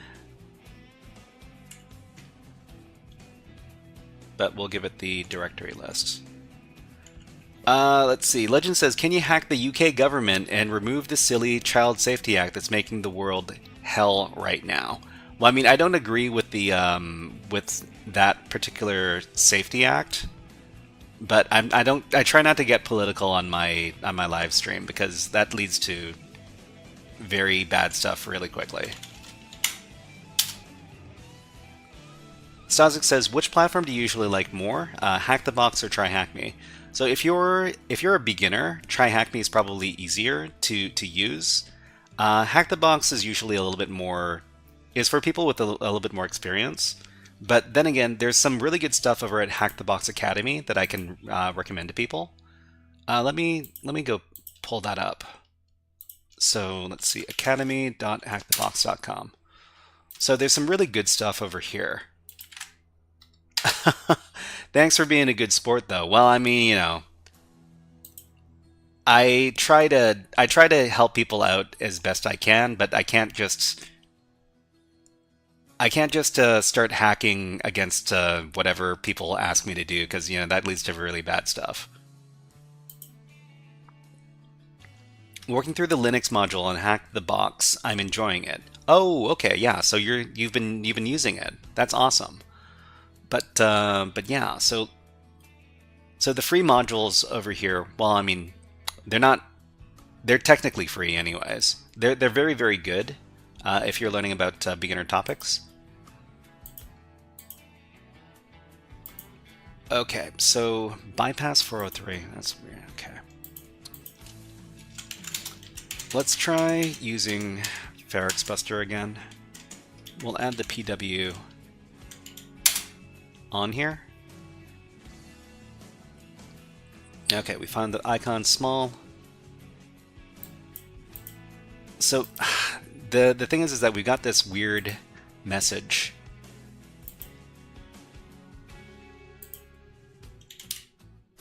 Bypass 403. I wonder if there's anything. You should replace this file.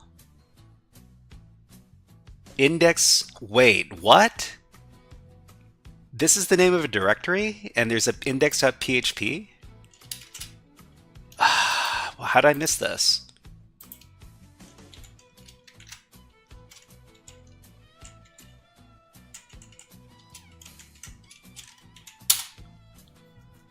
Or maybe bypass403.pw is the name of the domain. Tori asks, what programming languages do you know? I mean, I know Python. I wouldn't say that I'm really good at using Python. There's a lot of stuff about Python I don't know, but Python is it's probably the language I know the most about. I learned a little bit about C, a little bit about assembly language, a little bit about PHP. Okay, so I think what we're dealing with is a domain name.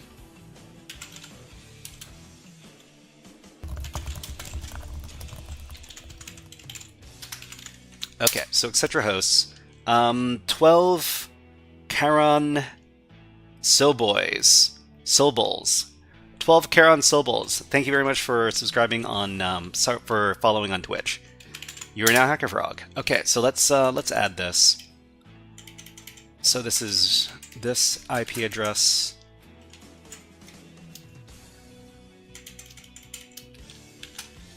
And this is bypass403.pw.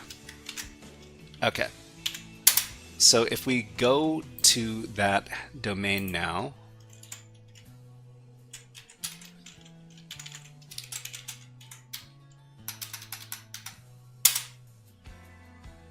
unable to connect. What?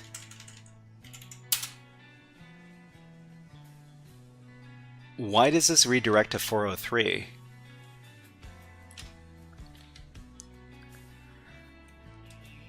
Legends, do you know Unreal Engine coding? Unreal Engine coding? No, haven't done any game development before. But Legends, are you a game developer? That's awesome. Cartier, nice to see you here. Okay, so bypass403.pw. Is this index.php? So unable to connect. Is this because this is actually an HTTPS site? I don't quite understand.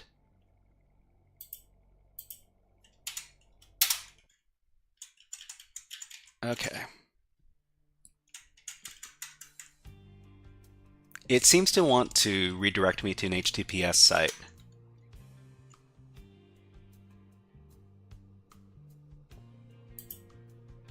Hold on. Let me try just using some curl. Bypass 403.pw. Could not connect to server. Still could not connect to server. I need to double check my IP address.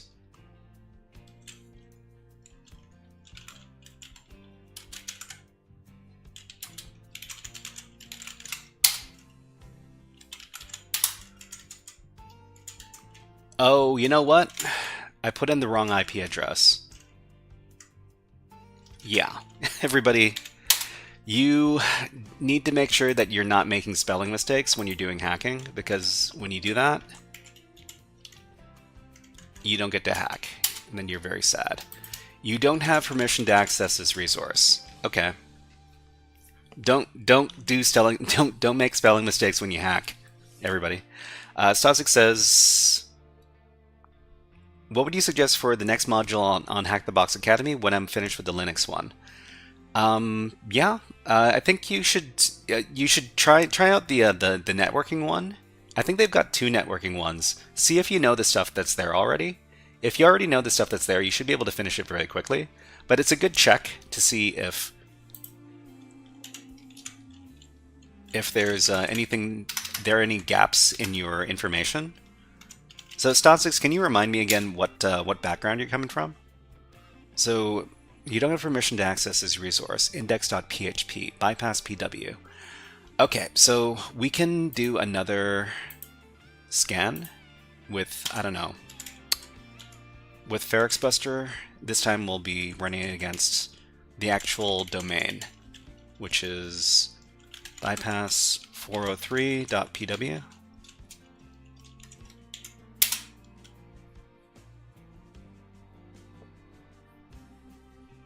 Okay, Legend says, this hacking stuff is new to me, but 5 years ago I hacked into Pebble Hosting.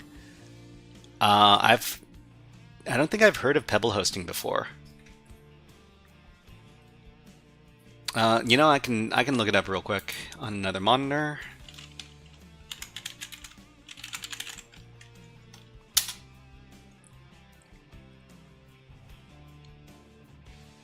Oh, okay.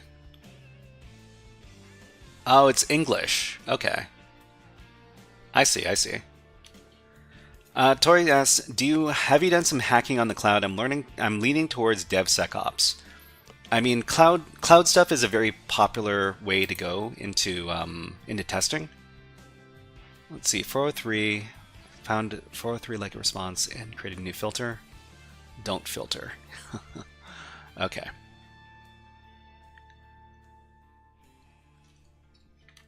CanPDX says, you have the right to remain silent if you give up the right to remain silent. Yeah, I mean, listen. We don't condone doing illegal activities here. If you're if you're doing criminal hacking, we can't endorse that. Oh yeah. Let's let's not talk about hacking stuff that doesn't belong to you. Okay, so let's see. Bypass 403. Let's see if we can do the same thing with GoBuster.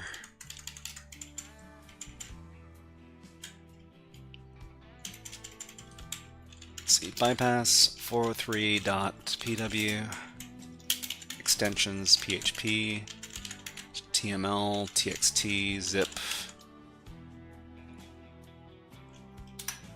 That's pretty good. It's a pretty good start.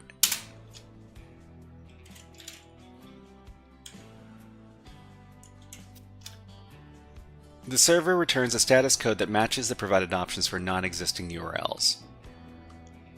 To continue, please exclude the status code or the length. I mean, we'll exclude the length? How do we exclude length in GoBuster? Let me look this up. GoBuster filter length. Exclude length something. Okay.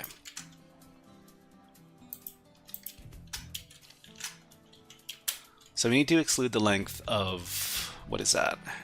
277?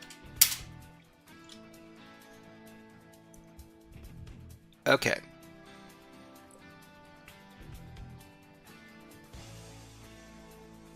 Stasik says, ex-railroader, been on the WCB for 5 years for PTSD, just had an interest in computer science and cybersecurity.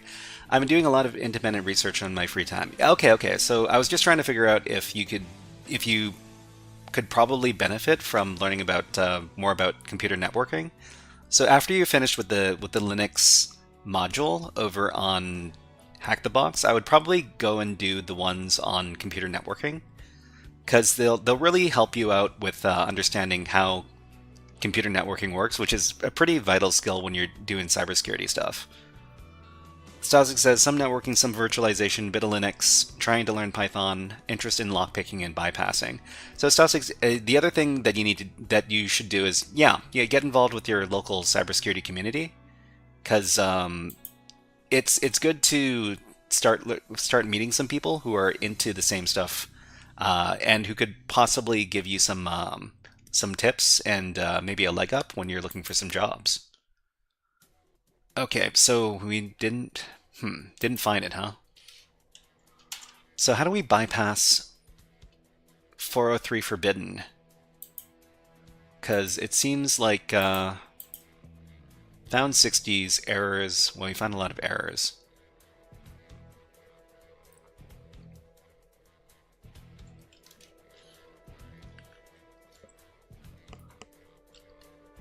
Okay, so hopefully the college has a club. If not, I'm making one. Well, I hope so. Okay, so let's see. So I guess this is the whole point of the box. The whole point of the box is figuring out how to scan against a website that returns only 403 forbidden response codes. I mean, I could try asking, I don't know, some good old AI stuff.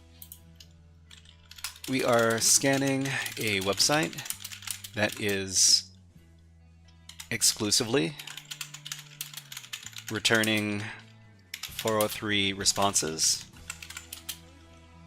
Let's just say this is a CTF exercise. How can we effectively scan against this website? Tori says, do you do bug bounty? I'm looking to it for fun. I mean, I can recommend some bug bounty websites. I don't do bug bounty myself. The most popular ones are HackerOne over here. And another website that's very well known is BugCrowd. I think it's called BugCrowd. Let me see if I can find it.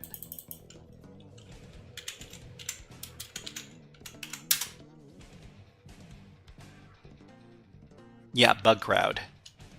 Crowdsourced cybersecurity platform. This is for bug bounty stuff as well. Bugcrowd.com. Sosik says, I was studying for my CCNA, but then WCB approved my academic retraining, and the program I'm going into has some networking, so I didn't want to spend the money. I mean, hold on, where are we?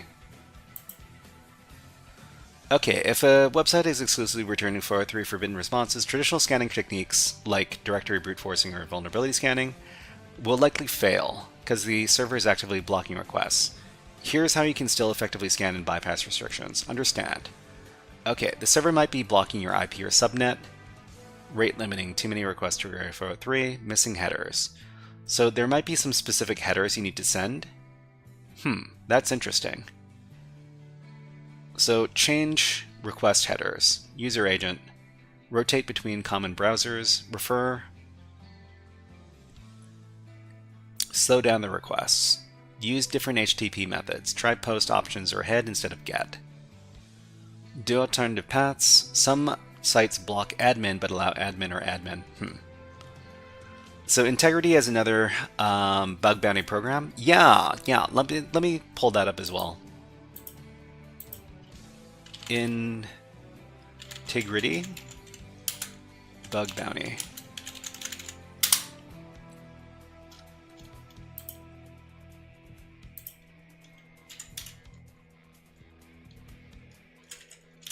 So this is the one for Integrity. Okay, so which approach should we do?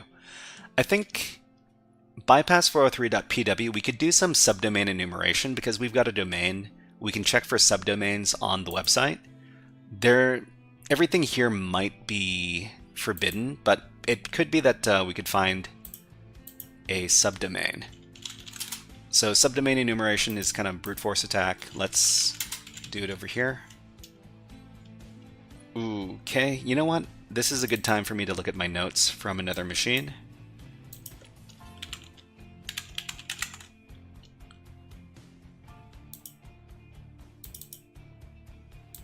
Okay, so I've got my notes, and it's a really good thing to to keep good notes because you can use them for other challenges.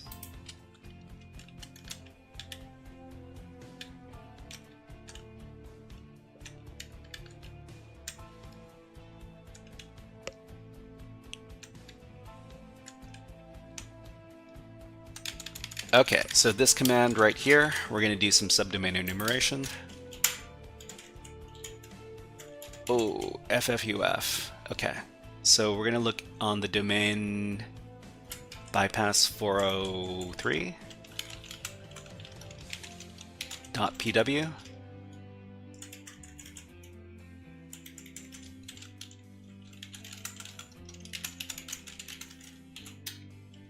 Okay, so we're looking for subdomains here. So Tori says, what is the possibility of web application firewall blocking requests? Well, I mean, it is possible. It's not really something I've looked into before, so...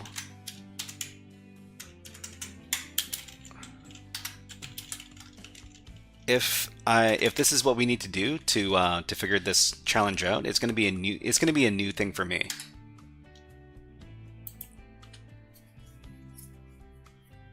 Okay, so it's looking like subdomain enumeration isn't going to work in this case, but who knows? Brutus, hello, nice to see you here. What's going on? So we're just doing some hacking against this Docker container over here. It's in case you wanted to check this out yourself, this is on the Dockerlabs.es website, and the name of the machine is called Forbidden Hack. It's down near the bottom of the list. And it's a Docker container that you deploy onto your network. Actually, no, it's a Docker container that you deploy on your local Linux machine, and then you start hacking against it. So, okay, no subdomains.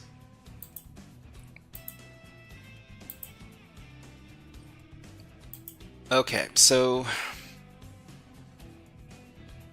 what suggestions did we get from the AI? So change request headers, user agent, refer, look for a legitimate refer, X forwarded for, accept language. Let's just try sending a curl request. So the curl request might give us some insight as to what's going on.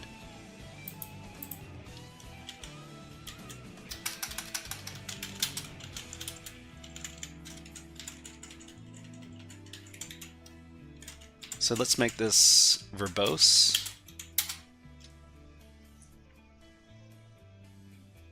So you don't have permission to access this resource. Okay, so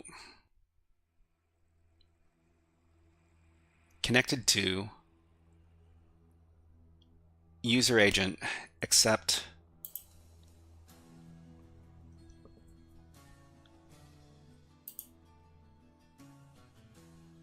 Let's go back. So I can't even get something for index.php or index.html. That's very unusual.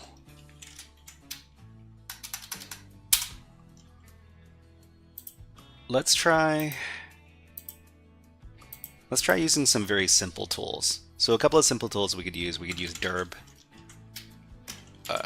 Dirb. Yeah. Okay, this is going to be to bypass 403.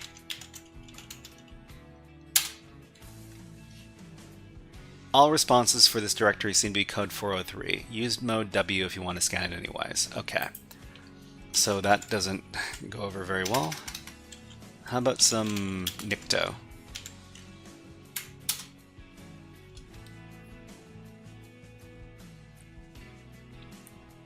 So the server is Apache, but I don't think it's going to be able to find anything else. You know, I'm kind of curious as to how we actually hack against this if we're not able to. If we weren't able to get anything except response 403. Stasik says, do you have a video on how to do proper documentation? Probably going to start doing some of these containers and want to prove it happened. So yeah, I mean,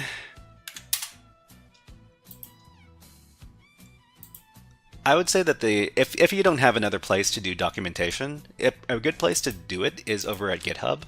You can make yourself a GitHub account for free. Everybody knows about GitHub. You can make yourself a little walkthroughs directory. So, for example, where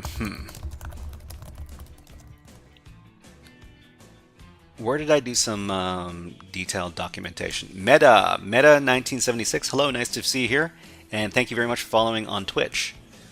Let's see, HackMyVM. Yeah, so let's go over to HackMyVM, Windows Easy.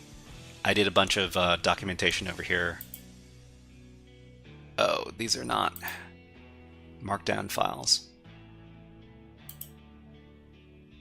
Could have sworn I did them. Hold on.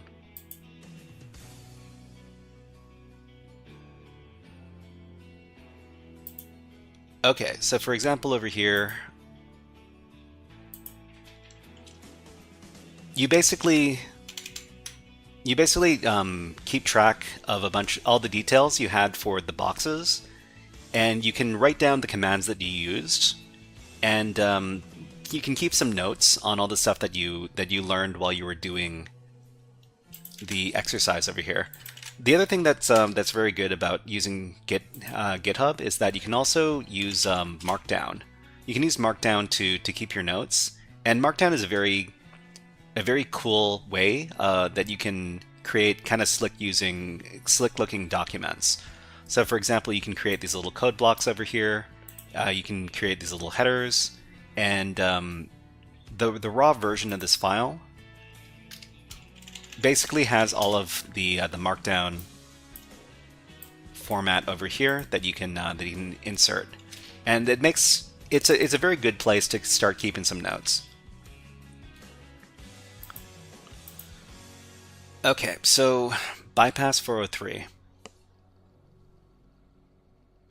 .pw.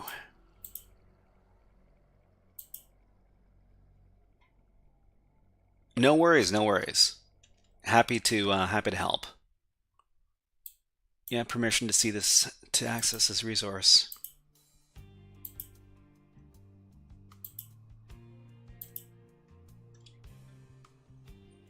So curl slowdown requests, use delay to avoid rate limiting. I mean, I'm pretty sure it's not rate limiting. Try different HTTP methods. So try post or options or head instead of get. I mean, can we specify different HTTP methods? Hold on. Let me check to see if we can. So I mean, for example, maybe, I don't know, FairXbuster. Can we send post requests?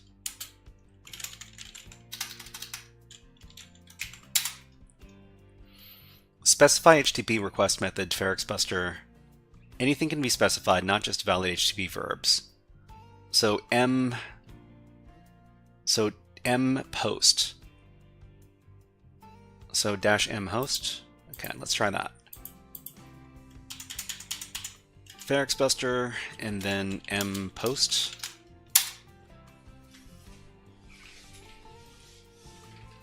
Okay, so let's see if we get anything different. Wasn't able to find anything. How about GoBuster? Can we send GoBuster? Can we do GoBuster with a specific method?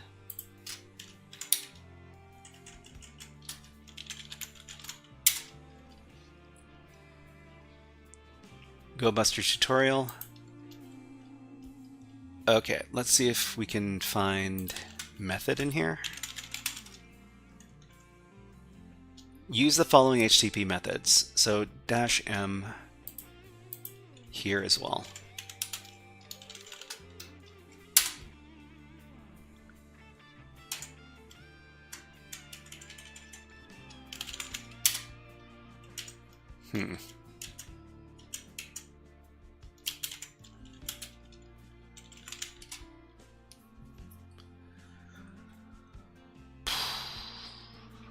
Method is post. Great. Actually, post. What happens if it's get? Let me try that. Okay.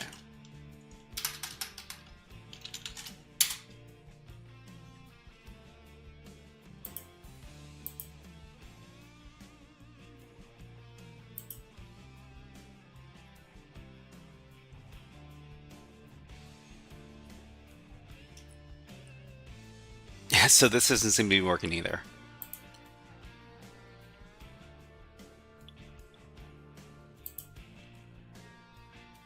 Okay, so down here, let's see. Forbidden hack. Let's just take a look at the description for the machine. Okay, bypass code 403 and X of local file inclusion. Local file inclusion.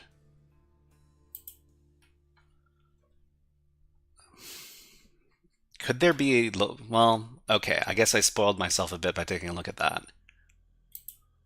Well, I mean, if there's local file inclusion. Okay, so John says, I've recently started using Obsidian for local note-taking. It's also based on Markdown. It's been a game changer for me. A lot of people recommend Obsidian to me as well. I do think that Obsidian is a pretty cool application. It's just that I prefer my notes to be online, so that's why I use GitHub. But of course, there are some issues with GitHub sometimes as well. Well, I mean, the only thing we know, the only page we know exists inside the web application is the index.php page. So maybe we could do some local file inclusion fuzzing.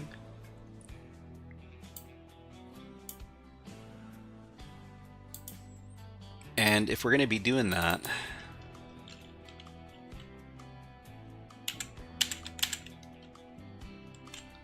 what is the name of that file?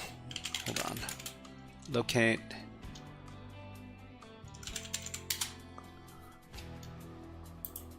Whoops. It's supposed to be history.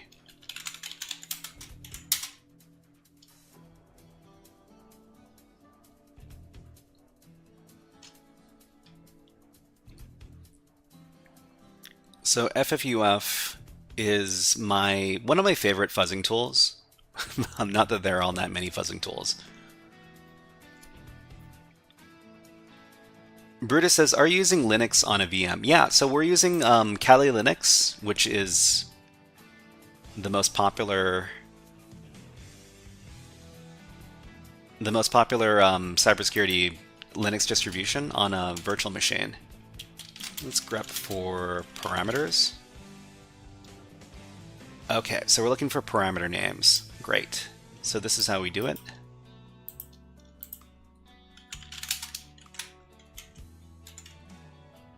We're fuzzing for this. So let's see, bypass 403.pw.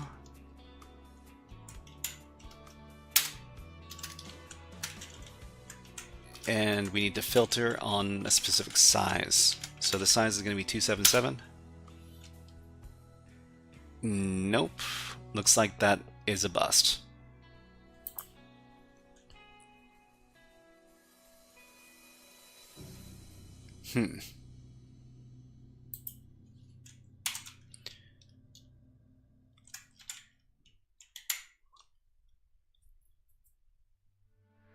So what other word lists use can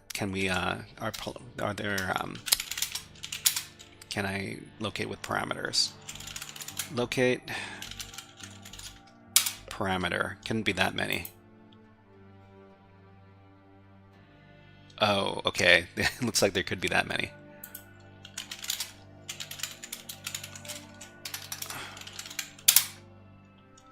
Burp parameter names.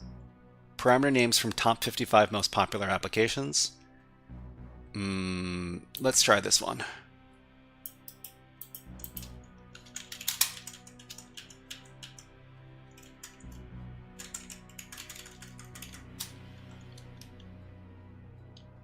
Okay. Paste in your word list. Wow, that's not a very long list. Okay, didn't find anything. Do I have any other scans working in the background? Nope.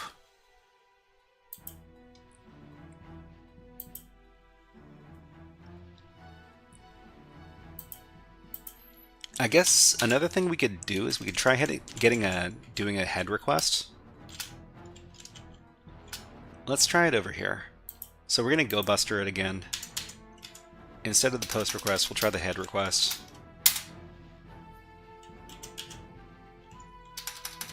What? Length 0. Oh.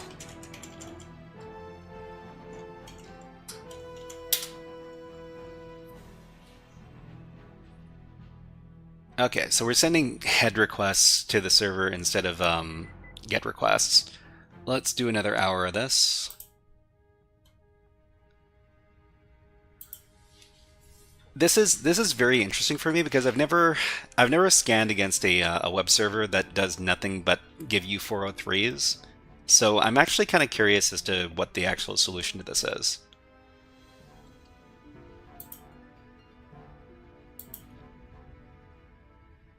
Okay, so what if we try Googling around?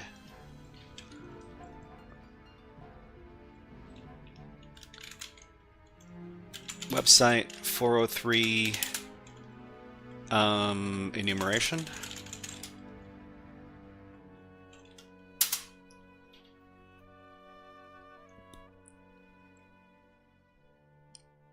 Bypassing 403 forbidden, a realistic approach. Oh, there's an actual article here. Okay, let's take a look.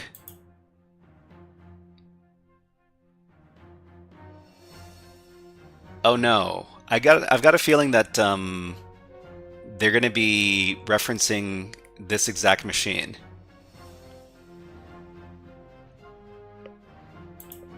During a recent security assessment, I encountered a 403 forbidden response while trying to access a restricted page. By leveraging HTTP method manipulation, I was able to bypass this restriction and gain access. This write-up details my approach. Started by sending a simple GET request using curl.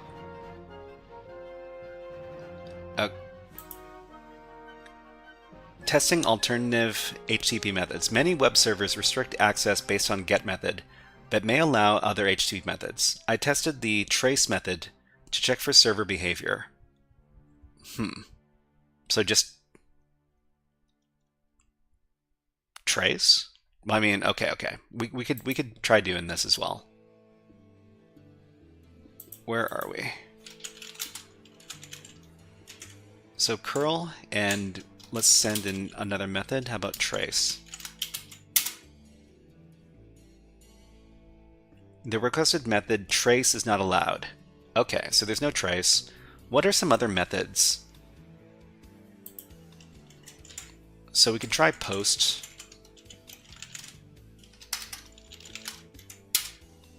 So that gets forbidden. Get also results in forbidden. How about put? Put is also forbidden.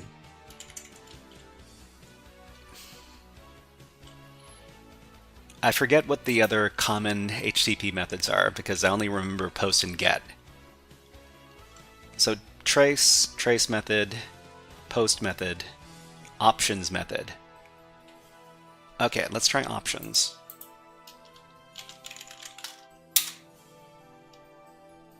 This is also forbidden. Options put in head.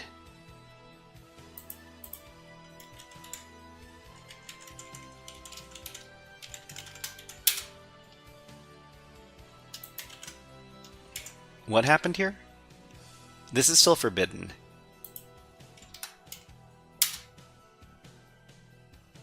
But this looks weird. Consider using -i head instead. Sending custom HTTP method to head may not work. Consider using the -i. Okay, so let's do the -i then.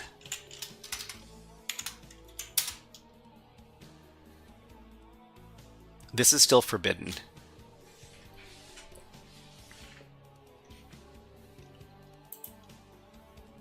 Posts. Okay, so we can do header manipulation. Fernosec is, what are you trying to get? So the box we're doing today is, it sends only forbidden, only 403 responses when we try to do any requests. So we're trying to figure out how to bypass, because I've never actually done a box that does that only sends code 403 when you try to retrieve anything. So yeah, that's what we're doing today. So this is called Forbidden Hack from Dockerlabs. If you want to give it a try yourself, then feel free. So we're just reading a little article that somebody wrote on how to access resources on these kind of servers. So sometimes web servers only rely on HTTP headers for access control. So I attempted modifying the refer and X original URL headers, okay? So H original URL admin? That seems kind of weird. But you know what? Let's give it a try. I like doing X method or I to print headers instead of X methods. Yeah, I mean, I'm giving each one of these a try.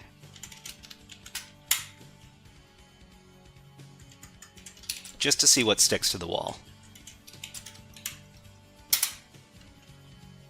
Okay, so this didn't work. So this one was X original URL. I mean, can we just give it like localhost? Or can we give it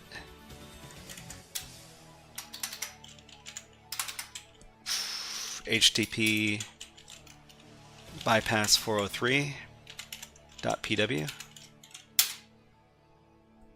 Nope, still doesn't like that. Okay. X method to print headers. Yeah, we tried that already. Let's see. Modifying the refer header. Maybe we can do refer.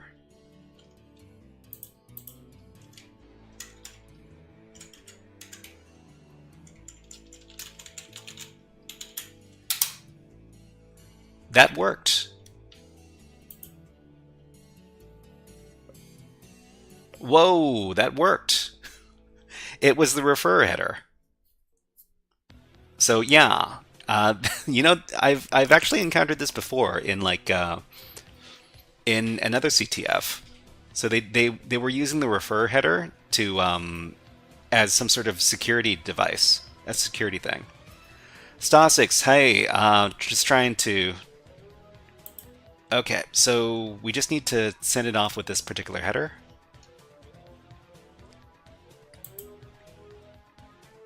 Let's take a look in Burp Suite. You can manipulate this stuff in Burp Suite pretty easily, but we can't use our regular web browser right now. But Fernosec, thank you for coming by, and yeah, I mean, you could probably you can probably give me a lot of good advice on how to approach this thing. Okay, so we're gonna look at this thing in the Burp Suite browser. Actually, I don't think it matters that much. But we can always have I tried Kaido? No, I haven't tried Kaido yet. But a lot of people say good things about that program.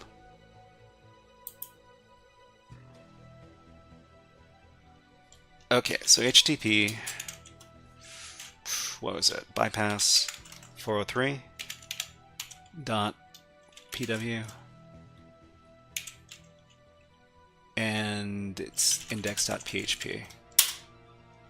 Okay, so this is forbidden. That's fine. Let's go over to our HTTP history. We just need to include one. Actually, no, wait. We need to send this to the repeater.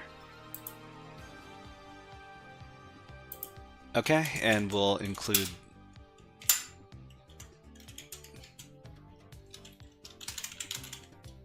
The refer header, we'll make it localhost. Stazik says they have premium access for free for students. I'm going to be checking it out for sure. Yeah, I mean, take advantage of all of the student discounts you can. I heard that the student discount for Hack the Box Academy was really good.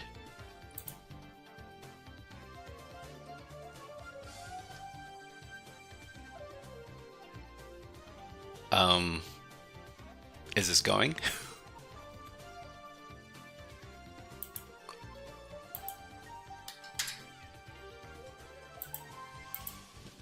Okay, okay. Wait, why is this forbidden now? Didn't I...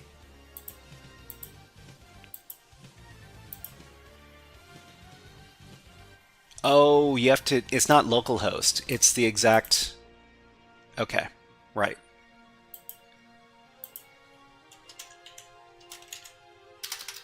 The refer is supposed to be HTTP bypass 403.pw.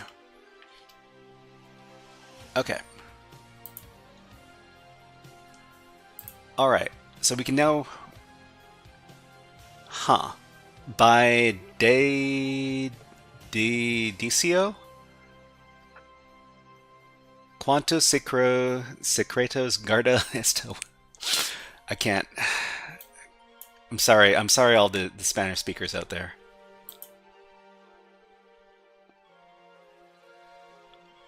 Let's grab this. So we'll grab all this stuff and then we will translate it. Kaido says it's $200 USD compared to Burp Suite's $470. Oh, it's $475 now? The last time I checked it was $400. But that was like 5 years, that was like 4 years ago, so I guess the prices, they do be pricing. Okay, let's go back and let's do our translation. Especially good if you got grandfathered into the discounted Kaido license for 100. Oh, is that what happened in your case? Okay, no one authorized can view this page. We've protected it with 403 forbidden. Exploring is everything. Think and explore. How many secrets does this website hold? That's a good question. Okay, so we can send a custom header with our directory busting tools. Let's try Ferrex Buster. Ferrex Buster custom header. For a sec, they've upped the price for Kaido, but kept the original price for all the early supporters. Okay, so Ferrex Buster, there should be something for custom headers. No?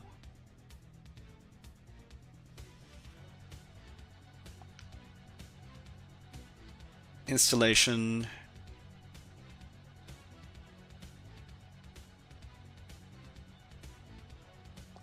Include headers. Okay, so we can include the headers. So it's just... This looks kind of weird. Alright, well...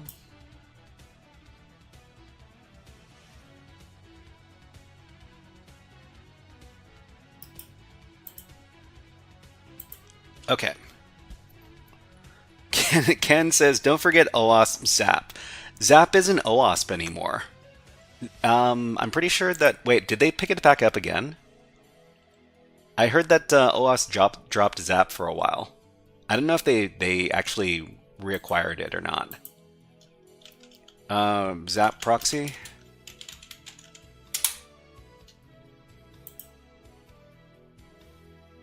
Yeah, it doesn't say OWASP anymore. It says Checkmarks, so I guess Checkmarks is the new company that picked it up. FF and Ferrex both support -H, capital H header value. Okay. That is great to know. Okay, so let's Ferrex Buster this thing.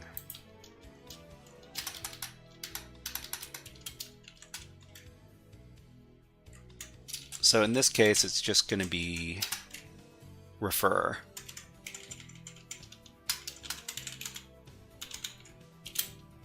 And the refer is going to be bypass 403.pw. Now we're getting results. Well, or at least we got the index.php. Okay, so what are we looking for? We're looking for txt files, zip files, PHP files, HTML files. We're also looking for directories. I didn't know that CX picked them up. That's crazy. I use their source code scanner sometimes. Check marks? I don't know much about check marks.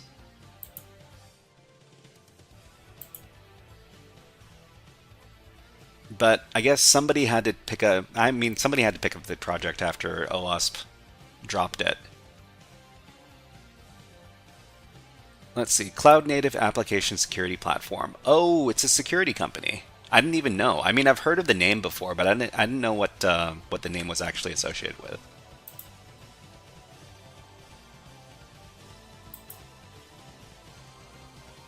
So the only thing we found is index.php. Okay, let's try doing some fuzzing one more time.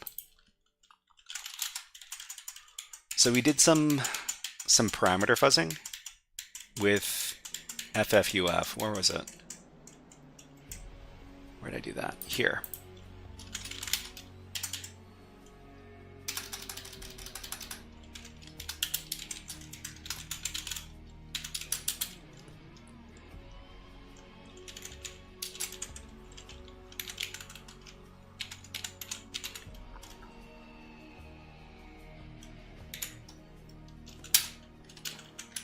Okay, so let's filter on the size.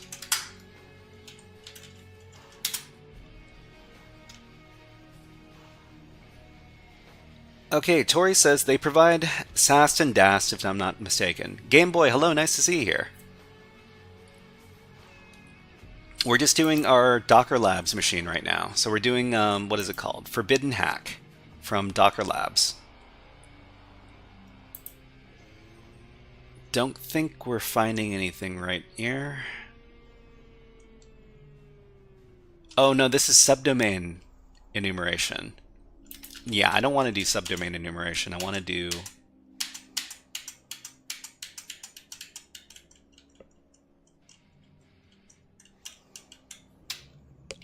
scanning for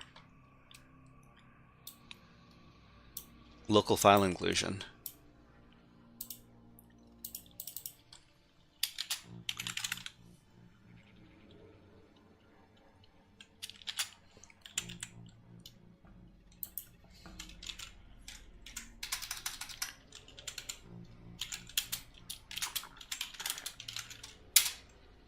Here, so something like this.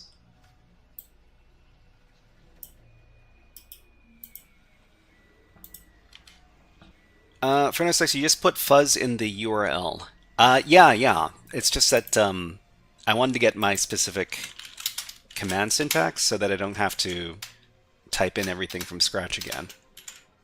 Okay, so let's edit this.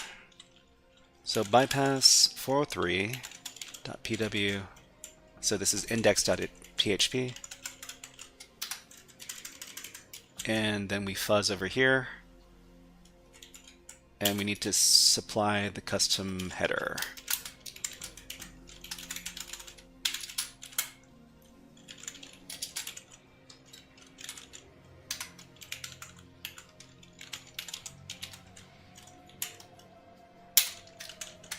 Okay, and then we need to filter on size.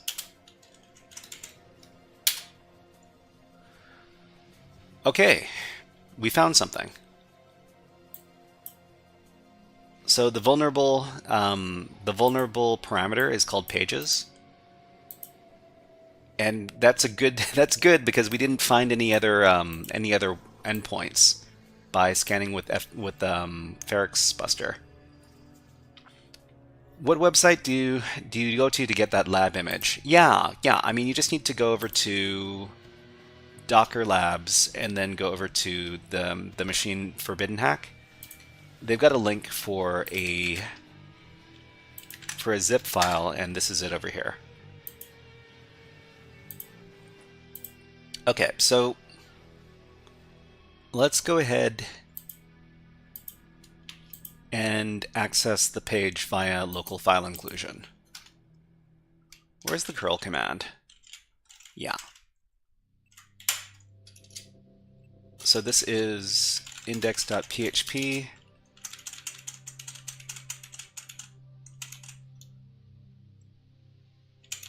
I think it was pages, right?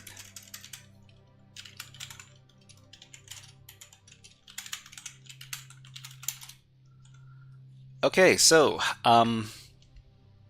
we know that this user exists. We know that this Bambi user exists because we were able to read the password file on the Linux server through local file inclusion. So the next thing we should do is we should check to see if this user has an SSH private key, because this is pretty common on these easy Linux machines, that there's some sort of exposed SSH private keys for these users. So home bambi.sh/idrsa. Nope. No IDRSA here. What else? What other common files could we look at? So we could take a look at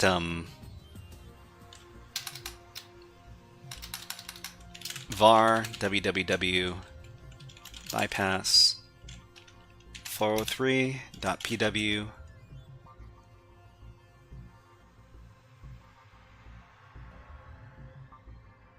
/index.php.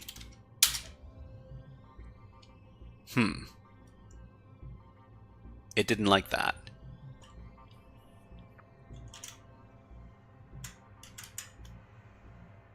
Index.php. Thank you very much for 30 and just started chess. Chess is a very complicated game. Hack the planet, my friend.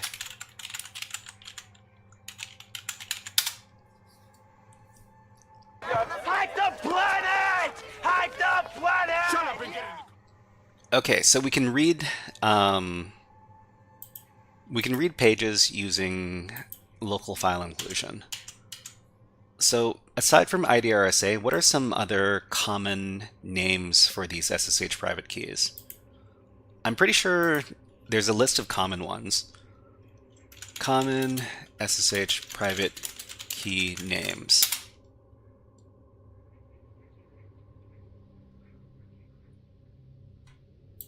Okay, so IDRSA, IDDSA. Let's try all of these. Nope. IDECDSA. ECDSA.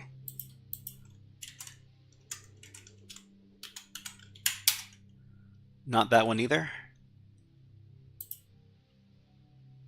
IDED 25519.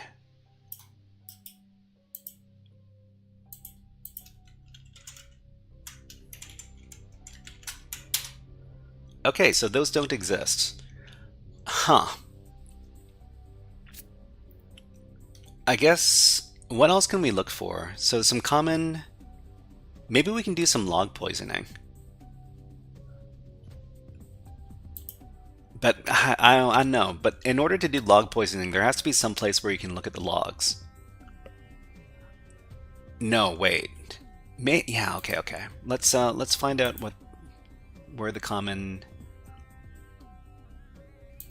local file inclusion log poisoning.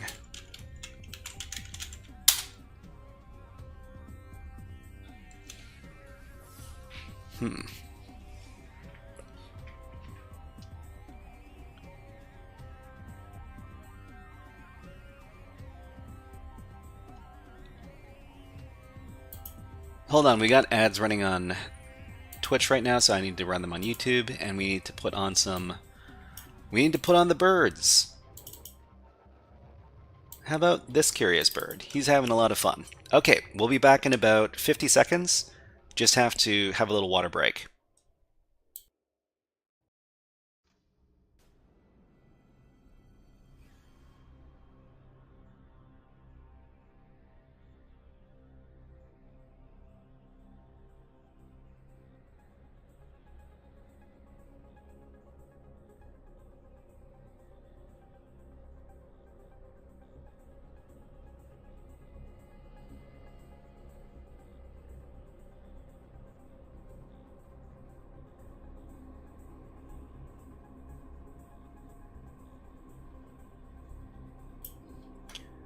Okay, let's put the birds away and get back to the hacking. So, what are some other important pages we could be reading with local file inclusion here? We didn't manage to find anything with FerrixBuster. So we looked for txt, zip, PHP files, zip files.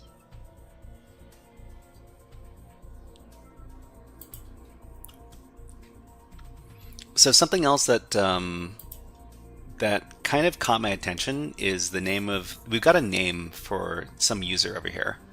Deseo? I'm not too sure what this is. I mean, it's somebody's username, and I'm pretty sure this is the name of the author for the box. So we go back over here. Let's look at the description for Forbidden Hack. Yeah, Deseo. Okay, let's...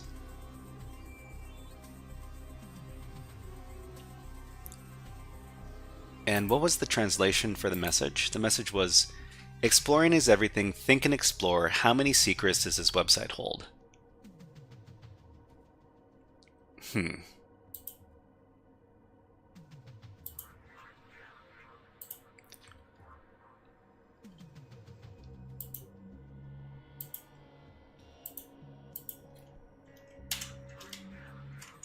Okay, so one more time, if we read, how about, just on the off chance, let's see if we can read the shadow file. We shouldn't be able to. No, we can't. Okay, so the password file let us know that there is a Bambi user, and aside from the Bambi user, there don't seem to be any other regular users on the box, aside from the root one.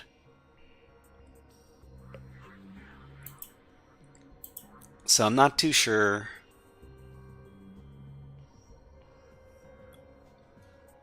what we should be checking next. So let me try going over to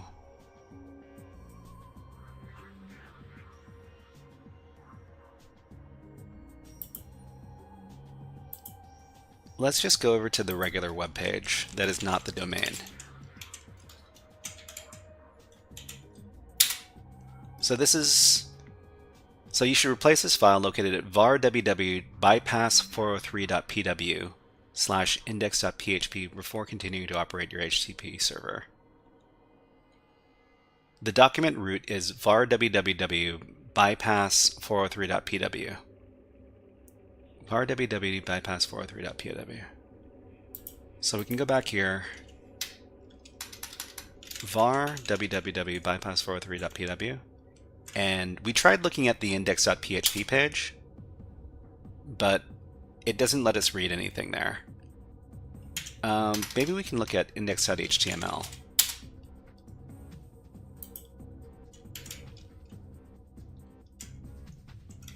Maybe it's at HTML. Nope.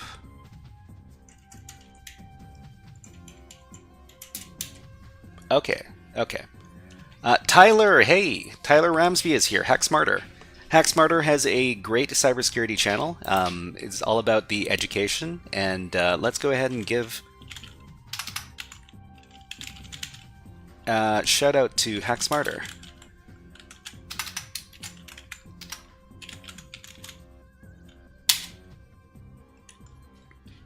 I hope that's how you spell the name, right? Tyler Ramsey says, I took the night off from streaming, but glad to see you're on. I always enjoyed the streams and videos. Hey, I'm happy to hear that. I'm just doing some web app hacking over here. There's this page that is 403 for everything. So we managed to figure out what the heck is going on. So where is this? So you're not normally able to read PHP pages via local file inclusion. I think that's the problem. Yeah. Okay, so I mean, if we can't read those, what else can we try reading? I think there was like a server status too, right? There's a server status endpoint. Neem says, I was watching him the other day as well as his YouTube videos.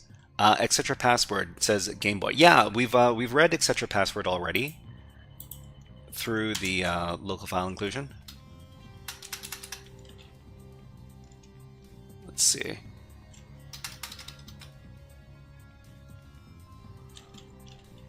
There was a server status, I think. Server status? Okay, well, I mean, we can't read that.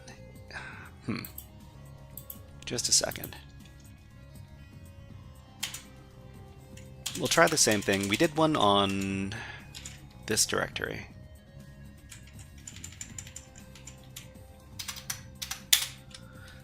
Tyler Ramsey says, how in the world did you have the restream bot sending message between YouTube and Twitch? I need to configure this. Yeah, I mean, do you use a restream as well? I'm pretty sure that it's something you can set up in the chat settings. I can send you a message on Twitch. Maybe if I find the documentation, I can send it to you. Oh wait, you've got let's see. HackSmarter has a Discord, right? Send me your Discord.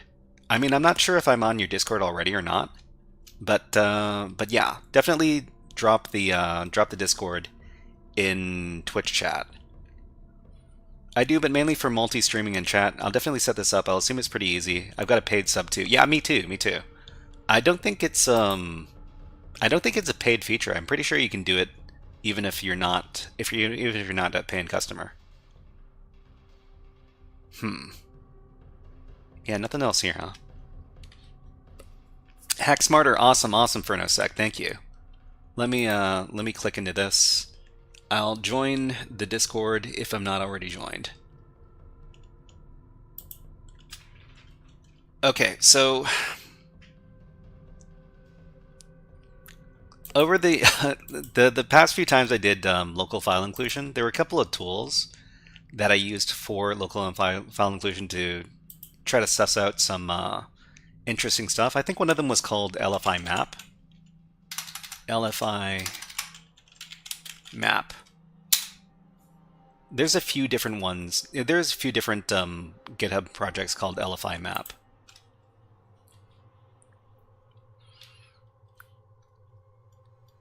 Yeah, okay, so local file inclusion discovery and hacking tool. Oh, wait. You know what? I kind of spoiled myself because there was a PHP wrapper that was mentioned in the description for the machine over here. So in the description for the machine, it says LFI wrapper. So how do we wrap something on top of the LFI?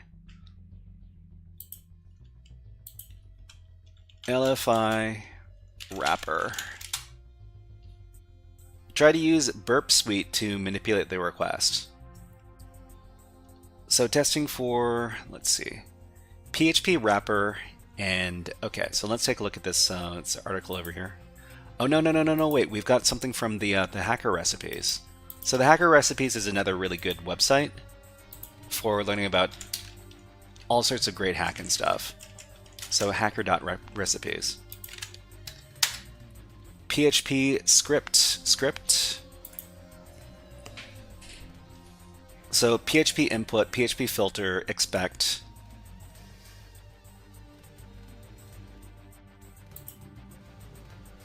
So the filter wrapper doesn't require allow URL include to be set. This works on default PHP configurations.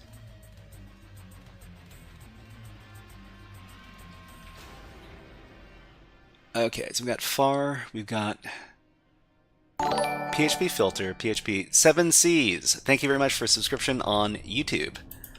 Welcome. Let's give you a Hack the Planet. Welcome in. Hack the planet! Hack the planet! Shut up and get it! Okay, so let's see. URL parameter PHP filter, filters resource equals file. Okay, let's give this a go.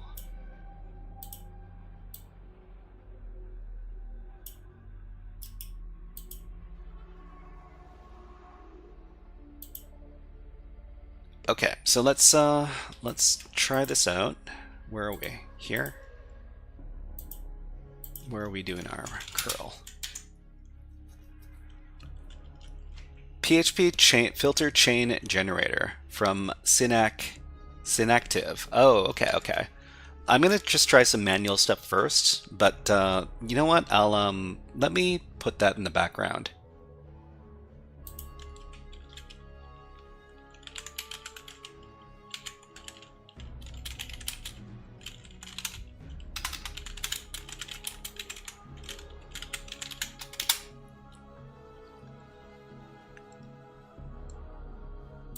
Okay, I've got the GitHub on another screen. Thank you very much, Game Boy. Okay, so the parameter is pages. PHP equals filters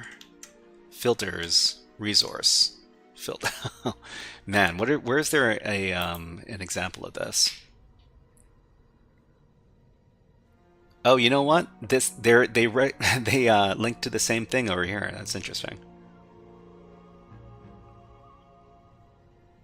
So do you just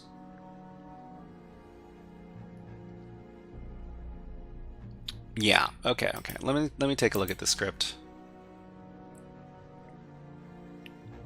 Edwin Sebs says, what's going on? Shy Hat, hello, nice to see you here. We're just doing some hacking against a web app. Lots of fun.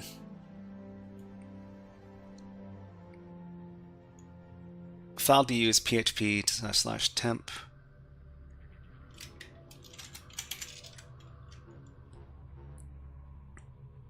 You know what? I just want to try something super simple.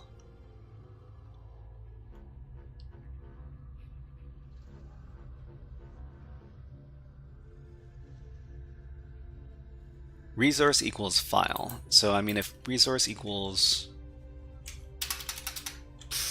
I don't know, var www, no. Let's just try etc password.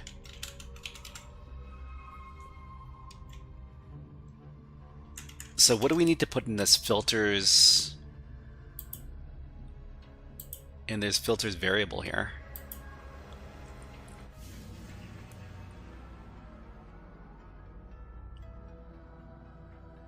Testers should make sure to change the URL and filters with the chaining that generates their payload, and file with the path to the file that they want to read. Okay. There's a research article, an original write-up. Too many things to read.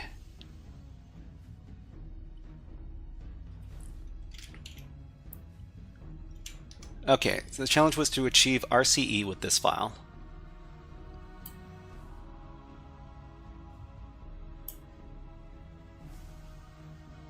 Okay, so functionality of the PHP filter.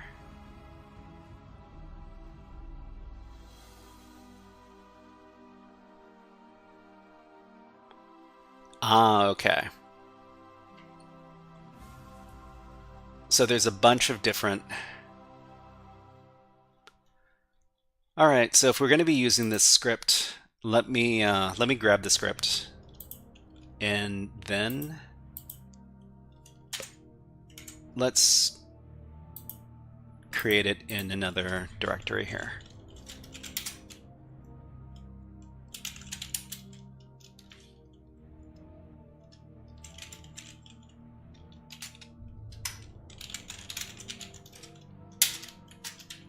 Okay, so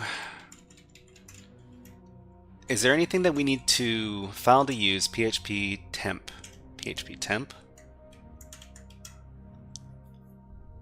Do we need to include some sort of arguments in here or define some variables?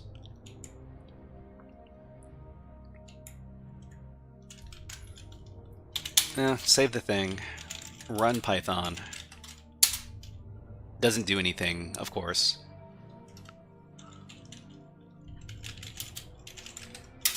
What do we need to replace?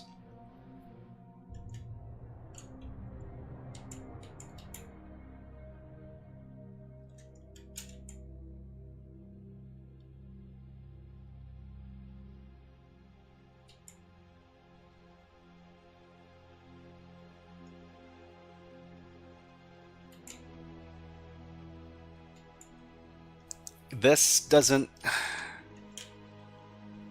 Are we supposed to run this script with in combination with curl or something?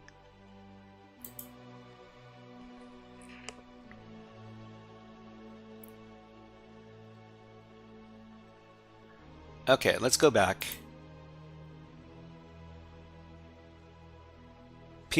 Let's see. Filter chain generator, CLI to generate PHP filter chains. Get your RCE without uploading a file if you control entirely the parameter passed. Okay, so... Oh, you know what? I don't know why I was searching for SSH private keys, because there's no SSH open on the target. Silly me, silly me.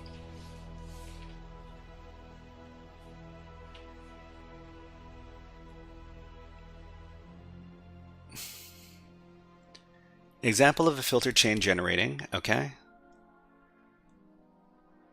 So let's see. PHP filter chain generator -- chain. The following gadget chain will generate the following code.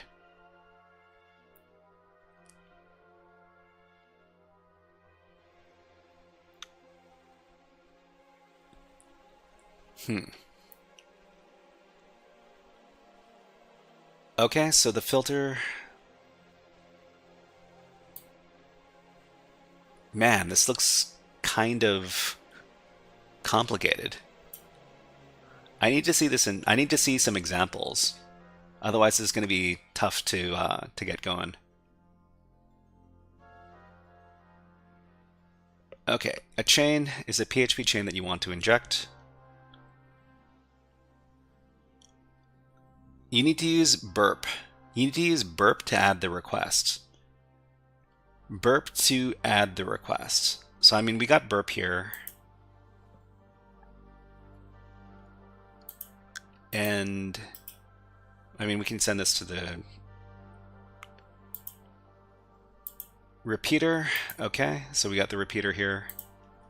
And then we got, I don't know, index.php.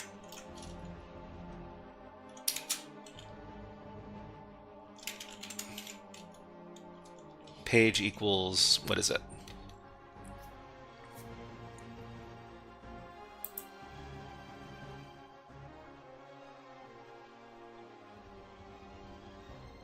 Okay, so let's see. Chain. Content that you want to generate. So you will need to pad for spaces for your payload to work. Pad with spaces. The base64 value you want to set. The chain will be printed as base64 PHP, useful to debug. Okay. So example of a chain generating PHP info.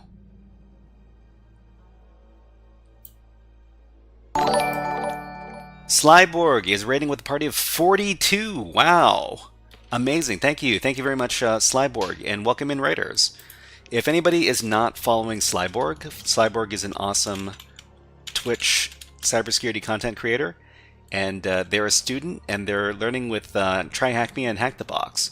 So you can join her on her cybersecurity journey, and let's give Slyborg a shout out. Just like this. I hope Slyborg says boom with Betty. So Betty is Slyborg's cat, and Slyborg's cat is kind of the star of the show. And yeah, so if you stop by Slyborg's channel, say hi to Betty, and make sure to make Slyborg give Betty all the pets.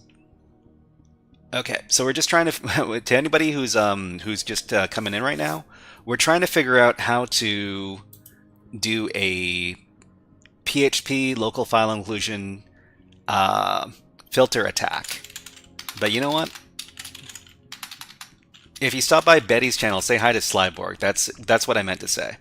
But everybody, hack the planet, and hope you're having a good time. Hack the planet! Hack the planet! Shut up again!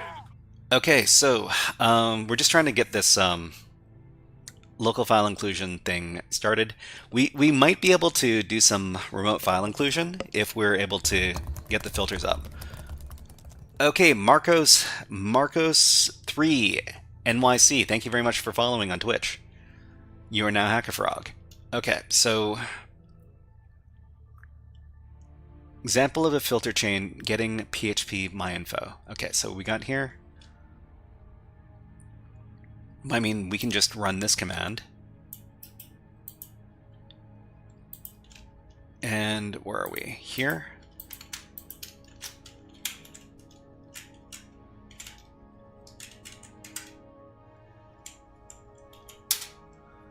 Oh, this is really long.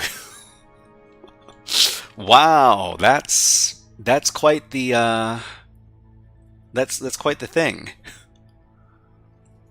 PHP system LSLA. Yeah, I'm just Edwin Seb said, have you tried Portswigger Labs? Yeah, we've tried Portswigger Labs before, and we've done some demonstrations on some of the labs there too. I haven't done this in. Actually, is this kind of thing on Portswigger Labs? It probably is. Let me go ahead and check. So Portswigger Net, web security. They probably have a whole. They have a whole section on local file inclusion, or at least a file inclusion. Path traversal. Is it called something else? I could have sworn it was here. Let's view all the learning materials.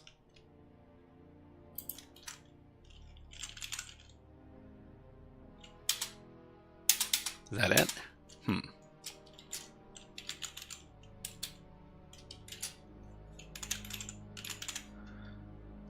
That's kind of weird. I could have sworn there'd be like a big section on local file inclusion here. Let me see if I can search for it real quick.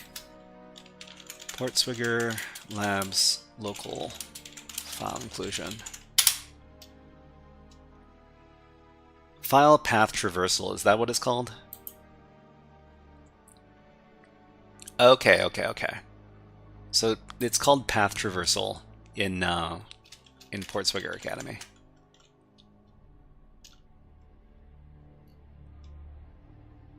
Yeah, okay, but to anybody who's wondering, this is these are the labs we're looking at. Okay, so what do we got here? We're taking a look at the documentation for this thing.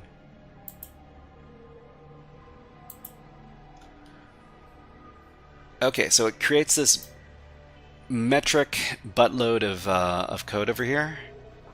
So the chain is indeed prepended. So PHP filter.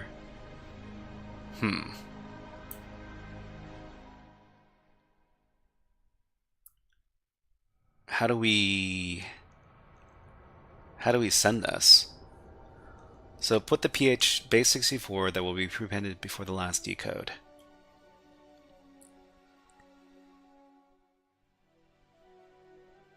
Okay, so we ran the command. We got all this stuff right here. So do we just include this entire thing?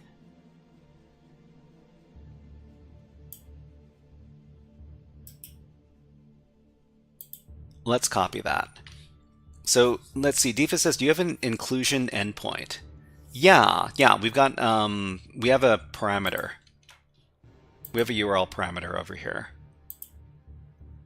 So page equals, and then paste in the big, oh man, send that thing, and then we get an OK. Well, I mean, it doesn't actually give us anything. Hold on, just need to make sure that this is, so this is index.php.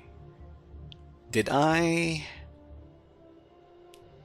This is supposed to render out PHP myinfo.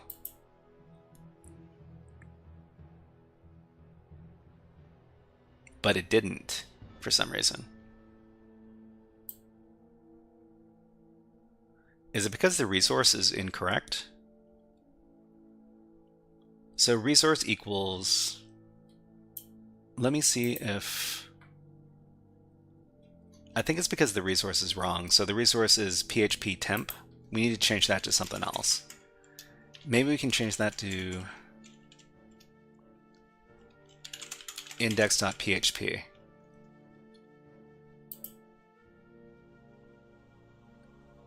Okay, that wasn't it. How about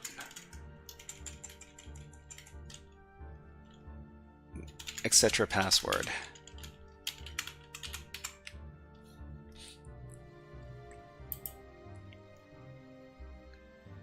Okay, so this doesn't seem to be working. Let's put that all into the parameter. Oh man. Do I need to...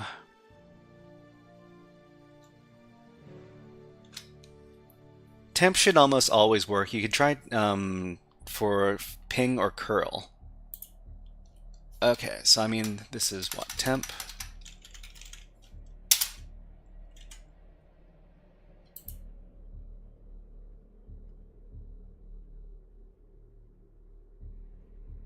Did that not go through?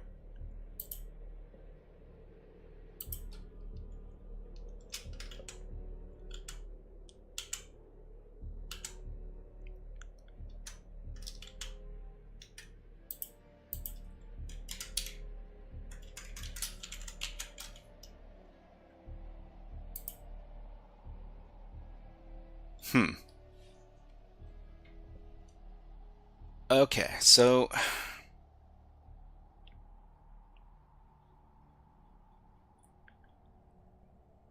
we can try something else. What did we include? I mean, we're just trying to use this little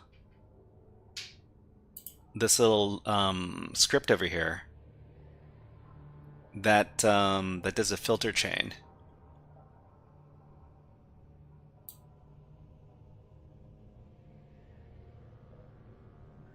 Oh no, we do have file inclusion. We do have file inclusion. We're able to get file inclusion over here.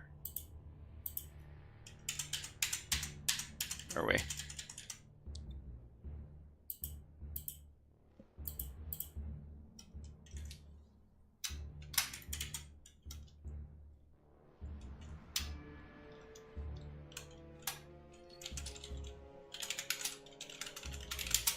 Yeah, so local file inclusion has been confirmed. We're just trying to figure out if we can read other files using using the filter chain.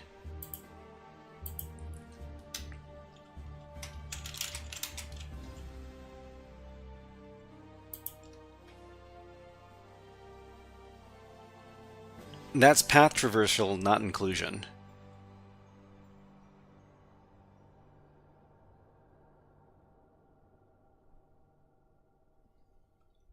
Wait, usually isn't this how you do it though? Okay, I mean I might be wrong.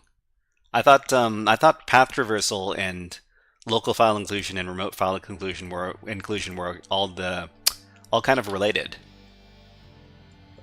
Inclusion would execute PHP. Okay, so I mean,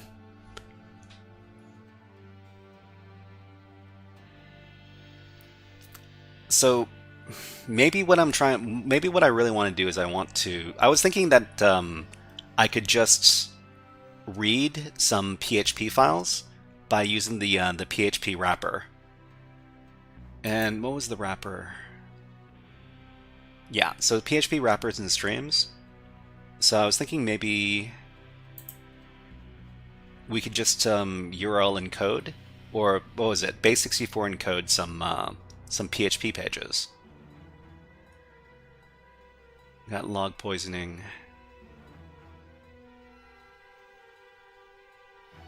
If you include the index.php or any PHP on the site, what happens? So I'm pretty sure it doesn't return. So I'm pretty sure that, where are we? So if we just, this should be at var www.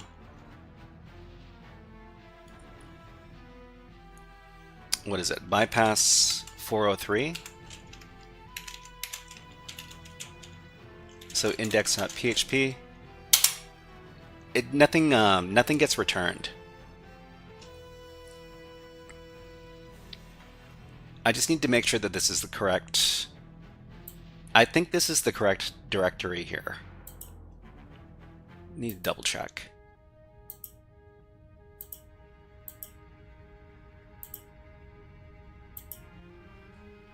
Yeah, so we should replace this file var www bypass 403 pw / index.php. So this is... I'm guessing that this should be a PHP page.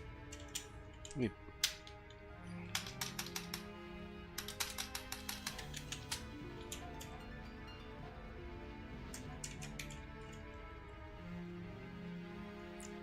What would normally show after pages? So after pages, well, I'm not entirely sure.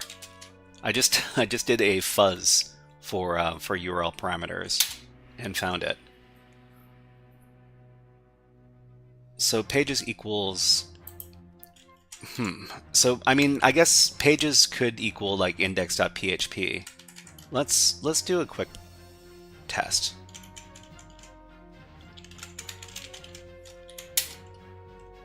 So nothing happens if you send... Or is it index, maybe? No, nothing happens. So, I mean, I'm guessing...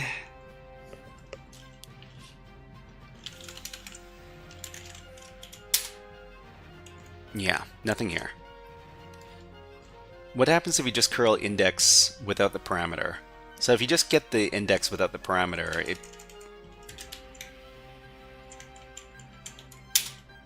it gives you a... I mean, this is the contents of index.php, I'm pretty sure. So we can... Yeah, this is index.php. So I'm pretty sure that if you just go to the landing page, it gives you the same content.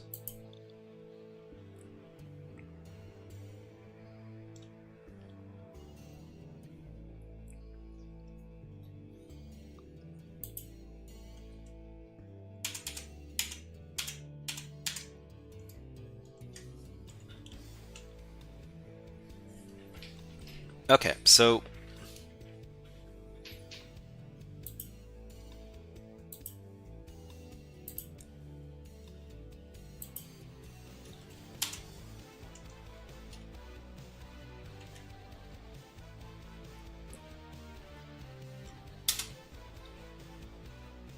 there's nothing. There are no other real endpoints on the website that we were able to find.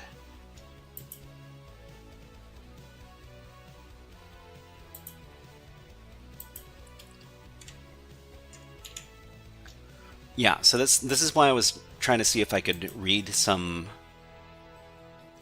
PHP pages using a wrapper. So the filter, let's see. I'm looking specifically for something like a PHP base64 wrapper.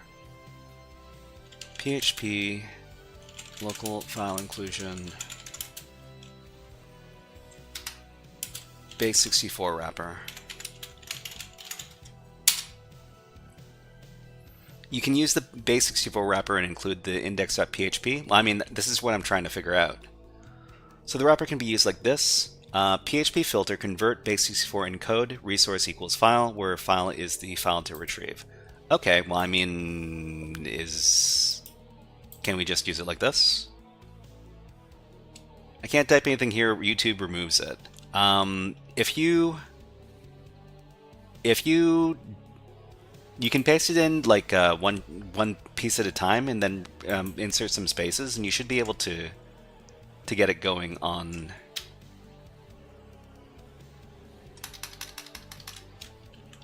YouTube. So convert, let's see, resource equals file. So index.php. Okay, so we managed to get index.php. So if this is index.php, we just need to convert it back. But replace it with the index.php path. encode. This is, I mean, I'm pretty sure this is. Oh, I don't know much how much longer I'm going to be able to keep streaming this, but we'll try as much as we can. Okay, so nano, I don't know, index.b64, paste it in, save it out. So base64 decode index.b64. Okay, so where is the actual PHP page? So the PHP is this. Challenge.php. Okay. So there's a challenge.php page. How was this not picked up? Is challenge not part of the regular word list? Remote file inclusion. Well, you look at that. Expected refer is going to be yeah.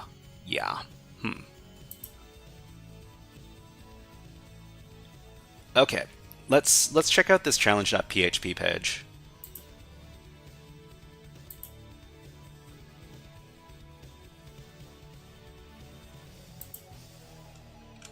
Include file. Look for upload.php. Upload.php. Hold on.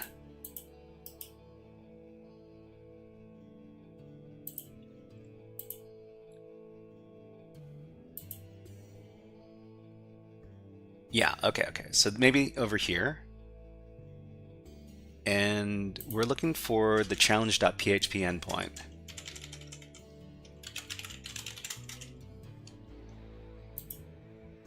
Not found. Okay, let's take a closer look at that code. So vulnerability LFI. Okay, so this is still... Everything up until here is PHP. Let's take a closer look. Maybe the box is a little bit more real life. Yeah, so the refer header was the first part of the box. The first part of the box was trying to figure out how to bypass the 403 forbidden messages. Okay, so let's take a look at, let's do a PHP online.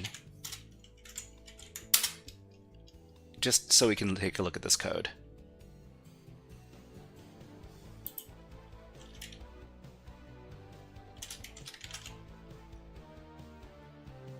Can we make this bigger? Or can we make this smaller?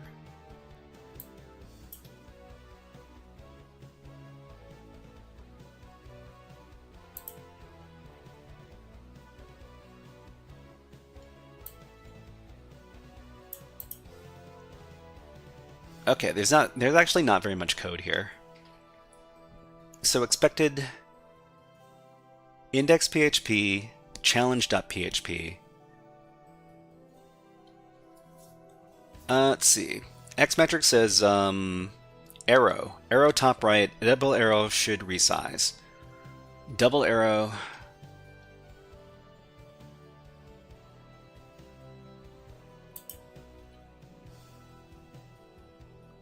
I mean, this should be okay. So refer expected refer, refer expected refer, otherwise it'll give you a 403 forbidden. Hold on, let me change up my music.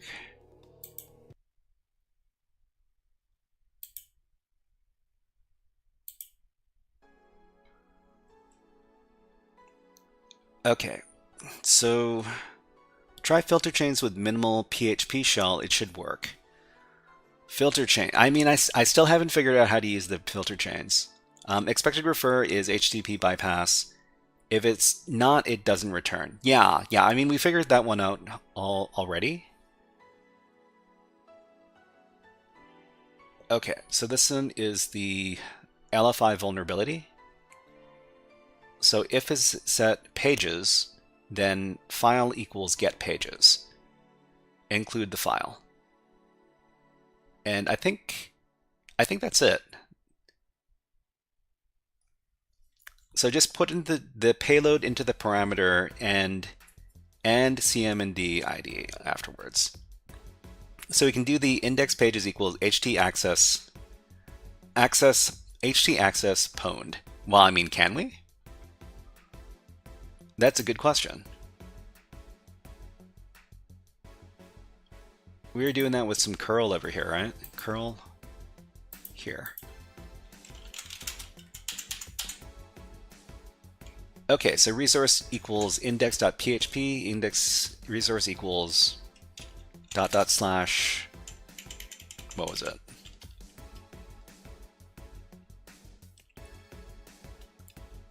.ht access. It doesn't look like there's a .ht access. So where else is there a web page? We could read any PHP page. The problem is that we can't. I mean, there's only one PHP page. The other problem is, what is this challenge.php supposed to be referring to?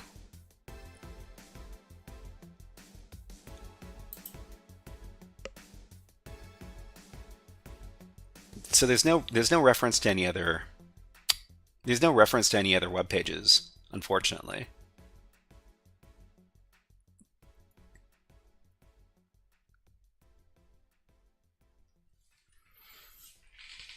So Xmetric says, how far can we traverse given the PHP user isolation? Extra password, doubtful. I mean, but boxes are not always real world. I mean, it's literally says it's vulnerable to LFI, so it's very obvious what to do. Okay, Divas, let me pay attention to what you've been saying because I haven't been paying close enough attention to chat. 101, what a letdown. B sizzles. What are we talking about? I'm not too sure. Okay, so try filter chains with a minimal PHP shell. Filter chains with a minimal. So where are the filter? So I've got this filter chain generator over here, and we just need to figure out how to get this working.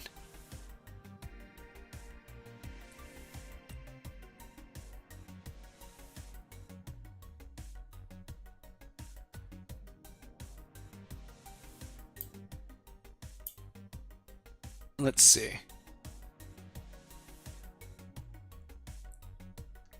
So Defa says, replace all the PHP info stuff at the end with a minimal PHP web shell. Okay, well, I mean, when you say minimal PHP web shell, we're talking about this thing from Rev Shells, right?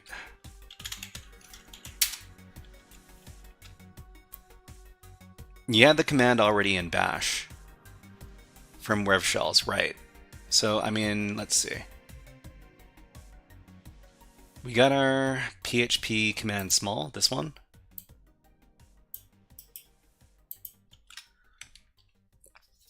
Yeah, that kind of thing, Xmetric. Okay, so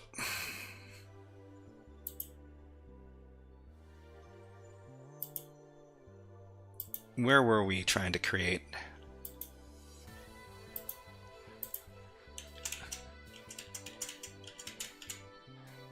I keep on forgetting where it is.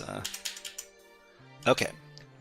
So PHP filter, chain equals PHP info. But this time it's not going to be PHP info, it's going to be this.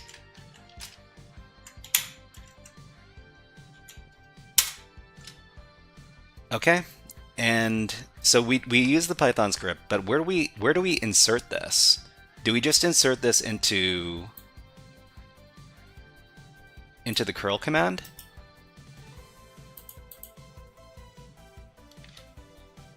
What's the stuff at the, okay, so the stuff at the end there, they said inside of the documentation that you should put in some spaces. I'm not sure if it's actually required or not. Okay, but this is the payload here.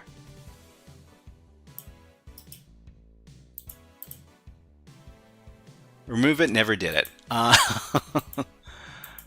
Okay, well, I mean, if we got...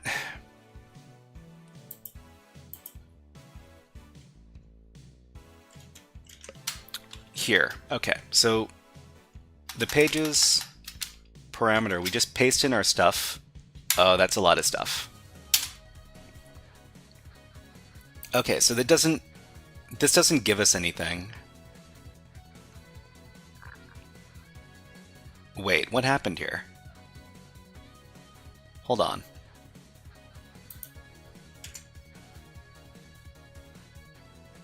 Oh, no.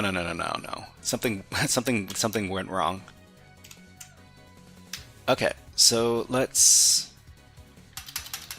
So there's something weird in that output. You need to decode.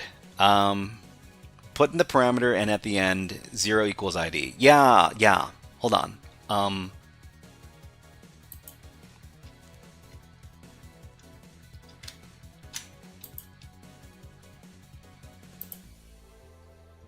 Something went wrong with this when I tried to paste in the input here.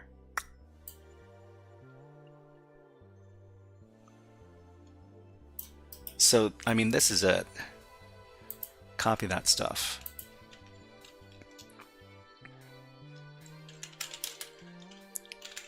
Just a second, just need to make sure that this is all in the same line. Okay?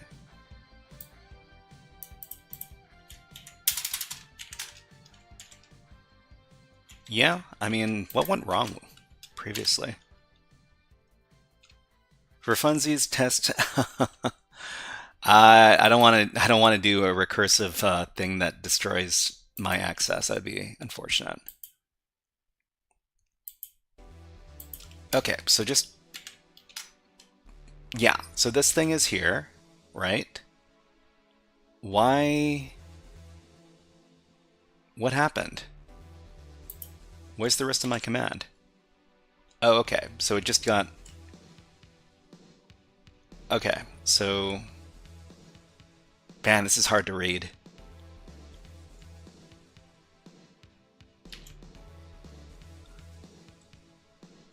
Okay, and 0 equals ID.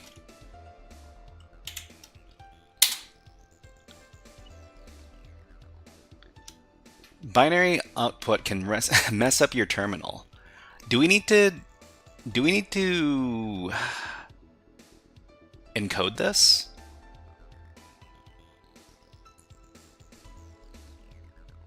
Use -- output to tell curl to output it to your terminal anyways, or consider outputting to a file. Okay, let's do -- output.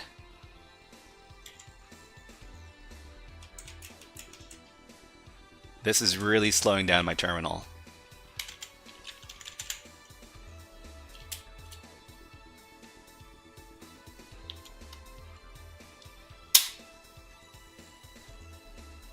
Okay, so you don't have permission to access this resource. How come it's doing this again?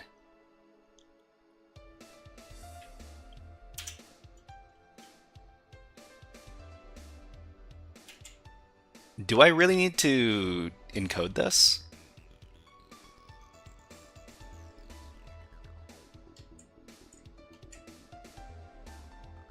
Try it in a browser like a normal dude. I mean, the output has a dash after it. Oh, output dash, right, okay. Sorry, I haven't used this before. We can't put this in our web browser like a normal dude because we have to supply a custom header, and the custom header doesn't play very well with regular web browsers. Larvine, hello, nice to see you here. Okay, so we got... Yeah, so it worked. Great. It worked. Awesome. TBH, instead of pasting the filter output into the command, you should probably do... Yeah, we should probably do something a little bit more clever. But yeah, we managed to get our web shell. When we got a web shell. Okay, so now that we've got a web shell, we can probably upload a reverse shell or something. Bash variables for the win. Yeah, for sure. But, okay. Which terminal, which tab are we using? Okay. So let's set up our shell access over here. We'll do rlwrap and then 443. We'll set up our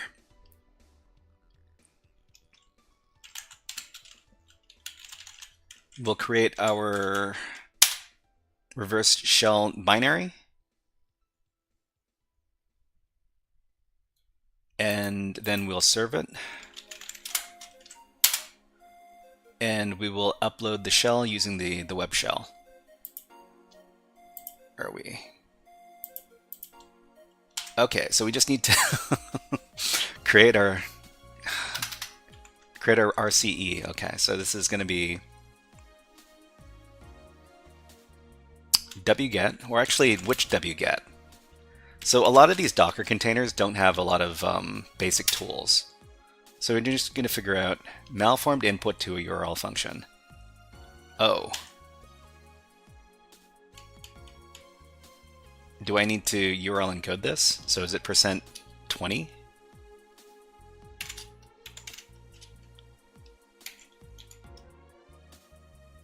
Stasix, you want to do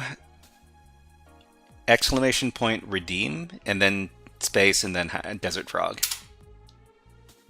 Okay, so there's no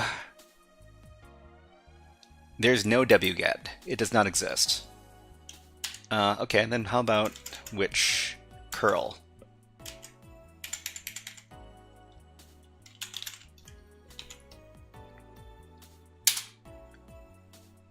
There is no curl. There's no curl? Okay, I'm gonna check to see if there's netcat. Which netcat?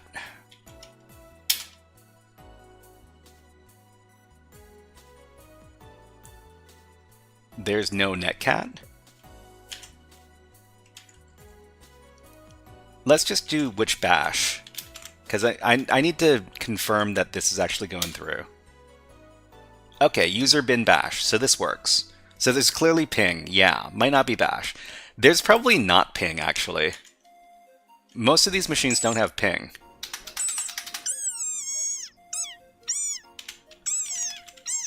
Thank you very much, Stasix, for redeeming the Desert Frog. Yeah, there's no ping on this device. Might not be bash. Well, I mean, there is bash, but there's no netcat, there's no curl, there's no wget. What a brutal world, yeah. So we need to figure out, I mean, we have PHP for sure. So we need to figure out if we can use like a PHP command to upload our reverse shell file. There's definitely PHP. LSLA user bin get file contents. Yeah, so there's PHP. We need to find some yeah, this is a good question. Is there Python? It's probably going to be referenced as Python 3 if it's there. There's no Python 3. Let's see if there's Python. There's no Python. And last thing we check if there's Python 2. Yeah, there's no 2.7. I mean, usually Python 2 is going to be a link to Python 2.7, but yeah. So there's probably no Python. It's pretty common on these boxes. Okay, so what do we use to upload this thing then? Okay, so a PHP, like a PHP one-liner upload command.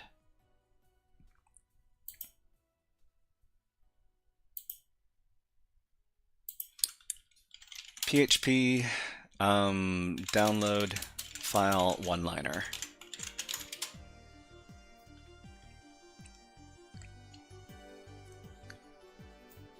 So Python curl, etc. should be in the user bin. That's why you can get the directory listing and see which utils were there. So you can ls the entire system, like tree output, then rfi that output txt. Easier to browse that way. True. If I was if I was a smarter person, I'd probably, let's see, simple backdoor one-liner PHP. Well, I mean, one-liner.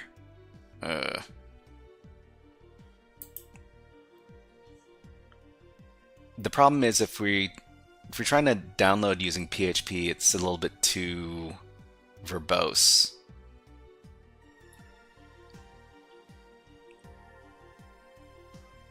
One-liner hype. I mean, if there was a one-liner, I'd be. There was a one-liner available, that'd be really happy, but not the case.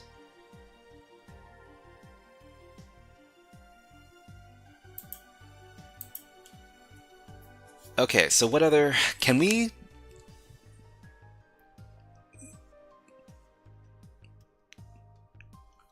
There's no netcat on the system either.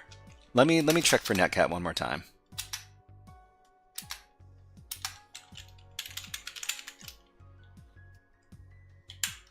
If you can use a one-liner, then you're a much happier person than if you don't.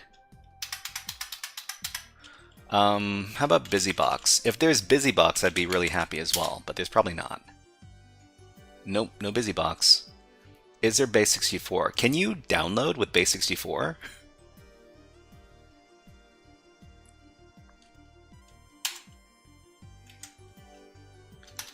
I mean, it's almost guaranteed that there's base64 in the system.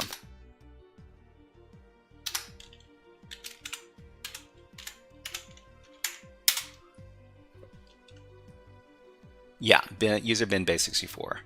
You can decode with base64. You can decode with base64? I mean, we could decode and we could...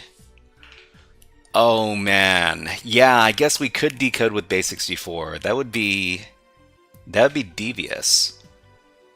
But the payload would be really big. I mean, we're trying to send over like this reverse shell file over here. If we base64 encode it,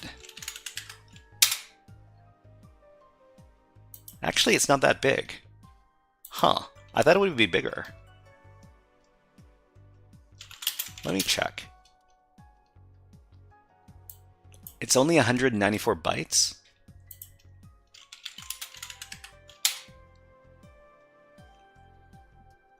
Yeah, I mean, this seems kind of feasible now. Smaller if you minify. I mean, this is already it's not that big. I mean, the only question is, do we need to URL encode these characters? So there's a slash, and there's an equal sign. So is this going to get mangled if we try to send it over?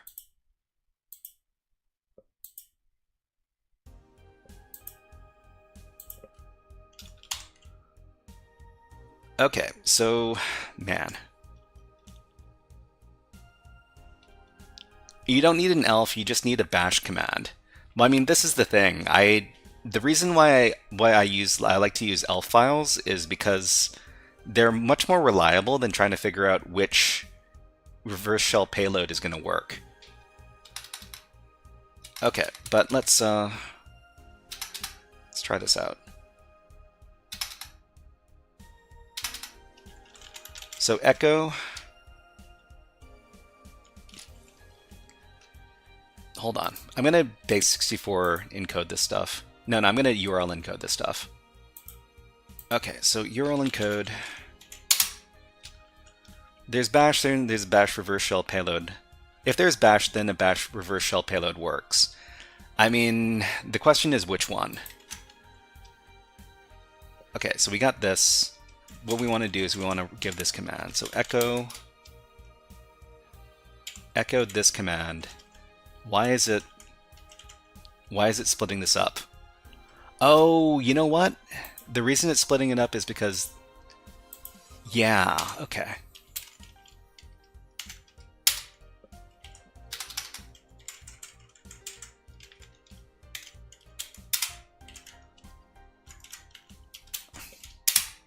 Yeah, okay, okay. So the reason why it's split up is because the base64 command will add line breaks automatically after the string becomes a certain length. In order to disable that, you can give this little argument here. Okay, so there you go. Gonna craft it up here.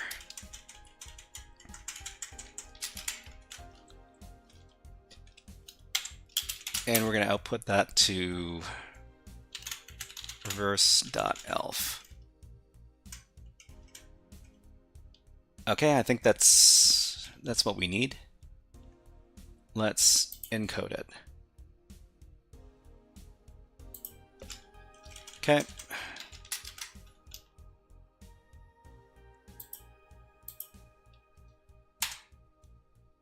Oh, we're supposed to do it from here.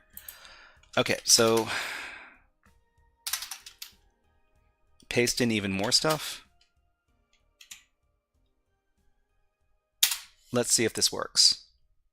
Okay, so we gave that command.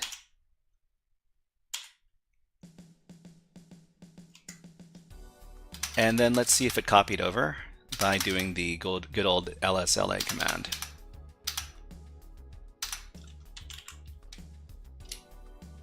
Oh, you know what? We need to we need to encode that as well. Let's see, %20.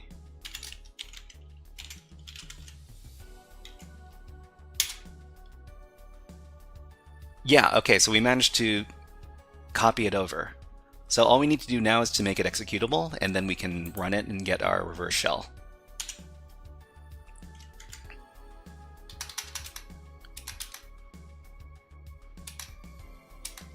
So it's chmod %2b.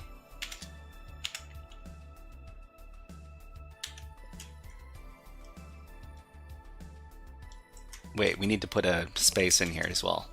So %20, %2b x, and then another space, and then reverse dot elf.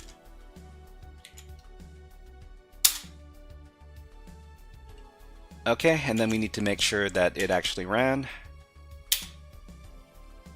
It's executable now, so we just need to run the command.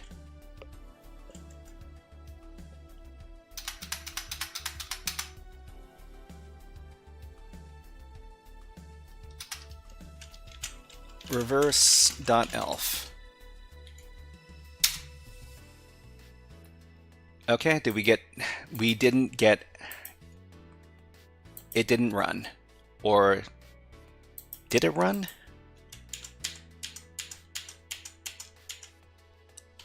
So this is what we ran for to create the file.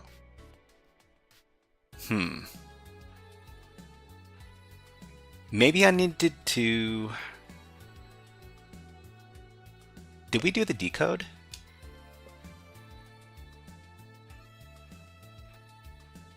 Wait. I think I might have forgotten to do the decode. In which case it wouldn't have worked. Hold on.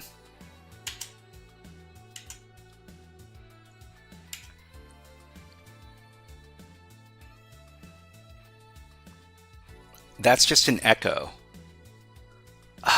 Oh, man. Yeah, okay. Hold on. I forgot to decode it from base64. Yeah, that's a big problem. Okay, let's... as soon as I get a shell on this box, I'm gonna end the stream because I'm way past my limit. Okay, so over here, so echo out this thing. Then we need to pipe it into base64 decode. Pipe base64 decode. Redirect output into reverse.elf. Yeah, so I forgot to do this one thing. Let's encode that.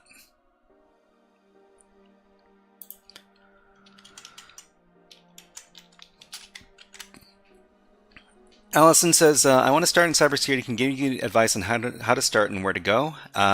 Kay, thank you so much. Hello, Allison Kay. Allison Kay, let me know what you already know, where you're starting from. If I know a little bit about your background, then I can better give you advice. YouTube allows you to stream 24/7. Red Bull can help. Yeah, no.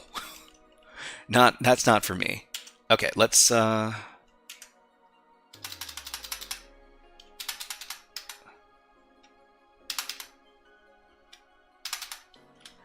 paste in our payload. Okay, this creates the ELF file. And then we will run the chmod command. Then we will run the binary.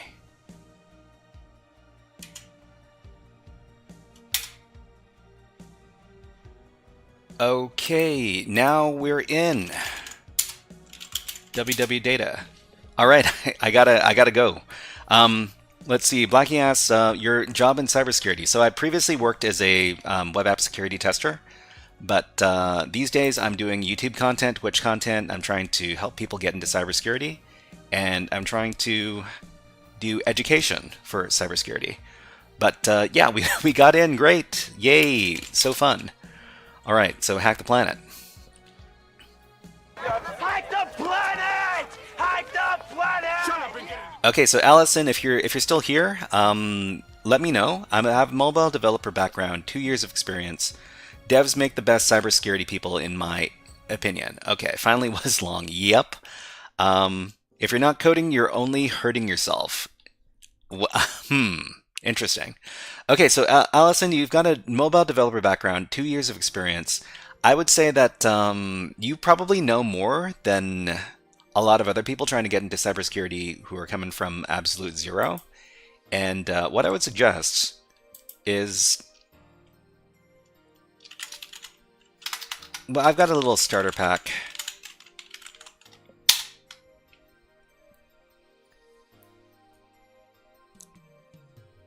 Is it React Native Mobile? I'm not sure.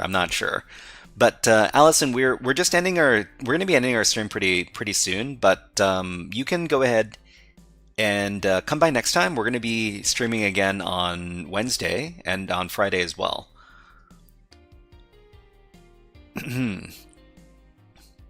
Are you still learning? If you code on a coding challenge, then give up and ask ChatGPT after hours of trying.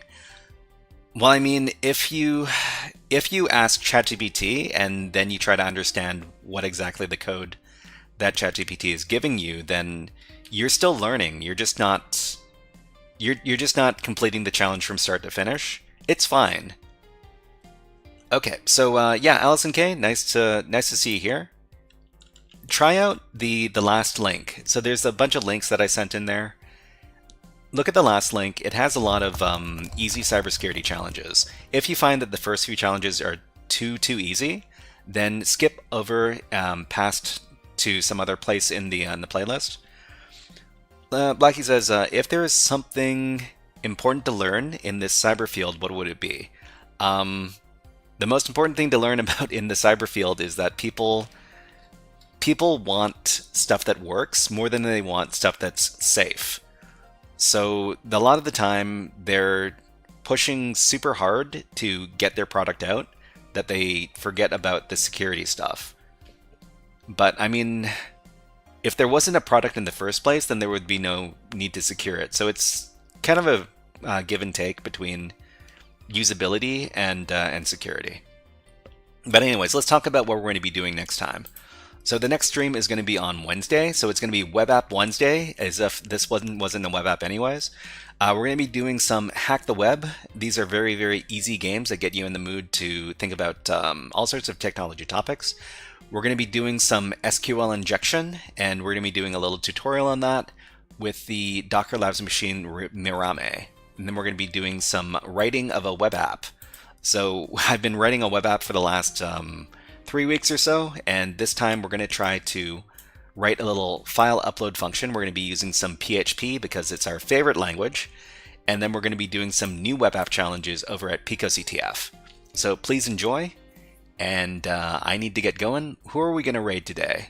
So let's go over to Twitch, and oh no, wait, we should be going over to InfoSec streamers, because that's where you can find all of your cool InfoSec people. Looks like there are no InfoSec people, so we get to choose which cool Twitch streamer that we're going to be raiding into. Let me take a look. Okay, it looks like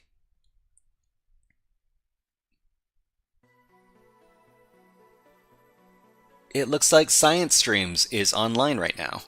So Science Streams is a cool science-related streamer. They're usually doing stuff on dinosaurs and other cool animals, and they're always talking about science. Let's go ahead and start the raid over there.